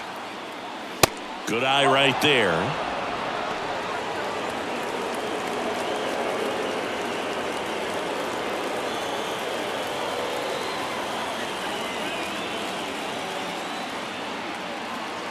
Looking to get the tying run on base. The Braves bullpen has some activity. Nick Anderson getting ready to come in for manager Brian Snitker. Minter, the lefty, warming up as well.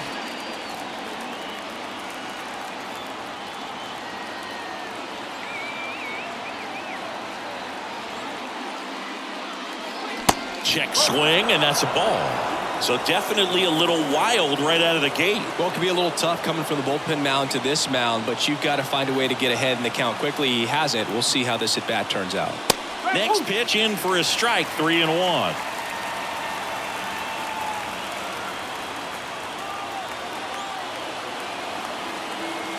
The pitch. And he walked him. Pretty easy walk right there. Last pitch wasn't even much to think about. No outs. Runner at first. Cal Raleigh getting ready to hit. This guy, one of the best defensive catchers going. You talk about framing, the ability to block, catch, and throw. He is at the top of the game. And there's the strike.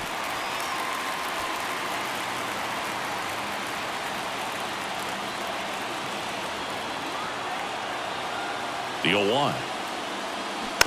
He swings and fouls one off.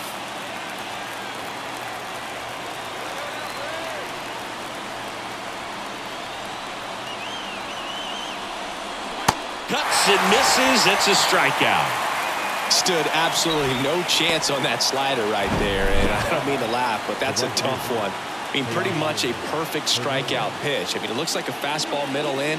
Kind of has cutter action, and it just bunches you up to where you can't get your hands through and the barrel to it. And not much you can do unless you recognize the spin early and you spit on it. And now Teoscar Hernandez. That one misses. Ball 1.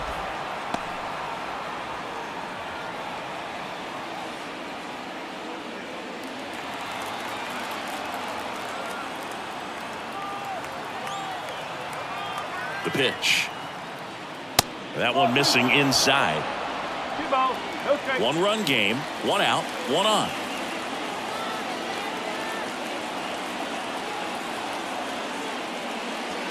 That misses. 3 balls, no strikes. Taylor Trammell up next for the Mariners.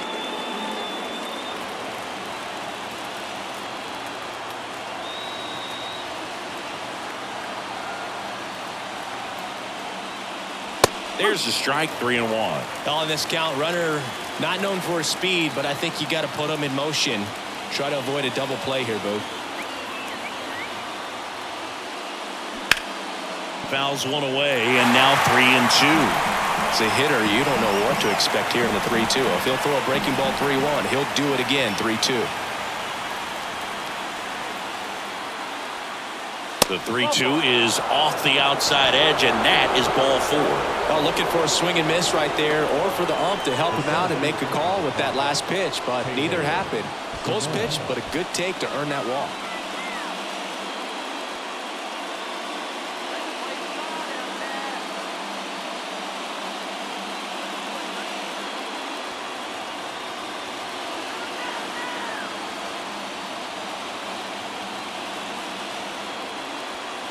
Trammell, the next to hit, takes low for a ball.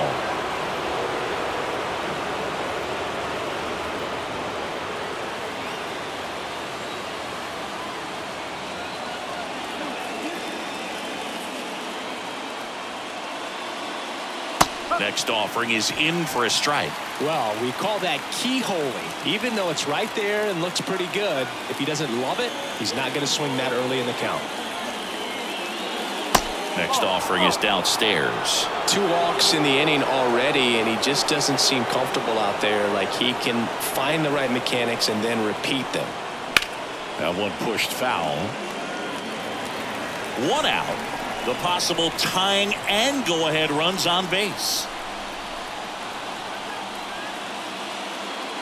That one just misses, and the count is filled up. Jose Caballero on deck for the M's.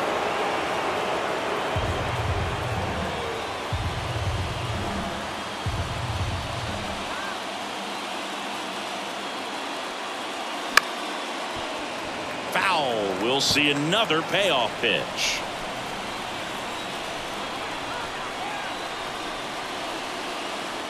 Righty to the plate. Foul ball, and it remains a full count.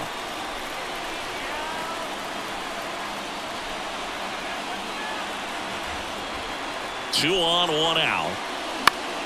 Gets a piece there. We'll do it again. 1 out. Runners at first and second.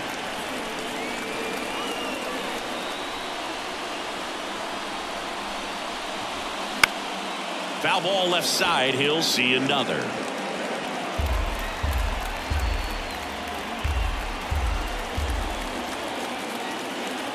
And a payoff pitch. Swing and a miss. And he's down on strikes. 2 gone now. That's about as nasty of a splitter as you'll come across, especially in terms of movement. I mean, that thing tumbles out of his hand and just drops off the table at the last moment. If he keeps it down, it's just so tough to put wood on. New pitcher for the Braves, Joe Jimenez. Well, the best relievers love the opportunity to come in and protect a tight lead late in the ball game.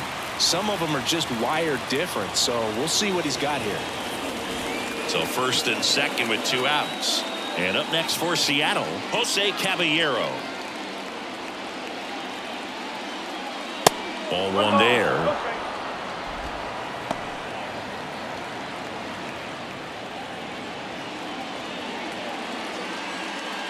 Big spot.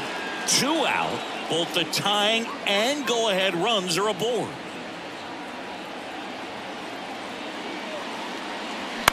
On the ground right side, all these. They get the force. That's out number 3. Mariners leave a couple. They trail it 3-2. Ladies and gentlemen, please join us for the traditional 7th-inning stretch. On the mound now, Matt Brash. Pretty tight game, so they're looking for quality pitches out of him right here. Got to do his best to keep the score right where it is.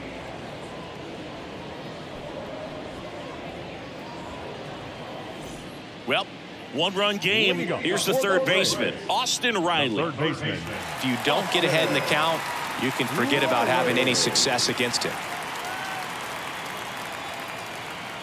The wind of the pitch. And there's a ball.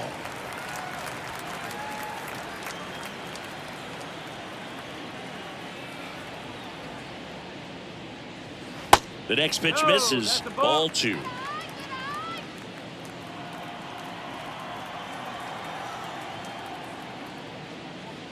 That one at the knees for a strike.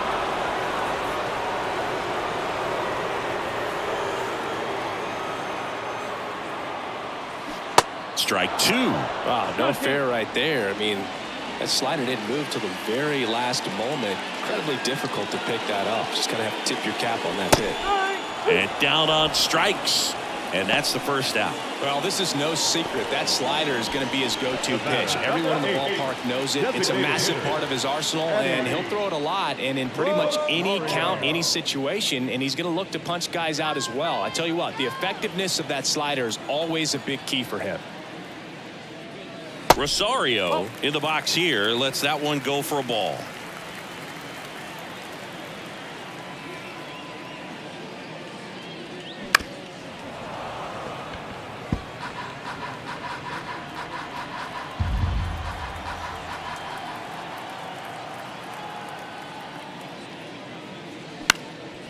Swing and a ball lifted left field. Kelnick makes the play. That's out number 2. Now that second baseman, Ozzie. So 2 down now, and here is Ozzie Albies.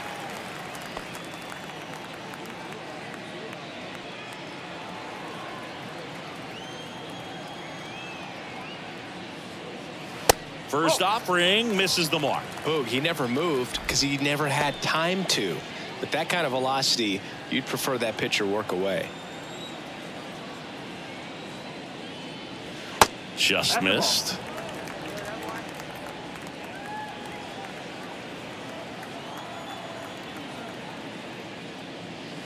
Next one off the plate inside. And now 3-0.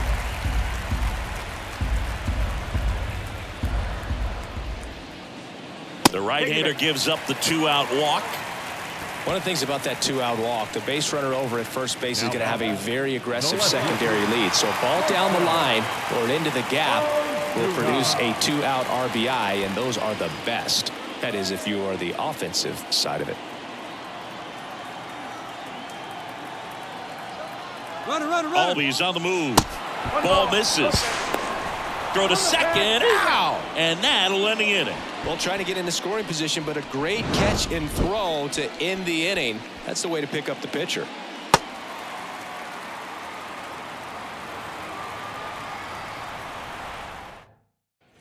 Back here at the ballpark. Now at the plate, J.P. Crawford.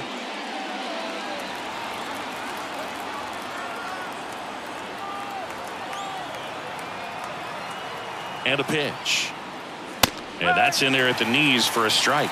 Action in the pen down there. Raisel Iglesias getting ready to come in for manager Brian Snitker.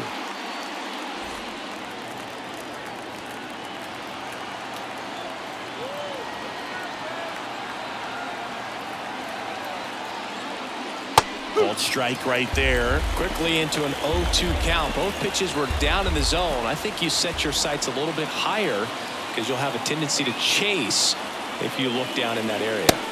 And that's outside. 1 and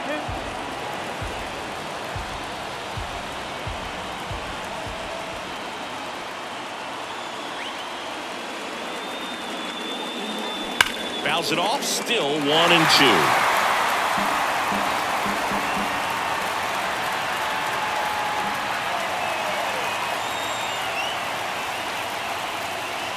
Swings through it, and that's a strikeout.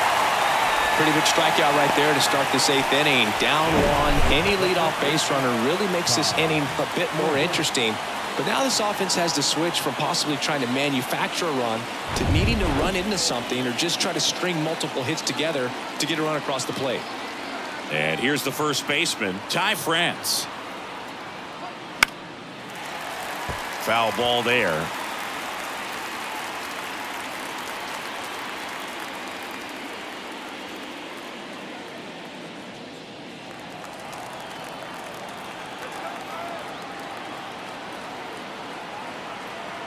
The pitch. Good eye in that spot. 1 and 1.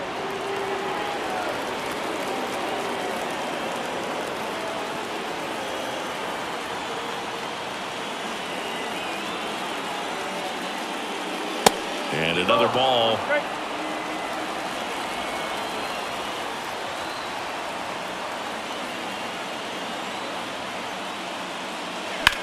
2-1 hammered but foul.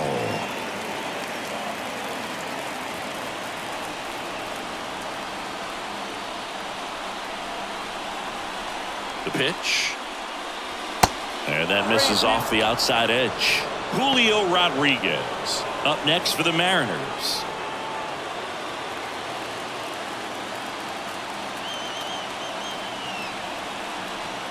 The tying run at the plate.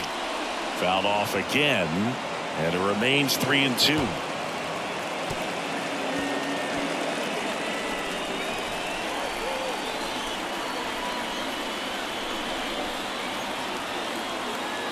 Right-handed reliever. He goes down looking.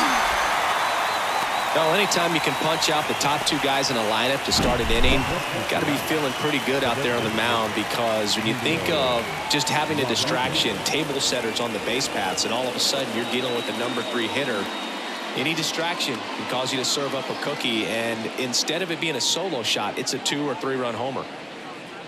Here comes a new arm for the Braves, Nick Anderson. And he's done a great job keeping the ball in the park this year. The numbers stack up with some of the best in the game.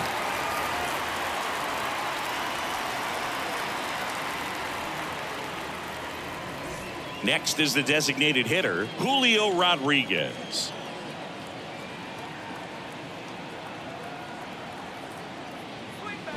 In there, and it's 0-1. Trying to keep good speed off the bases.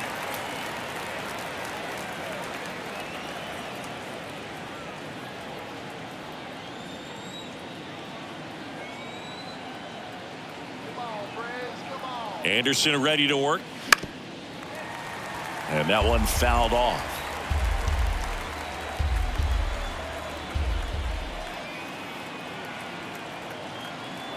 Oh, 0-2 now. That's foul off to the right side. Keeps the AB going.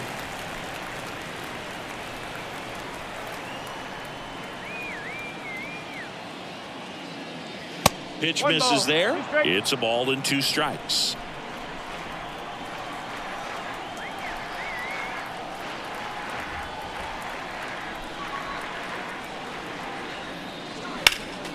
Fouls it back with 2 strikes.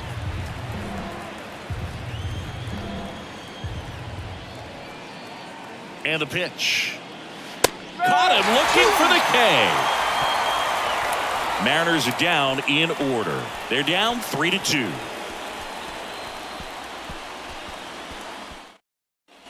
Bottom of the 8th. And now Marcell Ozuna. Well, he's always a threat. Even if this guy is 0 for 3 for the night with 3 strikeouts, he can come up that 4th time and do damage because he's that good. Swing and a miss at 99 miles an hour. That was straight queso right there.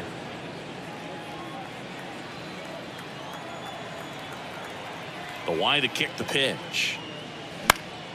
And fouled off.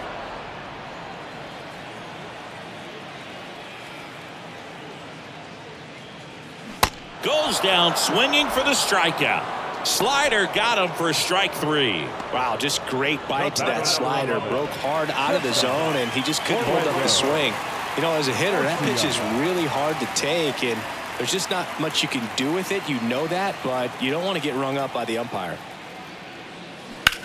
That gets by him.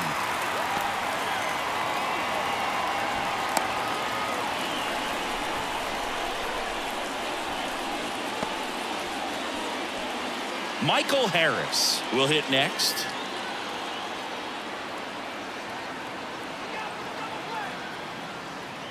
And that's in there for strike 1.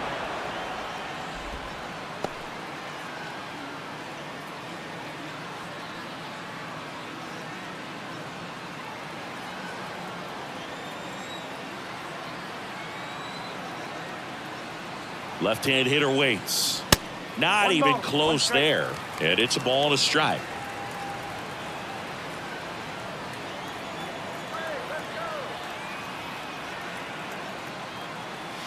And a big swing and a miss.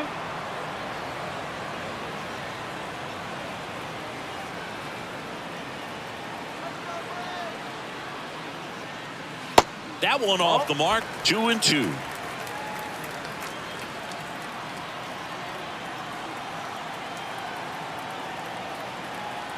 And he deals. And that just misses. Caught a break right there. Pretty good pitch on the outside corner.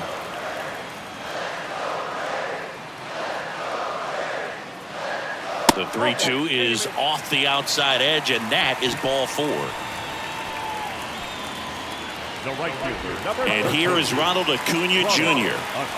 Singing, he's a guy that covers both sides of the plate about as well as anyone in the sport. How difficult is that to do? Oh, just look at the back of my bubblegum card. You'll see how hard it is. These guys are great, man. They have the ability to look out there, but also to be able to turn on the inside pitch. Those that can really sharpen things on the outer half, those are the ones that become elite.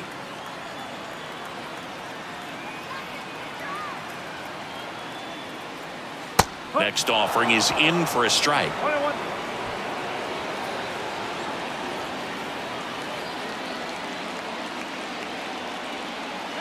Kicks and deals. Swing from Acuna. Big drive. Deep left field. That's back there. And it's gone. His 12th of the season, and they boost their lead. It's 6-2. He absolutely feasts on right-handed pitching and devours that one for a homer. And you can see that's what he expects of himself at bat after at bat. He's that confident. That one was a hanger, and pitchers typically don't get away with making a mistake like that. And right there, he made him pay. Left-hander out of the bullpen, Taylor Saucedo. And they felt it was time to bring on a left-handed reliever from the pen with the lefty hitter coming up. I think it's a good move. I know I never liked when opposing teams did that to me.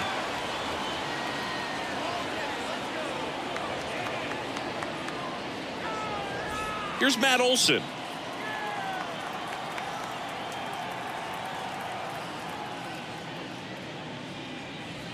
First pitch doesn't find the zone.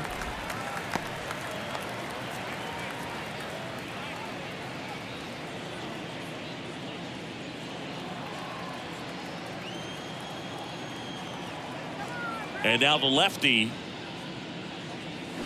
There's a sinker at the knees for a strike. 1 strike.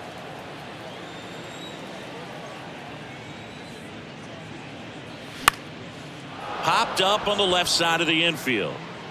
And there's 2 down.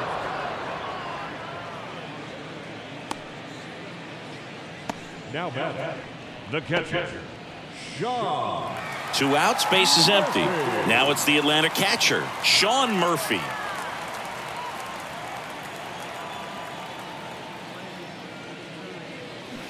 Swings through that one. 0-1. Movement in the bullpen. Marco Gonzalez appears to be getting loose.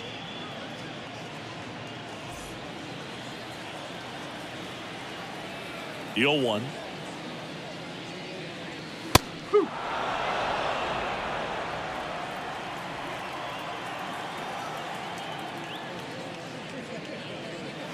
And ball 1.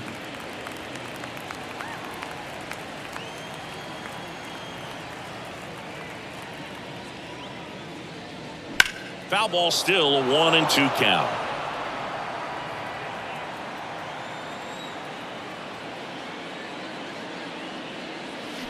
Swings through it for the K. He swung over top of the curveball. Acuna goes yard for the Braves. Last chance coming up for the Mariners.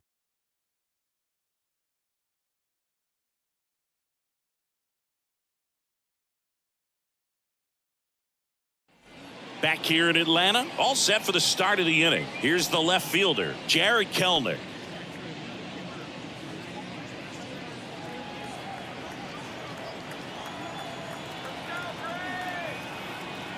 And here it comes. Out towards left center. Harris after it. Nice grab on the run. 1 up, 1 down.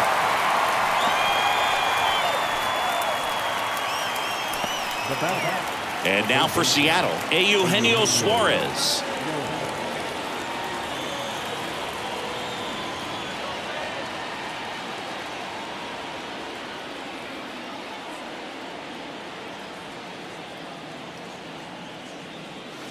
Swinging a foul straight back. Anderson, in his 4th year, he features a 4-seam fastball, a curve, and he works in a 2-seamer. 0-1. In the air out to center. Harris has a beat on it. Makes the grab for the 2nd out. Up next is Seattle. The catcher. So last chance for the Mariners. And now the switch hitting catcher, Cal Raleigh.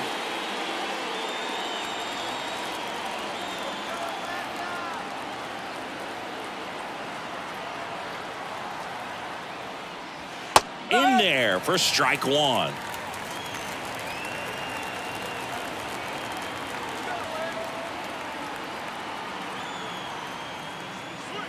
Next offering misses down and away.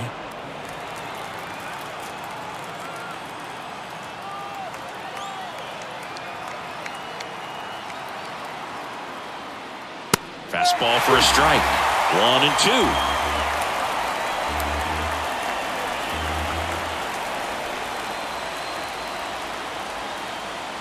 Is just 1 strike away. Got it. And that'll do it. Well, a real nice performance out of the pen. This guy is not the one who usually gets the final out, but extended his role a little bit and helped his team get the win. He got the save. Nice job. And your final 6-2. For Chris Singleton and our entire outstanding crew here at MLB The Show, I'm John Shambi saying so long.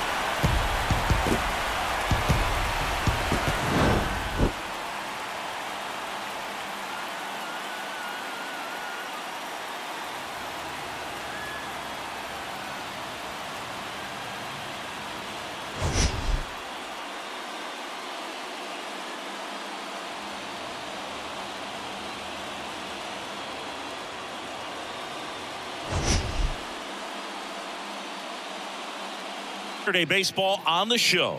It's the Los Angeles Dodgers taking on the St. Louis Cardinals. And we'll be back with the first pitch right after this.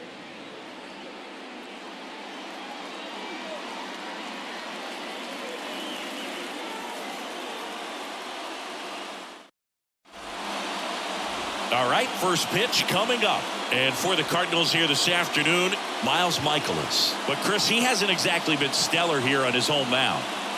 Well, I'll say this. Every player wants to perform well at their home ballpark, in front of their fans, in front of the city. And you know this guy no different. He wants to be more effective here. So, you look at the numbers. They haven't been great at home. I'm sure he wants to turn that around, and we'll see if he's able to start that in this one. Mookie Betts leading things off and takes a strike.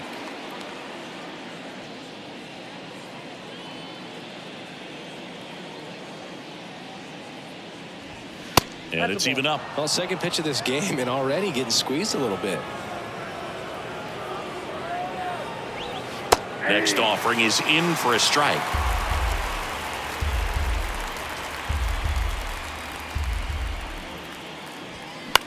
High fly ball, shallow right field. Gorman drifts towards it. Puts it away for the out. Batting second, the first baseman, number 5. Here comes Freddie Freeman up to hit. Obviously a guy who makes good contact, hits for average, but one of the things in today's game, the value in the fact that he hits both righties and lefties. And that one clips the corner. They're so reliant on the matchups nowadays, Chris, and it's huge when you don't have to sit a guy or platoon him. When you can hit, both sides in terms of pitchers' arms, you're a guy that it's hard to take out of the lineup, and I think it's very important today when everything is under the microscope. The 1-1 is fouled off. The pitch. On the ground, right side. Steps on first for the out. Batting third, the designated hitter, J.D. Martinez. 2 outs, base is empty. J.D. Martinez stands in. Good power. Not great in the OBP department. And that's in there for strike 1.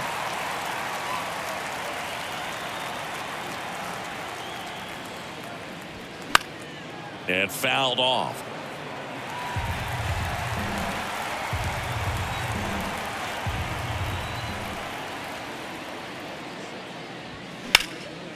Swing and a high fly ball down the right field line. Gorman makes the play, and that is that. Nothing doing for the Dodgers here. Now the Cardinals will see what they can do. There's no score. You're watching Major League Baseball on the show.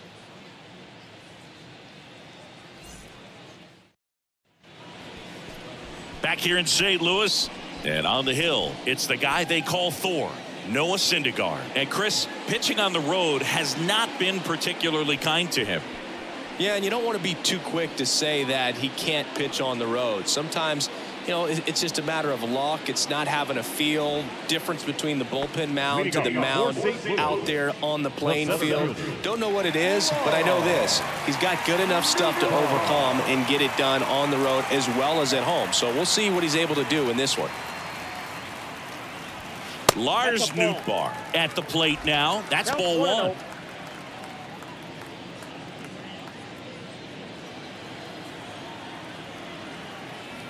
The 1-0. Ball.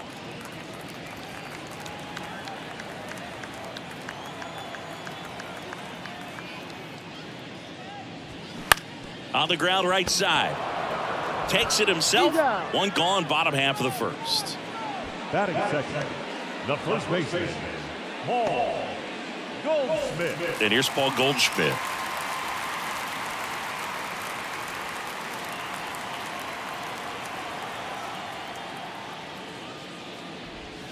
And the first pitch misses for ball one. The only adjustment he needs to make is his target. If you aim at the outside corner, that slider's going to end up way off the plate. Perhaps look a little more down the middle, and you get it right where you want it.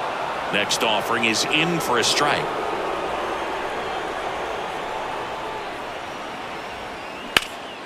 Swings and blasts one deep to left center. That one is back. To the warning track, makes the catch. Thought that was a no-doubter. Like the wind was holding that in this ballpark. Here's Nolan Gorman.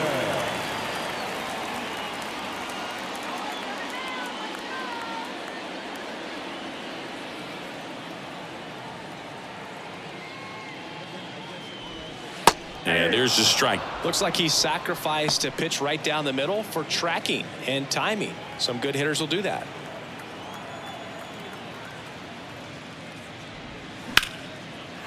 Lined, and that's a base hit. Now he'll turn for second. The throw in. And he'll pull into second with two gone. That was a thing of beauty. He may have been a little behind the pitch, but by getting that barrel into the hitting zone early on in his swing, he was able to meet it and still shoot a line drive down the line and left.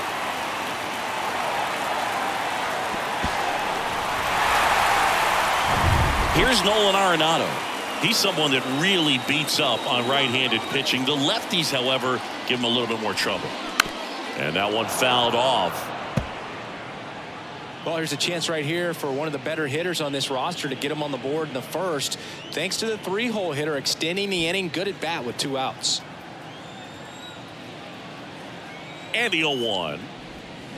Comes up empty. That's strike two. Oh, that's that slurve right there. He threw it extremely well. You talk about just a ton of breaks. So tough to get that barrel to.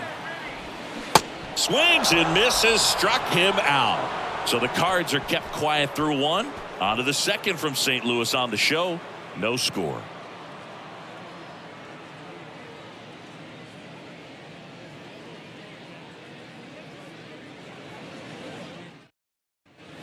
Top of the second, and at the plate for the Dodgers, Max Muncy.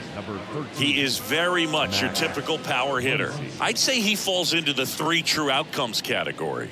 Well, we've seen more and more of that lately. The ability to drive the ball to slug is getting heavily favored over any discipline or strikeout concerns. And a good fastball to start him off. That's strike one.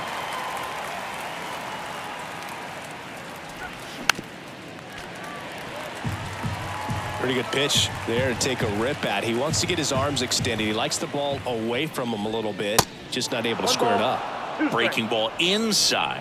It's a ball and 2 strikes. Good eye in that spot. It's a good take. The 2-2. Knocked in the air. Left field. Burleson under it. And makes the grab. One away. That is it. The second baseman. And now the rookie second baseman, Miguel Vargas.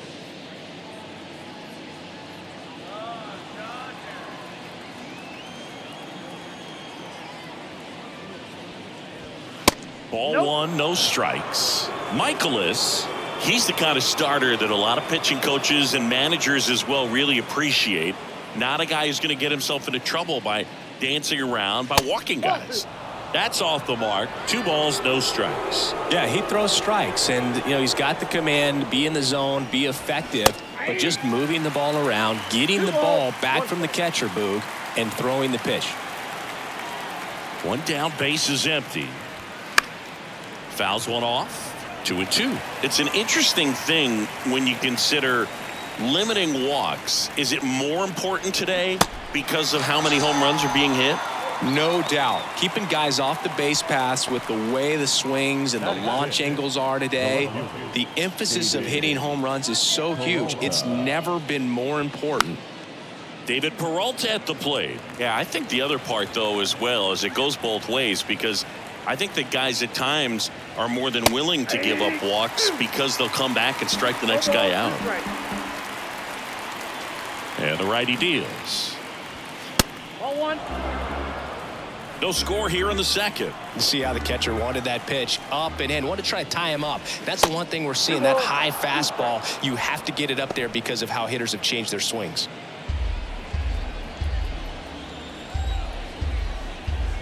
Left-hand hitter waits. Hacks and misses. It's a strikeout. Dodgers down in order. We'll go to the bottom of the second. No score.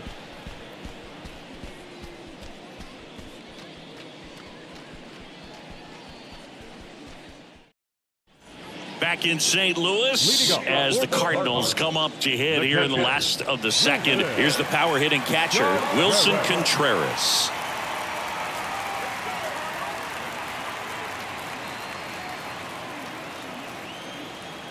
Syndergaard back to work. And that's down and away.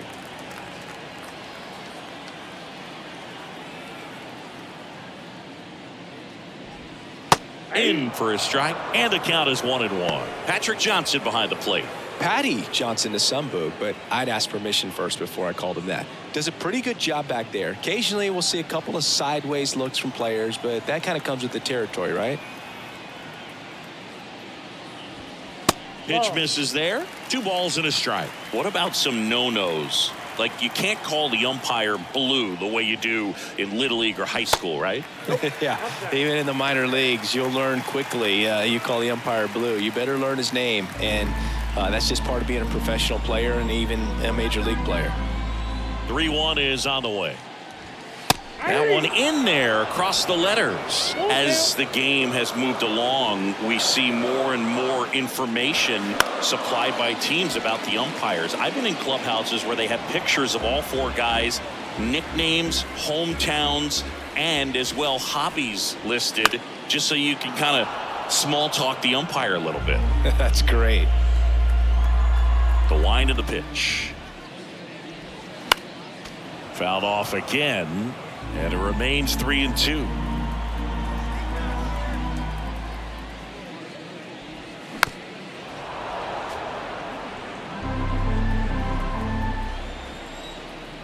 The pitch.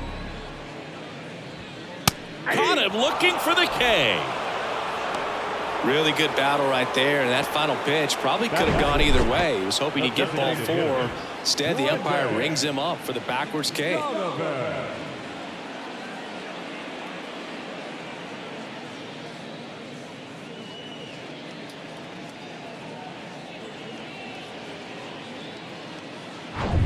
Next is the designated hitter, Brendan Donovan. And takes low for ball 1.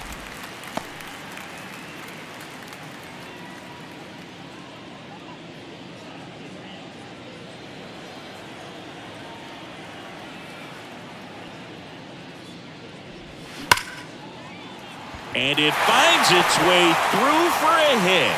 So a man aboard now with one away. Well, a swing like that can help you come out of this struggle. We saw the numbers coming into the ball game, but all he's trying to do at this point is help his team win. Now it's Paul DeYoung up to the plate.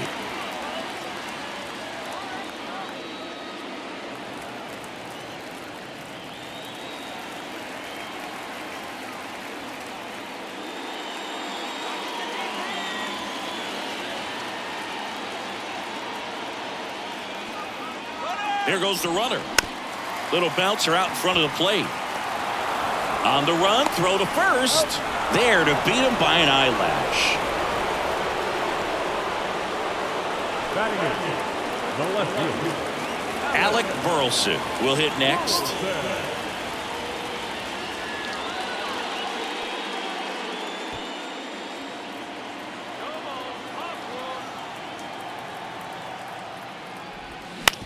On the ground to the left.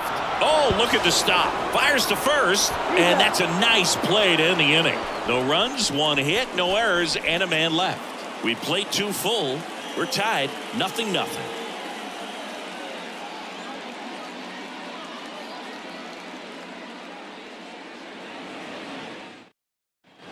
Welcome back. Here's Jason Hayward. the center fielder, Jason Hayward.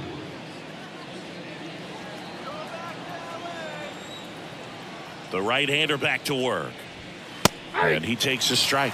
Well, the key to his success is getting ahead early in the count. He cannot afford to go deep in the counts. Doesn't have a ton of swing and miss stuff, so he's going to have to work efficiently. Gets it to first. Leadoff hitter gone in the third. Batting it, the shortstop, Chris Taylor now.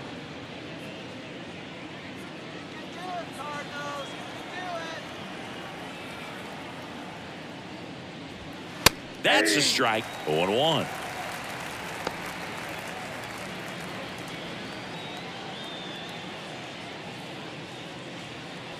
Top of the third, no score.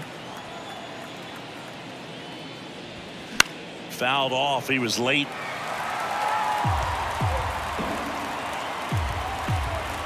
Righty to the plate. Ball. 1 ball, 2 strikes.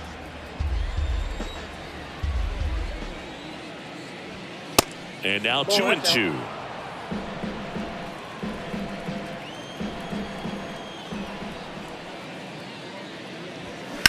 That smash towards center. And he makes the catch. And there's 2 away. the catcher, Austin Barnes steps to the plate for the Dodgers.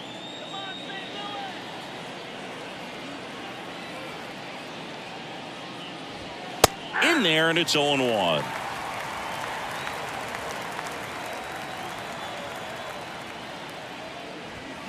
And that one missing low. 1-1.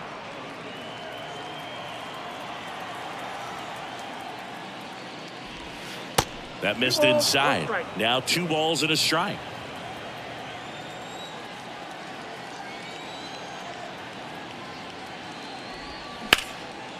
Liner, base hit.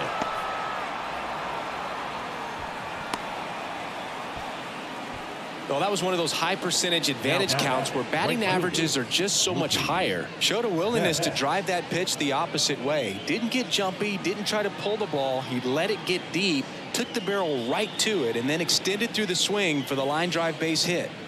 Now it's Mookie Betts. Flied out his first time.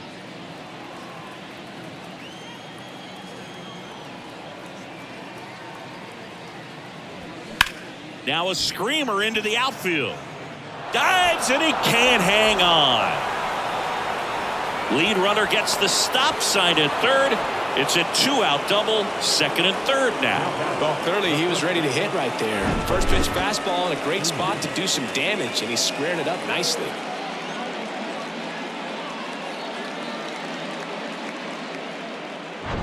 Freddie Freeman up to the dish. 0 for 1. He grounded out in his first at bat.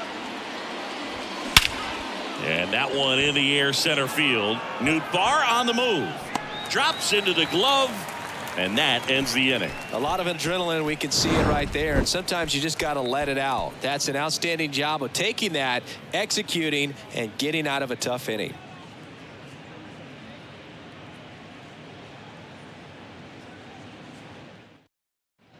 Back here at Busch Stadium, ready to go for the last half of the inning. And here comes Tommy Edman.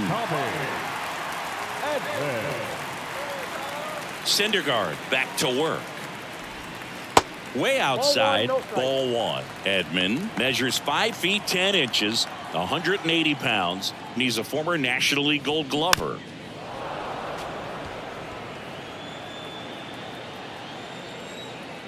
The wind of the pitch. And downstairs.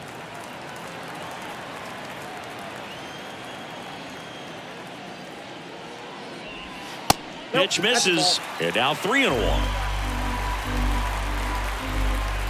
And the right-hander deals.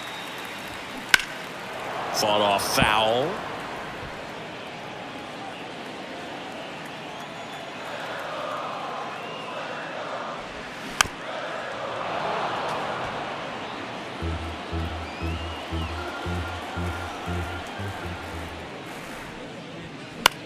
In the air, left side. And that one gets down, fair ball. Edman into second, and he's got a double. Showed a lot of fight with 2 strikes in that AB. Fastball off the plate a little bit, but a really nice job of going with it. Punched it to the opposite field for that knock. Runner in scoring position now, and a good opportunity to push across the first run of the ballgame.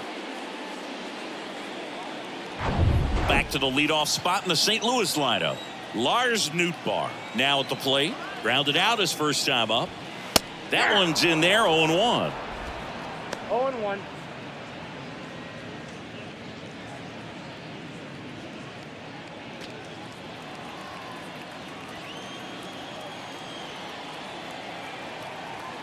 Runner leads away at second. On the ground, out to short. Sneaks through, base hit. Peralta fires it to the plate. It's offline, and he scores. And it's 1-0. Well, they strike first as he gets the job done to bring home the run. Not much to this one other than just a willingness to go the other way and put the ball in play. That's a team at bat right there. Nice job of staying back and letting the ball get deep.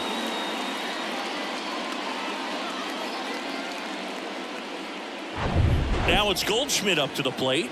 Almost drove one out of here last time up. Flied out to the warning track.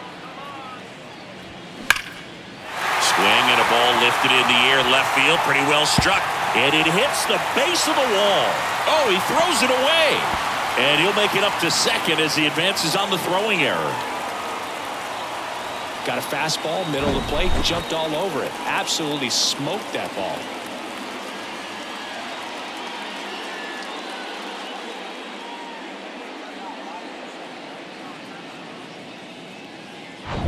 And now, Nolan Gorman doubled in his first AB.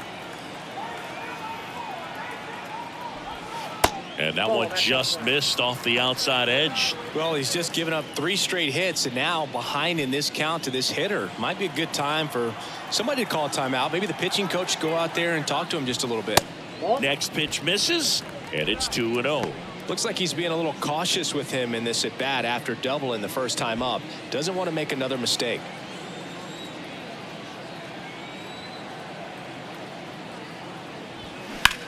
That one ripped. Hayward settles under it and makes the catch. Both runners tagging from second and third. In to score is the runner from third. It's 2-0. That wasn't your standard sac fly. He barreled that baseball, just couldn't get it to drop in. Here's Nolan Arenado. He struck out swinging at his first at bat.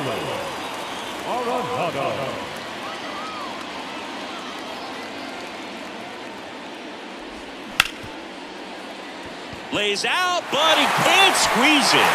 He decides to hold on to it, and a run is in to score.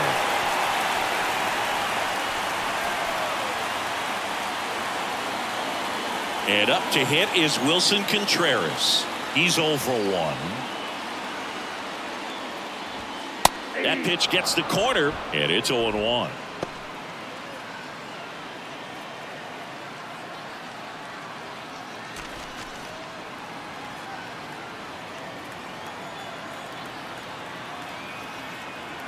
kicks and deals.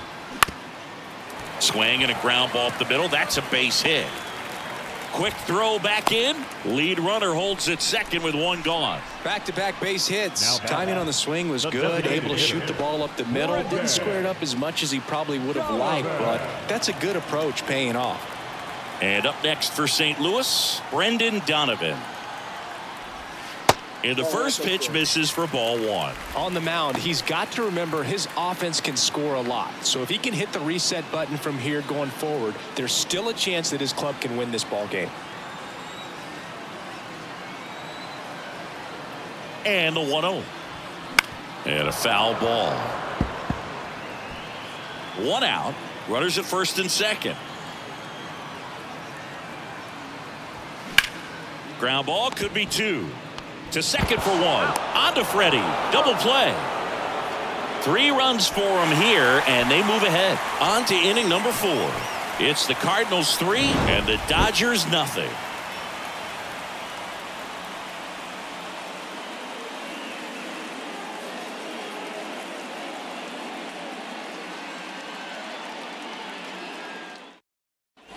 As we go to the top of the 4th, and now here's the Dodgers designated hitter, J.D. Martinez. And a pitch. There's a strike. Well, after scoring runs, this is where you're looking for that shutdown inning. Get that hot team back in there to swing the bats. And now the count is even. J.D. Martinez, part of that Red Sox team that won over 100 games in 2018 and won it all. He was one of their top hitters and has had a really good stretch where he's been one of the top sluggers in baseball. And Martinez is out, and there's one away. Good pitch. He just kind of had him out in front on that pitch away and wasn't able to stay close. And now it's Max Muncy. Fly to left his first time up.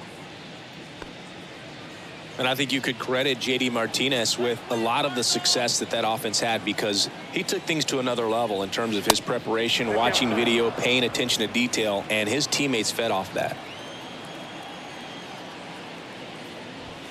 Next offering is in for a strike.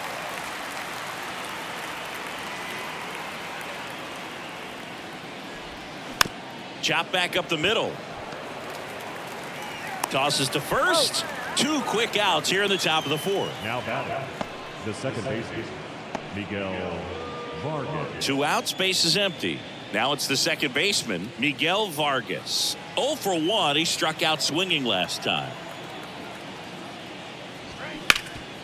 Hard hit to third. Slings it across, and the inning is over. Nothing doing here this half. We're midway in the 4th. It's the Cardinals 3 and the Dodgers nothing.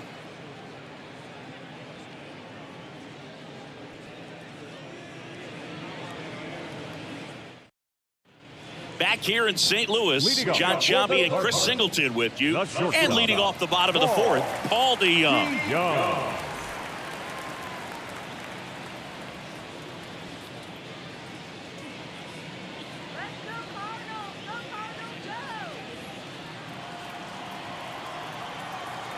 The pitch. And that one is inside. You know, these Cards doing a good job of putting the ball into play, and that makes things more challenging on the defensive side. They're hitting everything thrown at them. Their contact rate is in the low 90s. It's like they know what's coming, and that's just pretty ridiculous what they're doing right now. Those numbers are well above the major league average. Tosses across to first, and one gone in the 4th as they get the leadoff man. And stepping in for the Cardinals, Alec Burleson. 0 for 1 so far.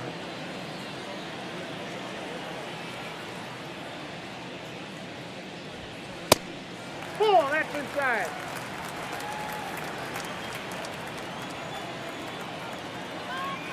The 1-0. Hammered, base hit. So they get a man aboard with a 1-out single. Couldn't have timed it up any better than that. Other than ripping one into the gap or blasting one over the wall, there aren't a whole lot of hits that are more satisfying than a nice line drive into center field. So that definitely felt good. One gone runner at first. Tommy Edman at the plate. 1 for 1 with a double and a run scored. First offering, runner goes. Burleson at first, 1 gone.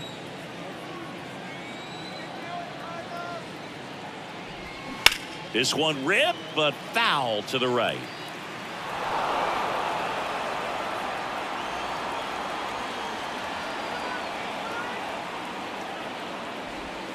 Next pitch misses outside, and the count is 1-2.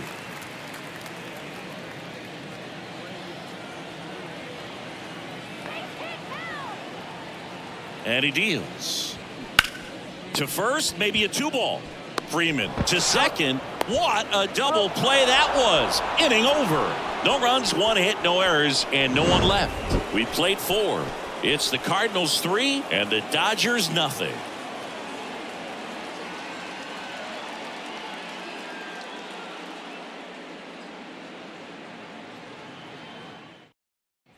We go to the top of the 5th. Now the left fielder, David Peralta.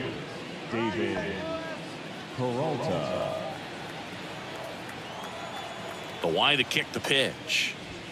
And that clips the inside corner. Boog, over 80% of his first pitches are strikes. You're doing that, you could have a really good day out there on the mound. Next offering is in for a strike. You know, these Dodgers just aren't putting great swings on the baseball in this one. Just 1 extra base hit for them, so they haven't exactly been hitting the ball gap to gap or out of the park. That makes it really difficult to generate runs. Next pitch way upstairs.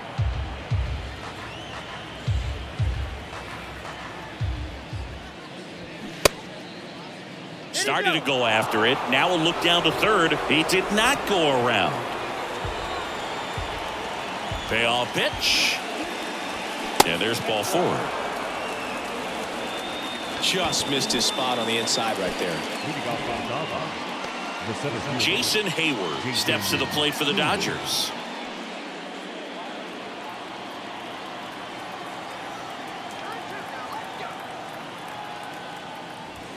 First pitch just misses. Runner at first with no outs here.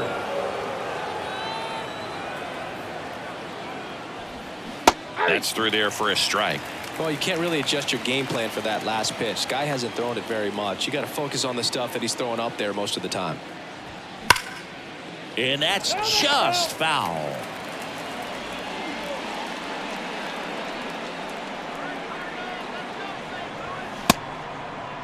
Check swing, tried to hold up. Now an appeal to third, and he went around. Ruled to swing.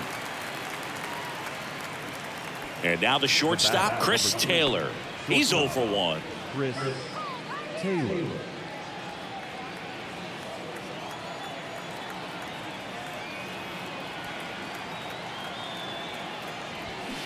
Fouled off left side.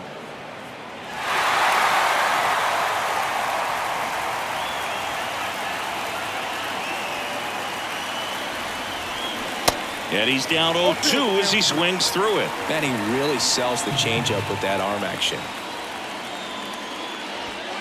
Goes down looking. Well, he went up there trying to be aggressive, that's for sure, hacking at those first 2 pitches, but clearly that last one fooled him. He could have been sitting on something else entirely, but you want to be able to adjust on 0-2 and at least get a swing off when it's in the zone. Maybe choke up, maybe spread out your stance a little bit. You got to give the guy credit on the mound, though. He went right after him. Austin Barnes steps to the plate for the Dodgers. Single to right at his first trip.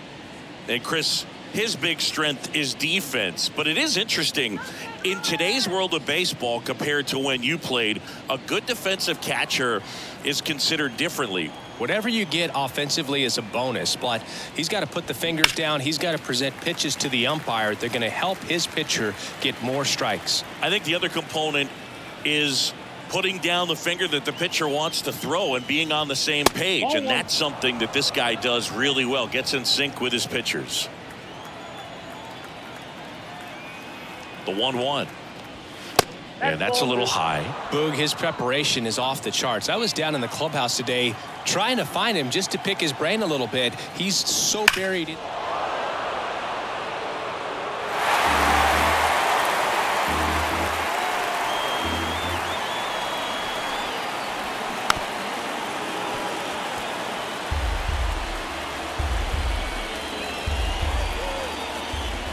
Here's a 2-2. Cuts and misses. It's a strikeout. One left for L.A. They trail in this one 3-0.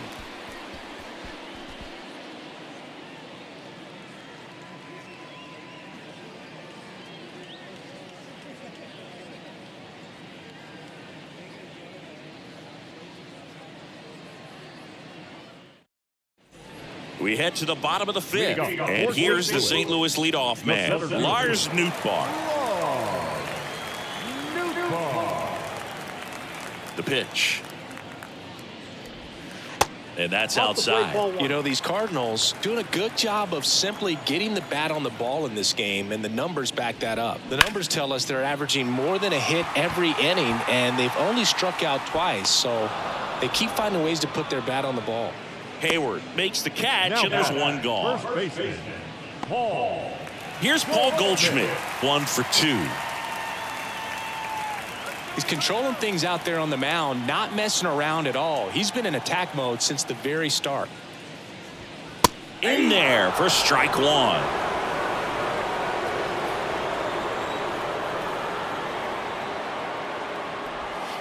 Next offering misses down and away.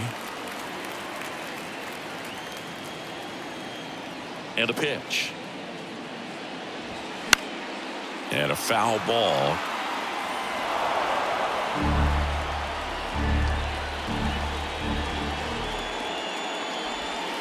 And the next pitch is way outside.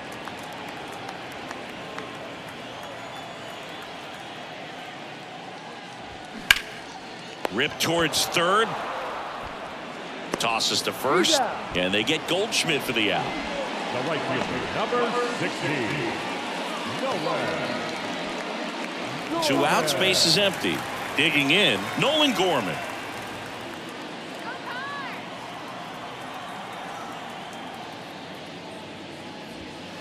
First pitch, and that's in for a strike.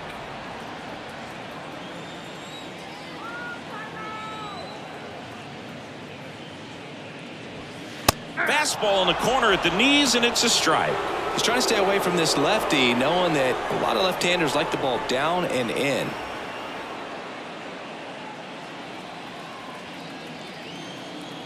Two outs. And that's downstairs and outside.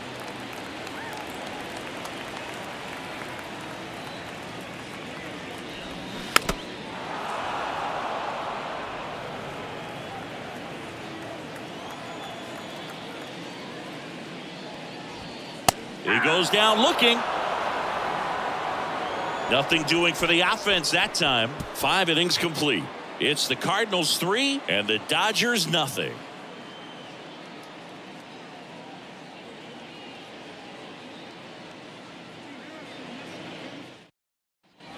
And welcome back. Top of the 6th inning. Here's a big power threat. Mookie Betts. Michaelis back to work. Chris Mookie Betts has turned into one of the best all-around players in the game. A former MVP, multiple Gold Gloves, multiple All-Stars, and he's also a really good bowler. Yeah, extremely competitive. This is a guy that's bowled multiple 300 games, and not an easy thing to do. And Betts is gone. Number 5, Freddie Freeman. So up next, Freddie Freeman. Singy, what's your high game?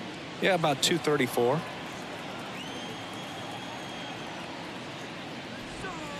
Misses outside, and that is ball 1.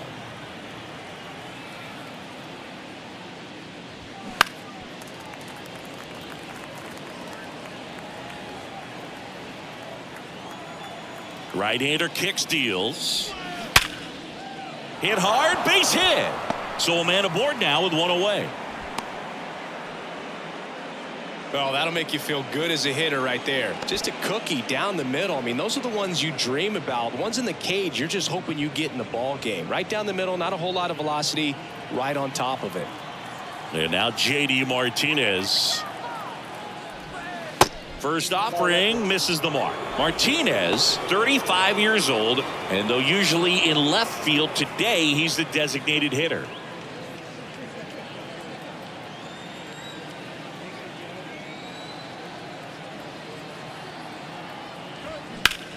Foul ball there. Some guys don't like not being able to play defense because it helps them to stay in the rhythm. So for him to be the DH, we'll see if he gets a routine together. And a pitch. Ripped to third and caught. Well, baseball can be cruel, can it? I mean, sometimes it gives and sometimes it takes away. He did everything right on that swing, but he's got nothing to show for it. Here comes Max Muncy.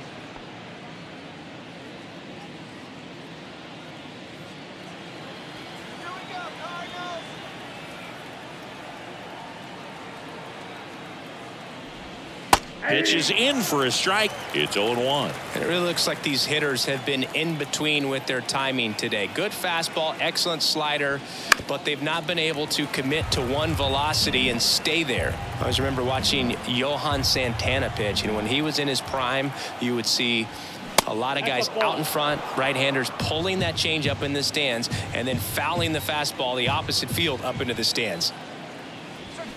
Battling here as he fouls it away.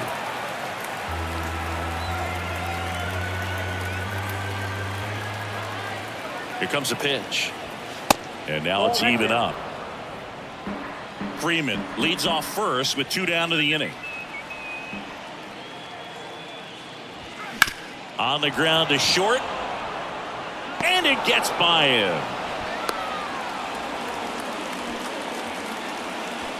Now batting, the second baseman. So first and second with 2 outs. Here's the second baseman, Miguel Vargas. That misses the zone, and that's ball 1. Counts 1-0.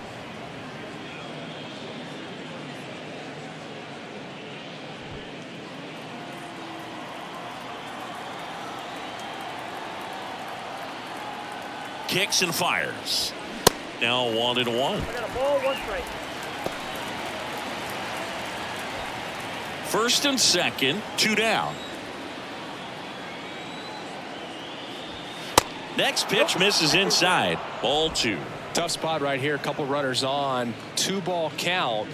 You can't nibble, but you have to execute and finish your pitch. If you leave something out over the plate, it's going to bring in some runs. Swing and a pop-up. Foul territory for the catcher. Contreras pulls it down, and that will end the inning. A couple of hits in the inning, but they can't get him home. To the bottom of the 6th we go. 4, 5, 6 coming up. It's the Cardinals 3 and the Dodgers nothing. Shelby Miller on to pitch here. He pitched yesterday, and we'll see him once again. Your attention, please.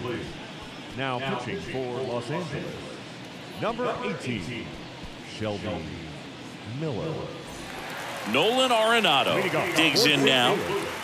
The third baseman. Arenado in his 10th season, over 1,000 runs batted in his career, and he won the Silver Slugger at his position in the National League last year.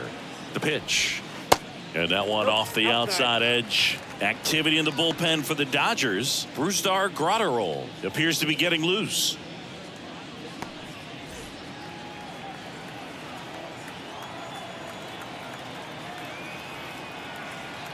The 1-0. Swing and a foul straight back.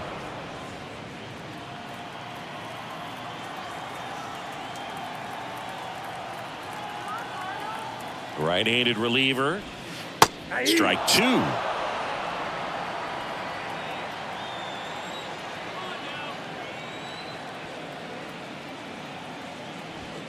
Good eye right there.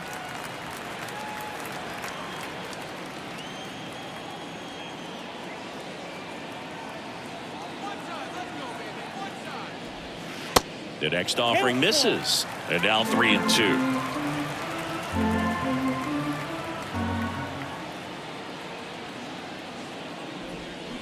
Bounced out to short. Taylor.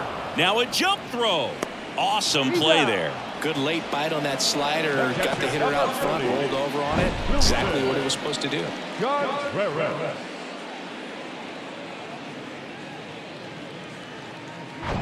Wilson Contreras now up to the plate.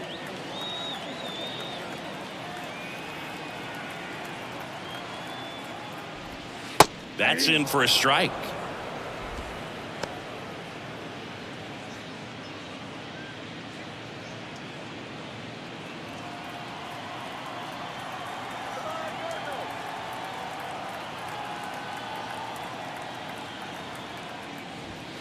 Swing and a miss. Threw that fastball right by him, slightly elevated. That's a confidence boost for this guy out there on the mound. See if he continues to climb the ladder. Gets a piece and stays alive.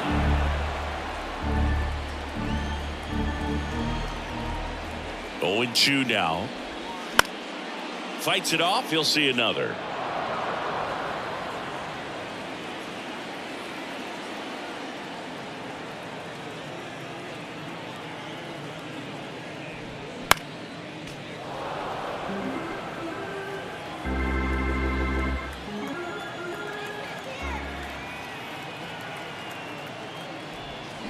Swings through it for the K.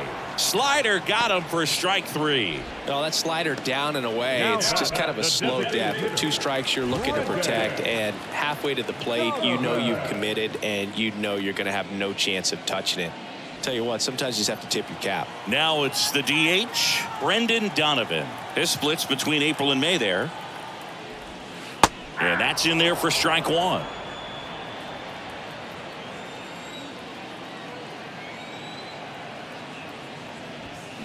Foul ball.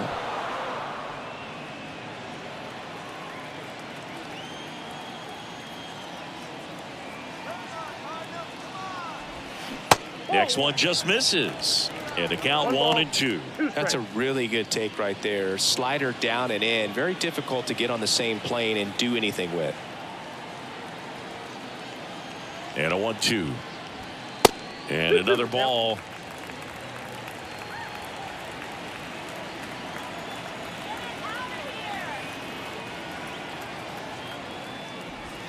Got him looking.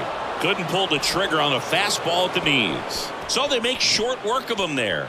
We're through 6 full. It's the Cardinals 3 and the Dodgers nothing.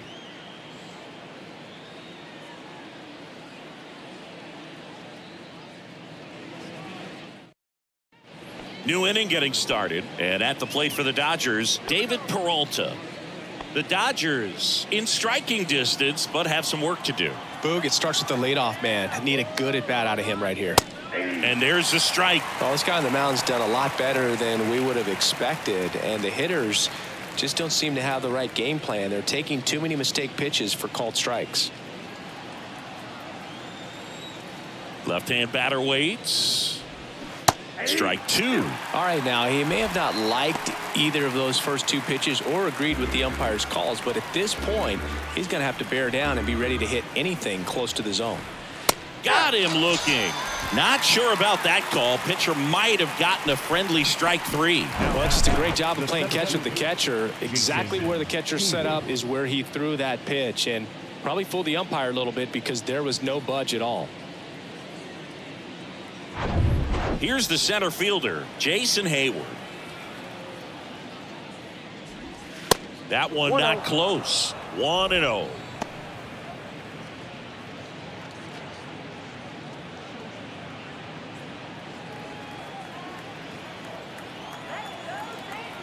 The wind and the pitch.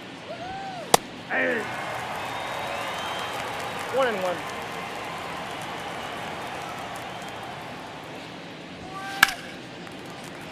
And there's a foul ball. The 1-2 stays alive.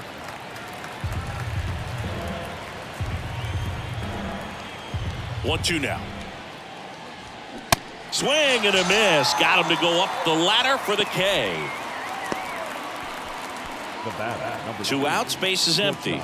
And up next for Los Angeles, Chris Taylor.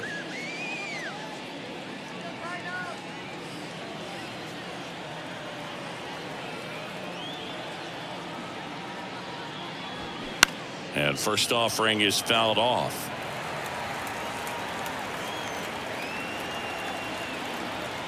Righty delivers. There's a strike. Movement in the bullpen. Ryan Helsley, the closer of the staff, is throwing. Cabrera warming up as well.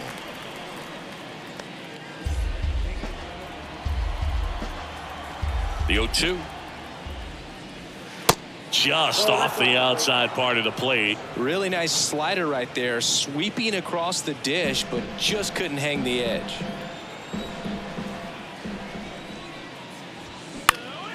And that one lifted in the air center field, and it falls. And that keeps the inning alive. Well, that certainly feels good when you can win the at-bat after being down in the count, up against it with 2 strikes right there. These days, most outfielders play pretty deep, and I'm not sure if that was a factor there or not, but off the bat, you're thinking it's going to be a pop-out, and it just kind of nestled into that spot where no one was able to get to it. Usually when a pitcher's had a dominant outing, he has filled up the strike zone and he's gotten ahead in the count with first pitch strikes. Well, that's exactly what this guy has done in this one. Over 70% first pitch strikes. Taylor, the runner at first with 2 gone. Next offering is in for a strike. Perhaps not quite ready to hit. First 2 pitches by him for a couple of strikes. Now back is against the wall. He's going to have to figure something out and figure it out quickly. This one in the air right field. Gorman has a beat on it. Makes the catch, inning over.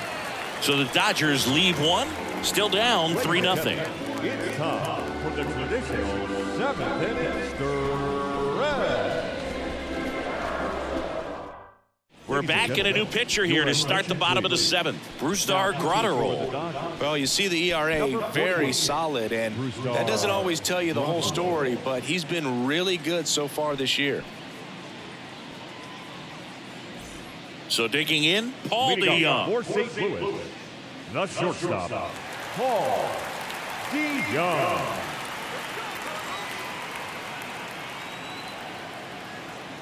And the pitch.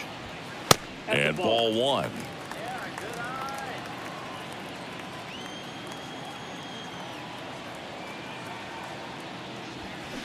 And that's outside.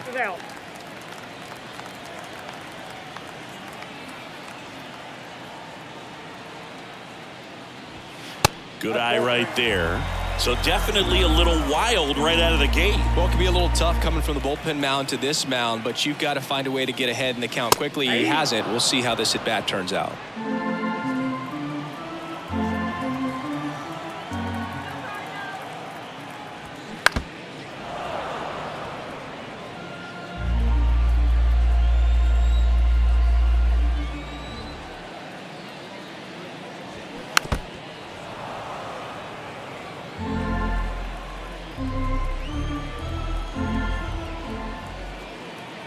The kick, the 3-2. That's foul off to the right side, keeps the AB going.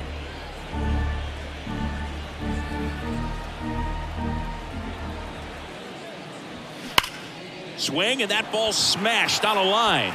Hayward makes the grab, 1 down.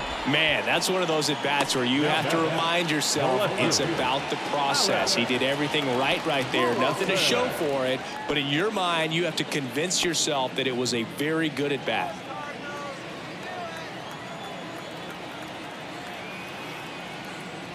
Burleson in the box for the 3rd time today as he takes that one off the plate.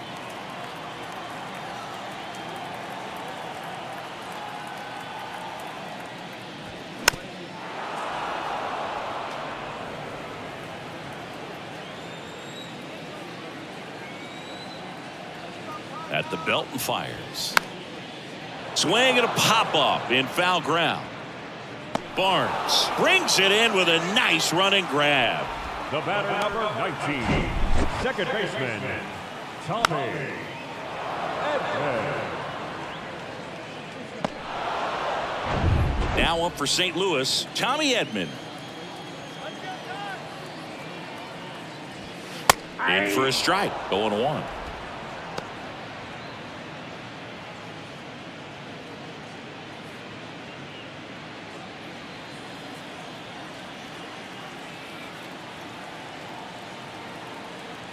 The pitch. And that is cut on and missed. And the count is 0-2.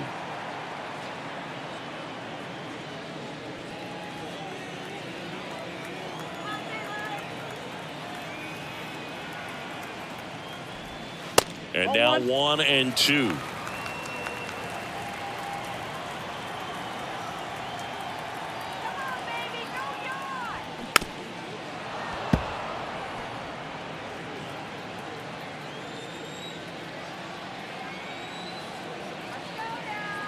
And the righty deals. Fouls that off to the left and will do it again. And the right-hander deals. And the 1-2 misses to even the count.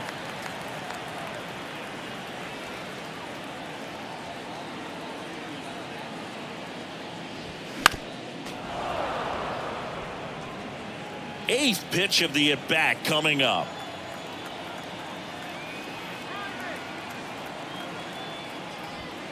Next offering is downstairs. Wow, this guy's really battling up there as if his run is the game-winning run. I love his tenacity. And a pitch. Good plate appearance there. Able to take the walk. One of the things about that two-out walk, the base runner over at first base is going to have a very aggressive secondary lead. So a ball down the line or into the gap will produce a two-out RBI, and those are the best. That is, if you are the offensive side of it. Nootbaar, the next to hit, takes ball one. Boog, he never moved because he never had time to. But that kind of velocity, you'd prefer that pitcher work away. And the 1-0. Checks his swing, appeal to third, and he went around. That's ruled a swing. And a 1-1. And that one fouled off.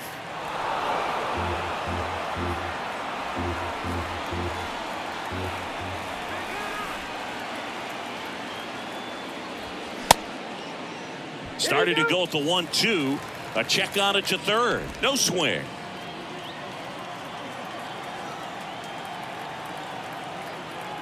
Righty to the plate. And it's filled up. 3-2, two-out, runner on first. A lot of movement in the infield. Hitter's got to stay focused on the pitch. Paul Goldschmidt in the St. Louis on deck circle. 3-2. Payoff pitch. Got him. And that'll do it. So one left for the Cardinals, but they're on top by a count of 3-0.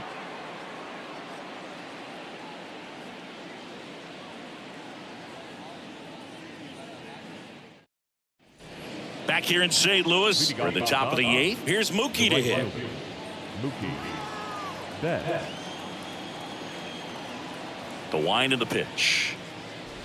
Man, this has been impressive. Just now getting to 100 pitches as we start this 8th inning. He's given them a lot of length, and we'll see just how much longer they'll let him go. In for a strike, and the count 1-1. In this situation, you expect the batters to be a little more patient, possibly take until they get a strike. With that, you don't want to miss your opportunity to get ahead early in the count. He didn't right there. Gorman makes the grab, one away. The first baseman, number 5, Freddie. And next for L.A., Freddie Freeman.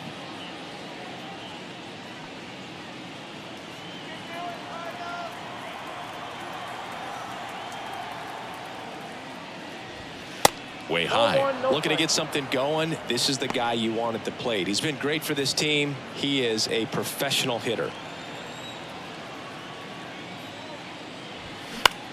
Out to center. Makes the grab on the run. 2 away. Now back, designated hitter, J.D. 2 outs, base is empty. J.D. Martinez steps to the plate for the Dodgers. Singy, you can't ask for anything more. This guy checks all the boxes offensively. He's the ultimate professional, and it doesn't just start at game time. It starts in the afternoon, the way he prepares and gets ready for the ball game. I tell you what, his teammates feed off of the leadership that he shows on and off the field. There's a strike.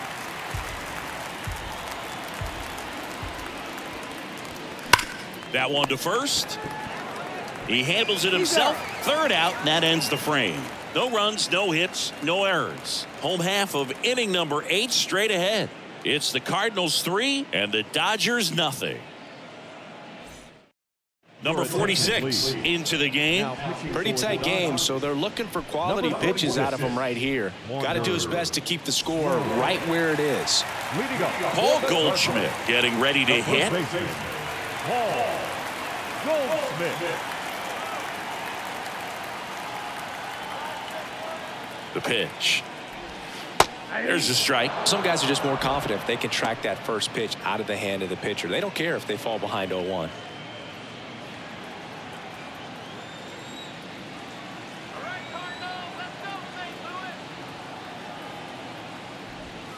Next one misses. 1-1.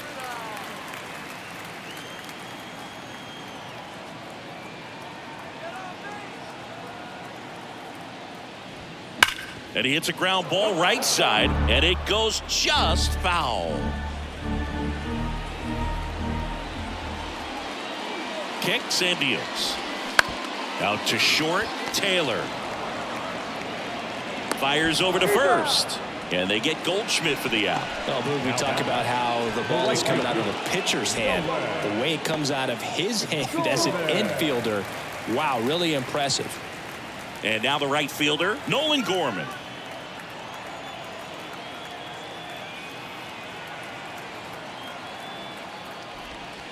Ball one there. Action in the pen down there. Evan Phillips preparing to come on if needed.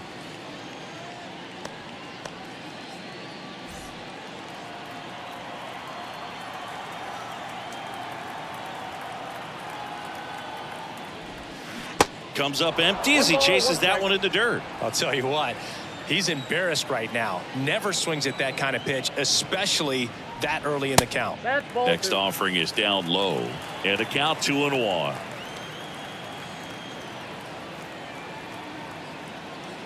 Left-hand hitter waits. Swing and a miss, and that's strike two. For this guy, it's truly a battle when he steps into the box. Only one thing on his mind, seeing that pitch out of the hand and hit it hard somewhere. 2-2 now. Gorman tries to check his swing. Now a look to third. No swing. Gary Simmons with the call.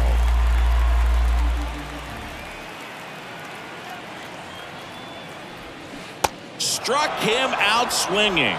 Had him out front for strike three. Got away with that curveball, no doubt about it. It passed right through the heart of the strike zone, and he just couldn't get the bat on it. When you strike out on one like that, that's when you start having conversations with yourself, and they're not usually very friendly. Arenado in now. Takes ball one off the plate.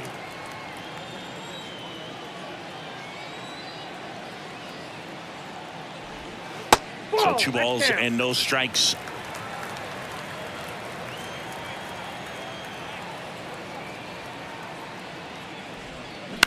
Bounce to the left side. Whips it across, and it's a 1-2-3 inning. Looks like he's heading back out for the ninth as he'll go for the shutout when we get back. Welcome back. All set to start the ninth in this one. Here's the third baseman, Max Muncy. The right-hander back to work. There's the strike.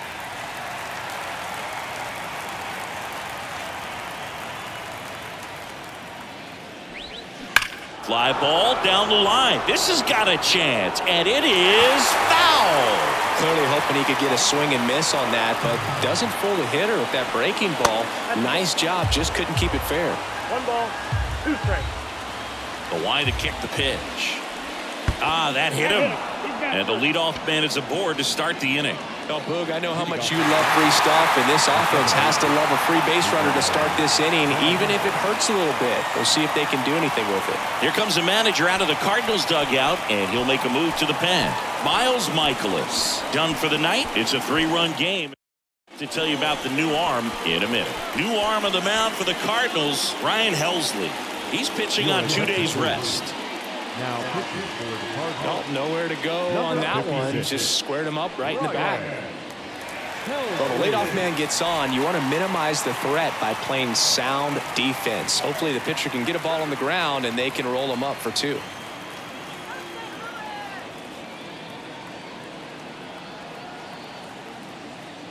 Vargas stands in now and watches strike one. Well, this is just par for the course these days. Huge fastballs coming out of the bullpen. And it's even up. 1-1.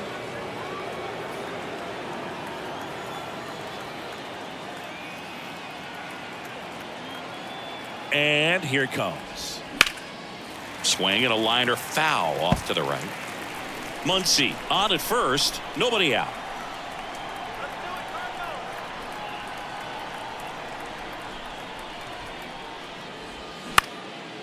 And that one is lifted in the air. DeYoung sizes this one up. Pulls it in on the run. One down. Now, that's a tough play for the infielder, ranging back into the outfield. There's part of him that's saying, hey, where are you at, outfielder? Call me off. But he stayed focused and made a nice catch right there. Here's the left fielder, David Peralta. A strikeout and a walk.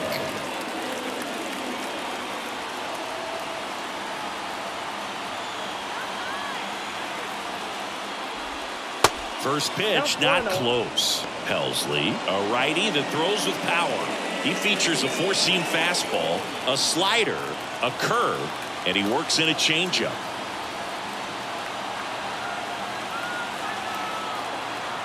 The 1-0. Now he can't squeeze it behind the plate. Safe at second. And now a man into scoring position. This is something that'll happen to him from time to time behind the dish. The defense is a part of his game he's trying to improve, but right there just couldn't squeeze it, and it cost him. One out and a runner at second.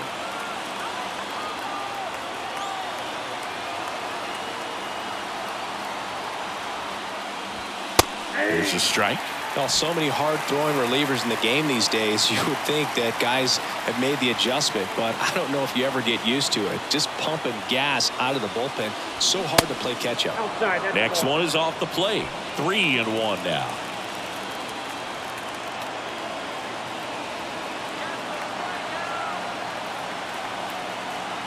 And he deals. Top of the zone for a called strike.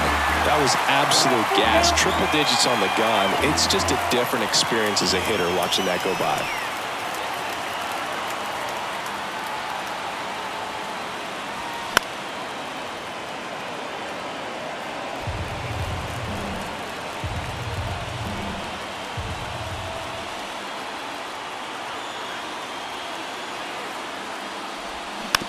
Now a slow roller to second. Edman. The throw to first. Just one out remaining for the Dodgers.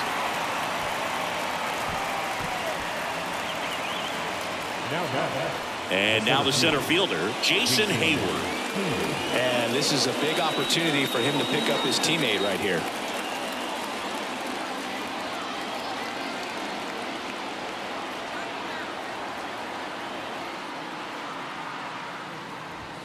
First pitch doesn't find the zone.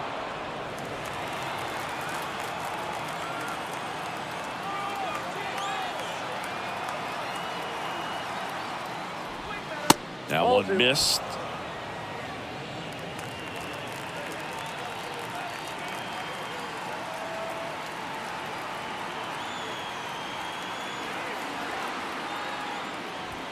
The next pitch misses. Ball 3.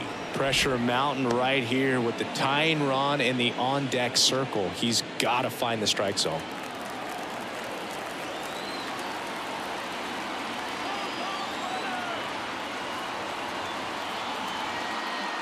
.3-0 down. Slapped foul.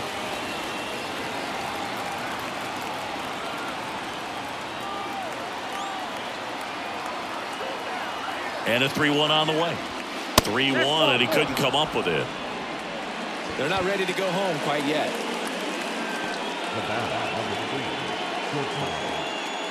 Chris Taylor steps to the plate for the Dodgers. 1 for 3.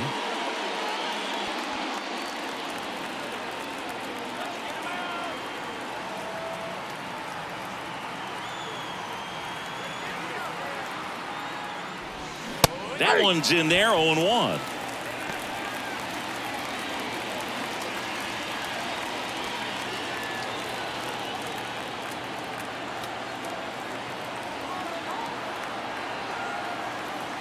The pitch. On the ground, right side. Edman. Throw to first. Ball game. And the Cardinals claim the win here behind some great pitching and defense. This is just a nice win. 3-0 ball game. You feel comfortable about the 3 runs that you scored, but you also know that if you're not careful, a bloop, a base hit, and a home run ties everything up. But it was great pitching. Timely hitting really made the difference. A shutout in this one. 3-0 our final score. For Chris Singleton and our entire outstanding crew here at MLB The Show, I'm John Shambi. Thanks for joining us.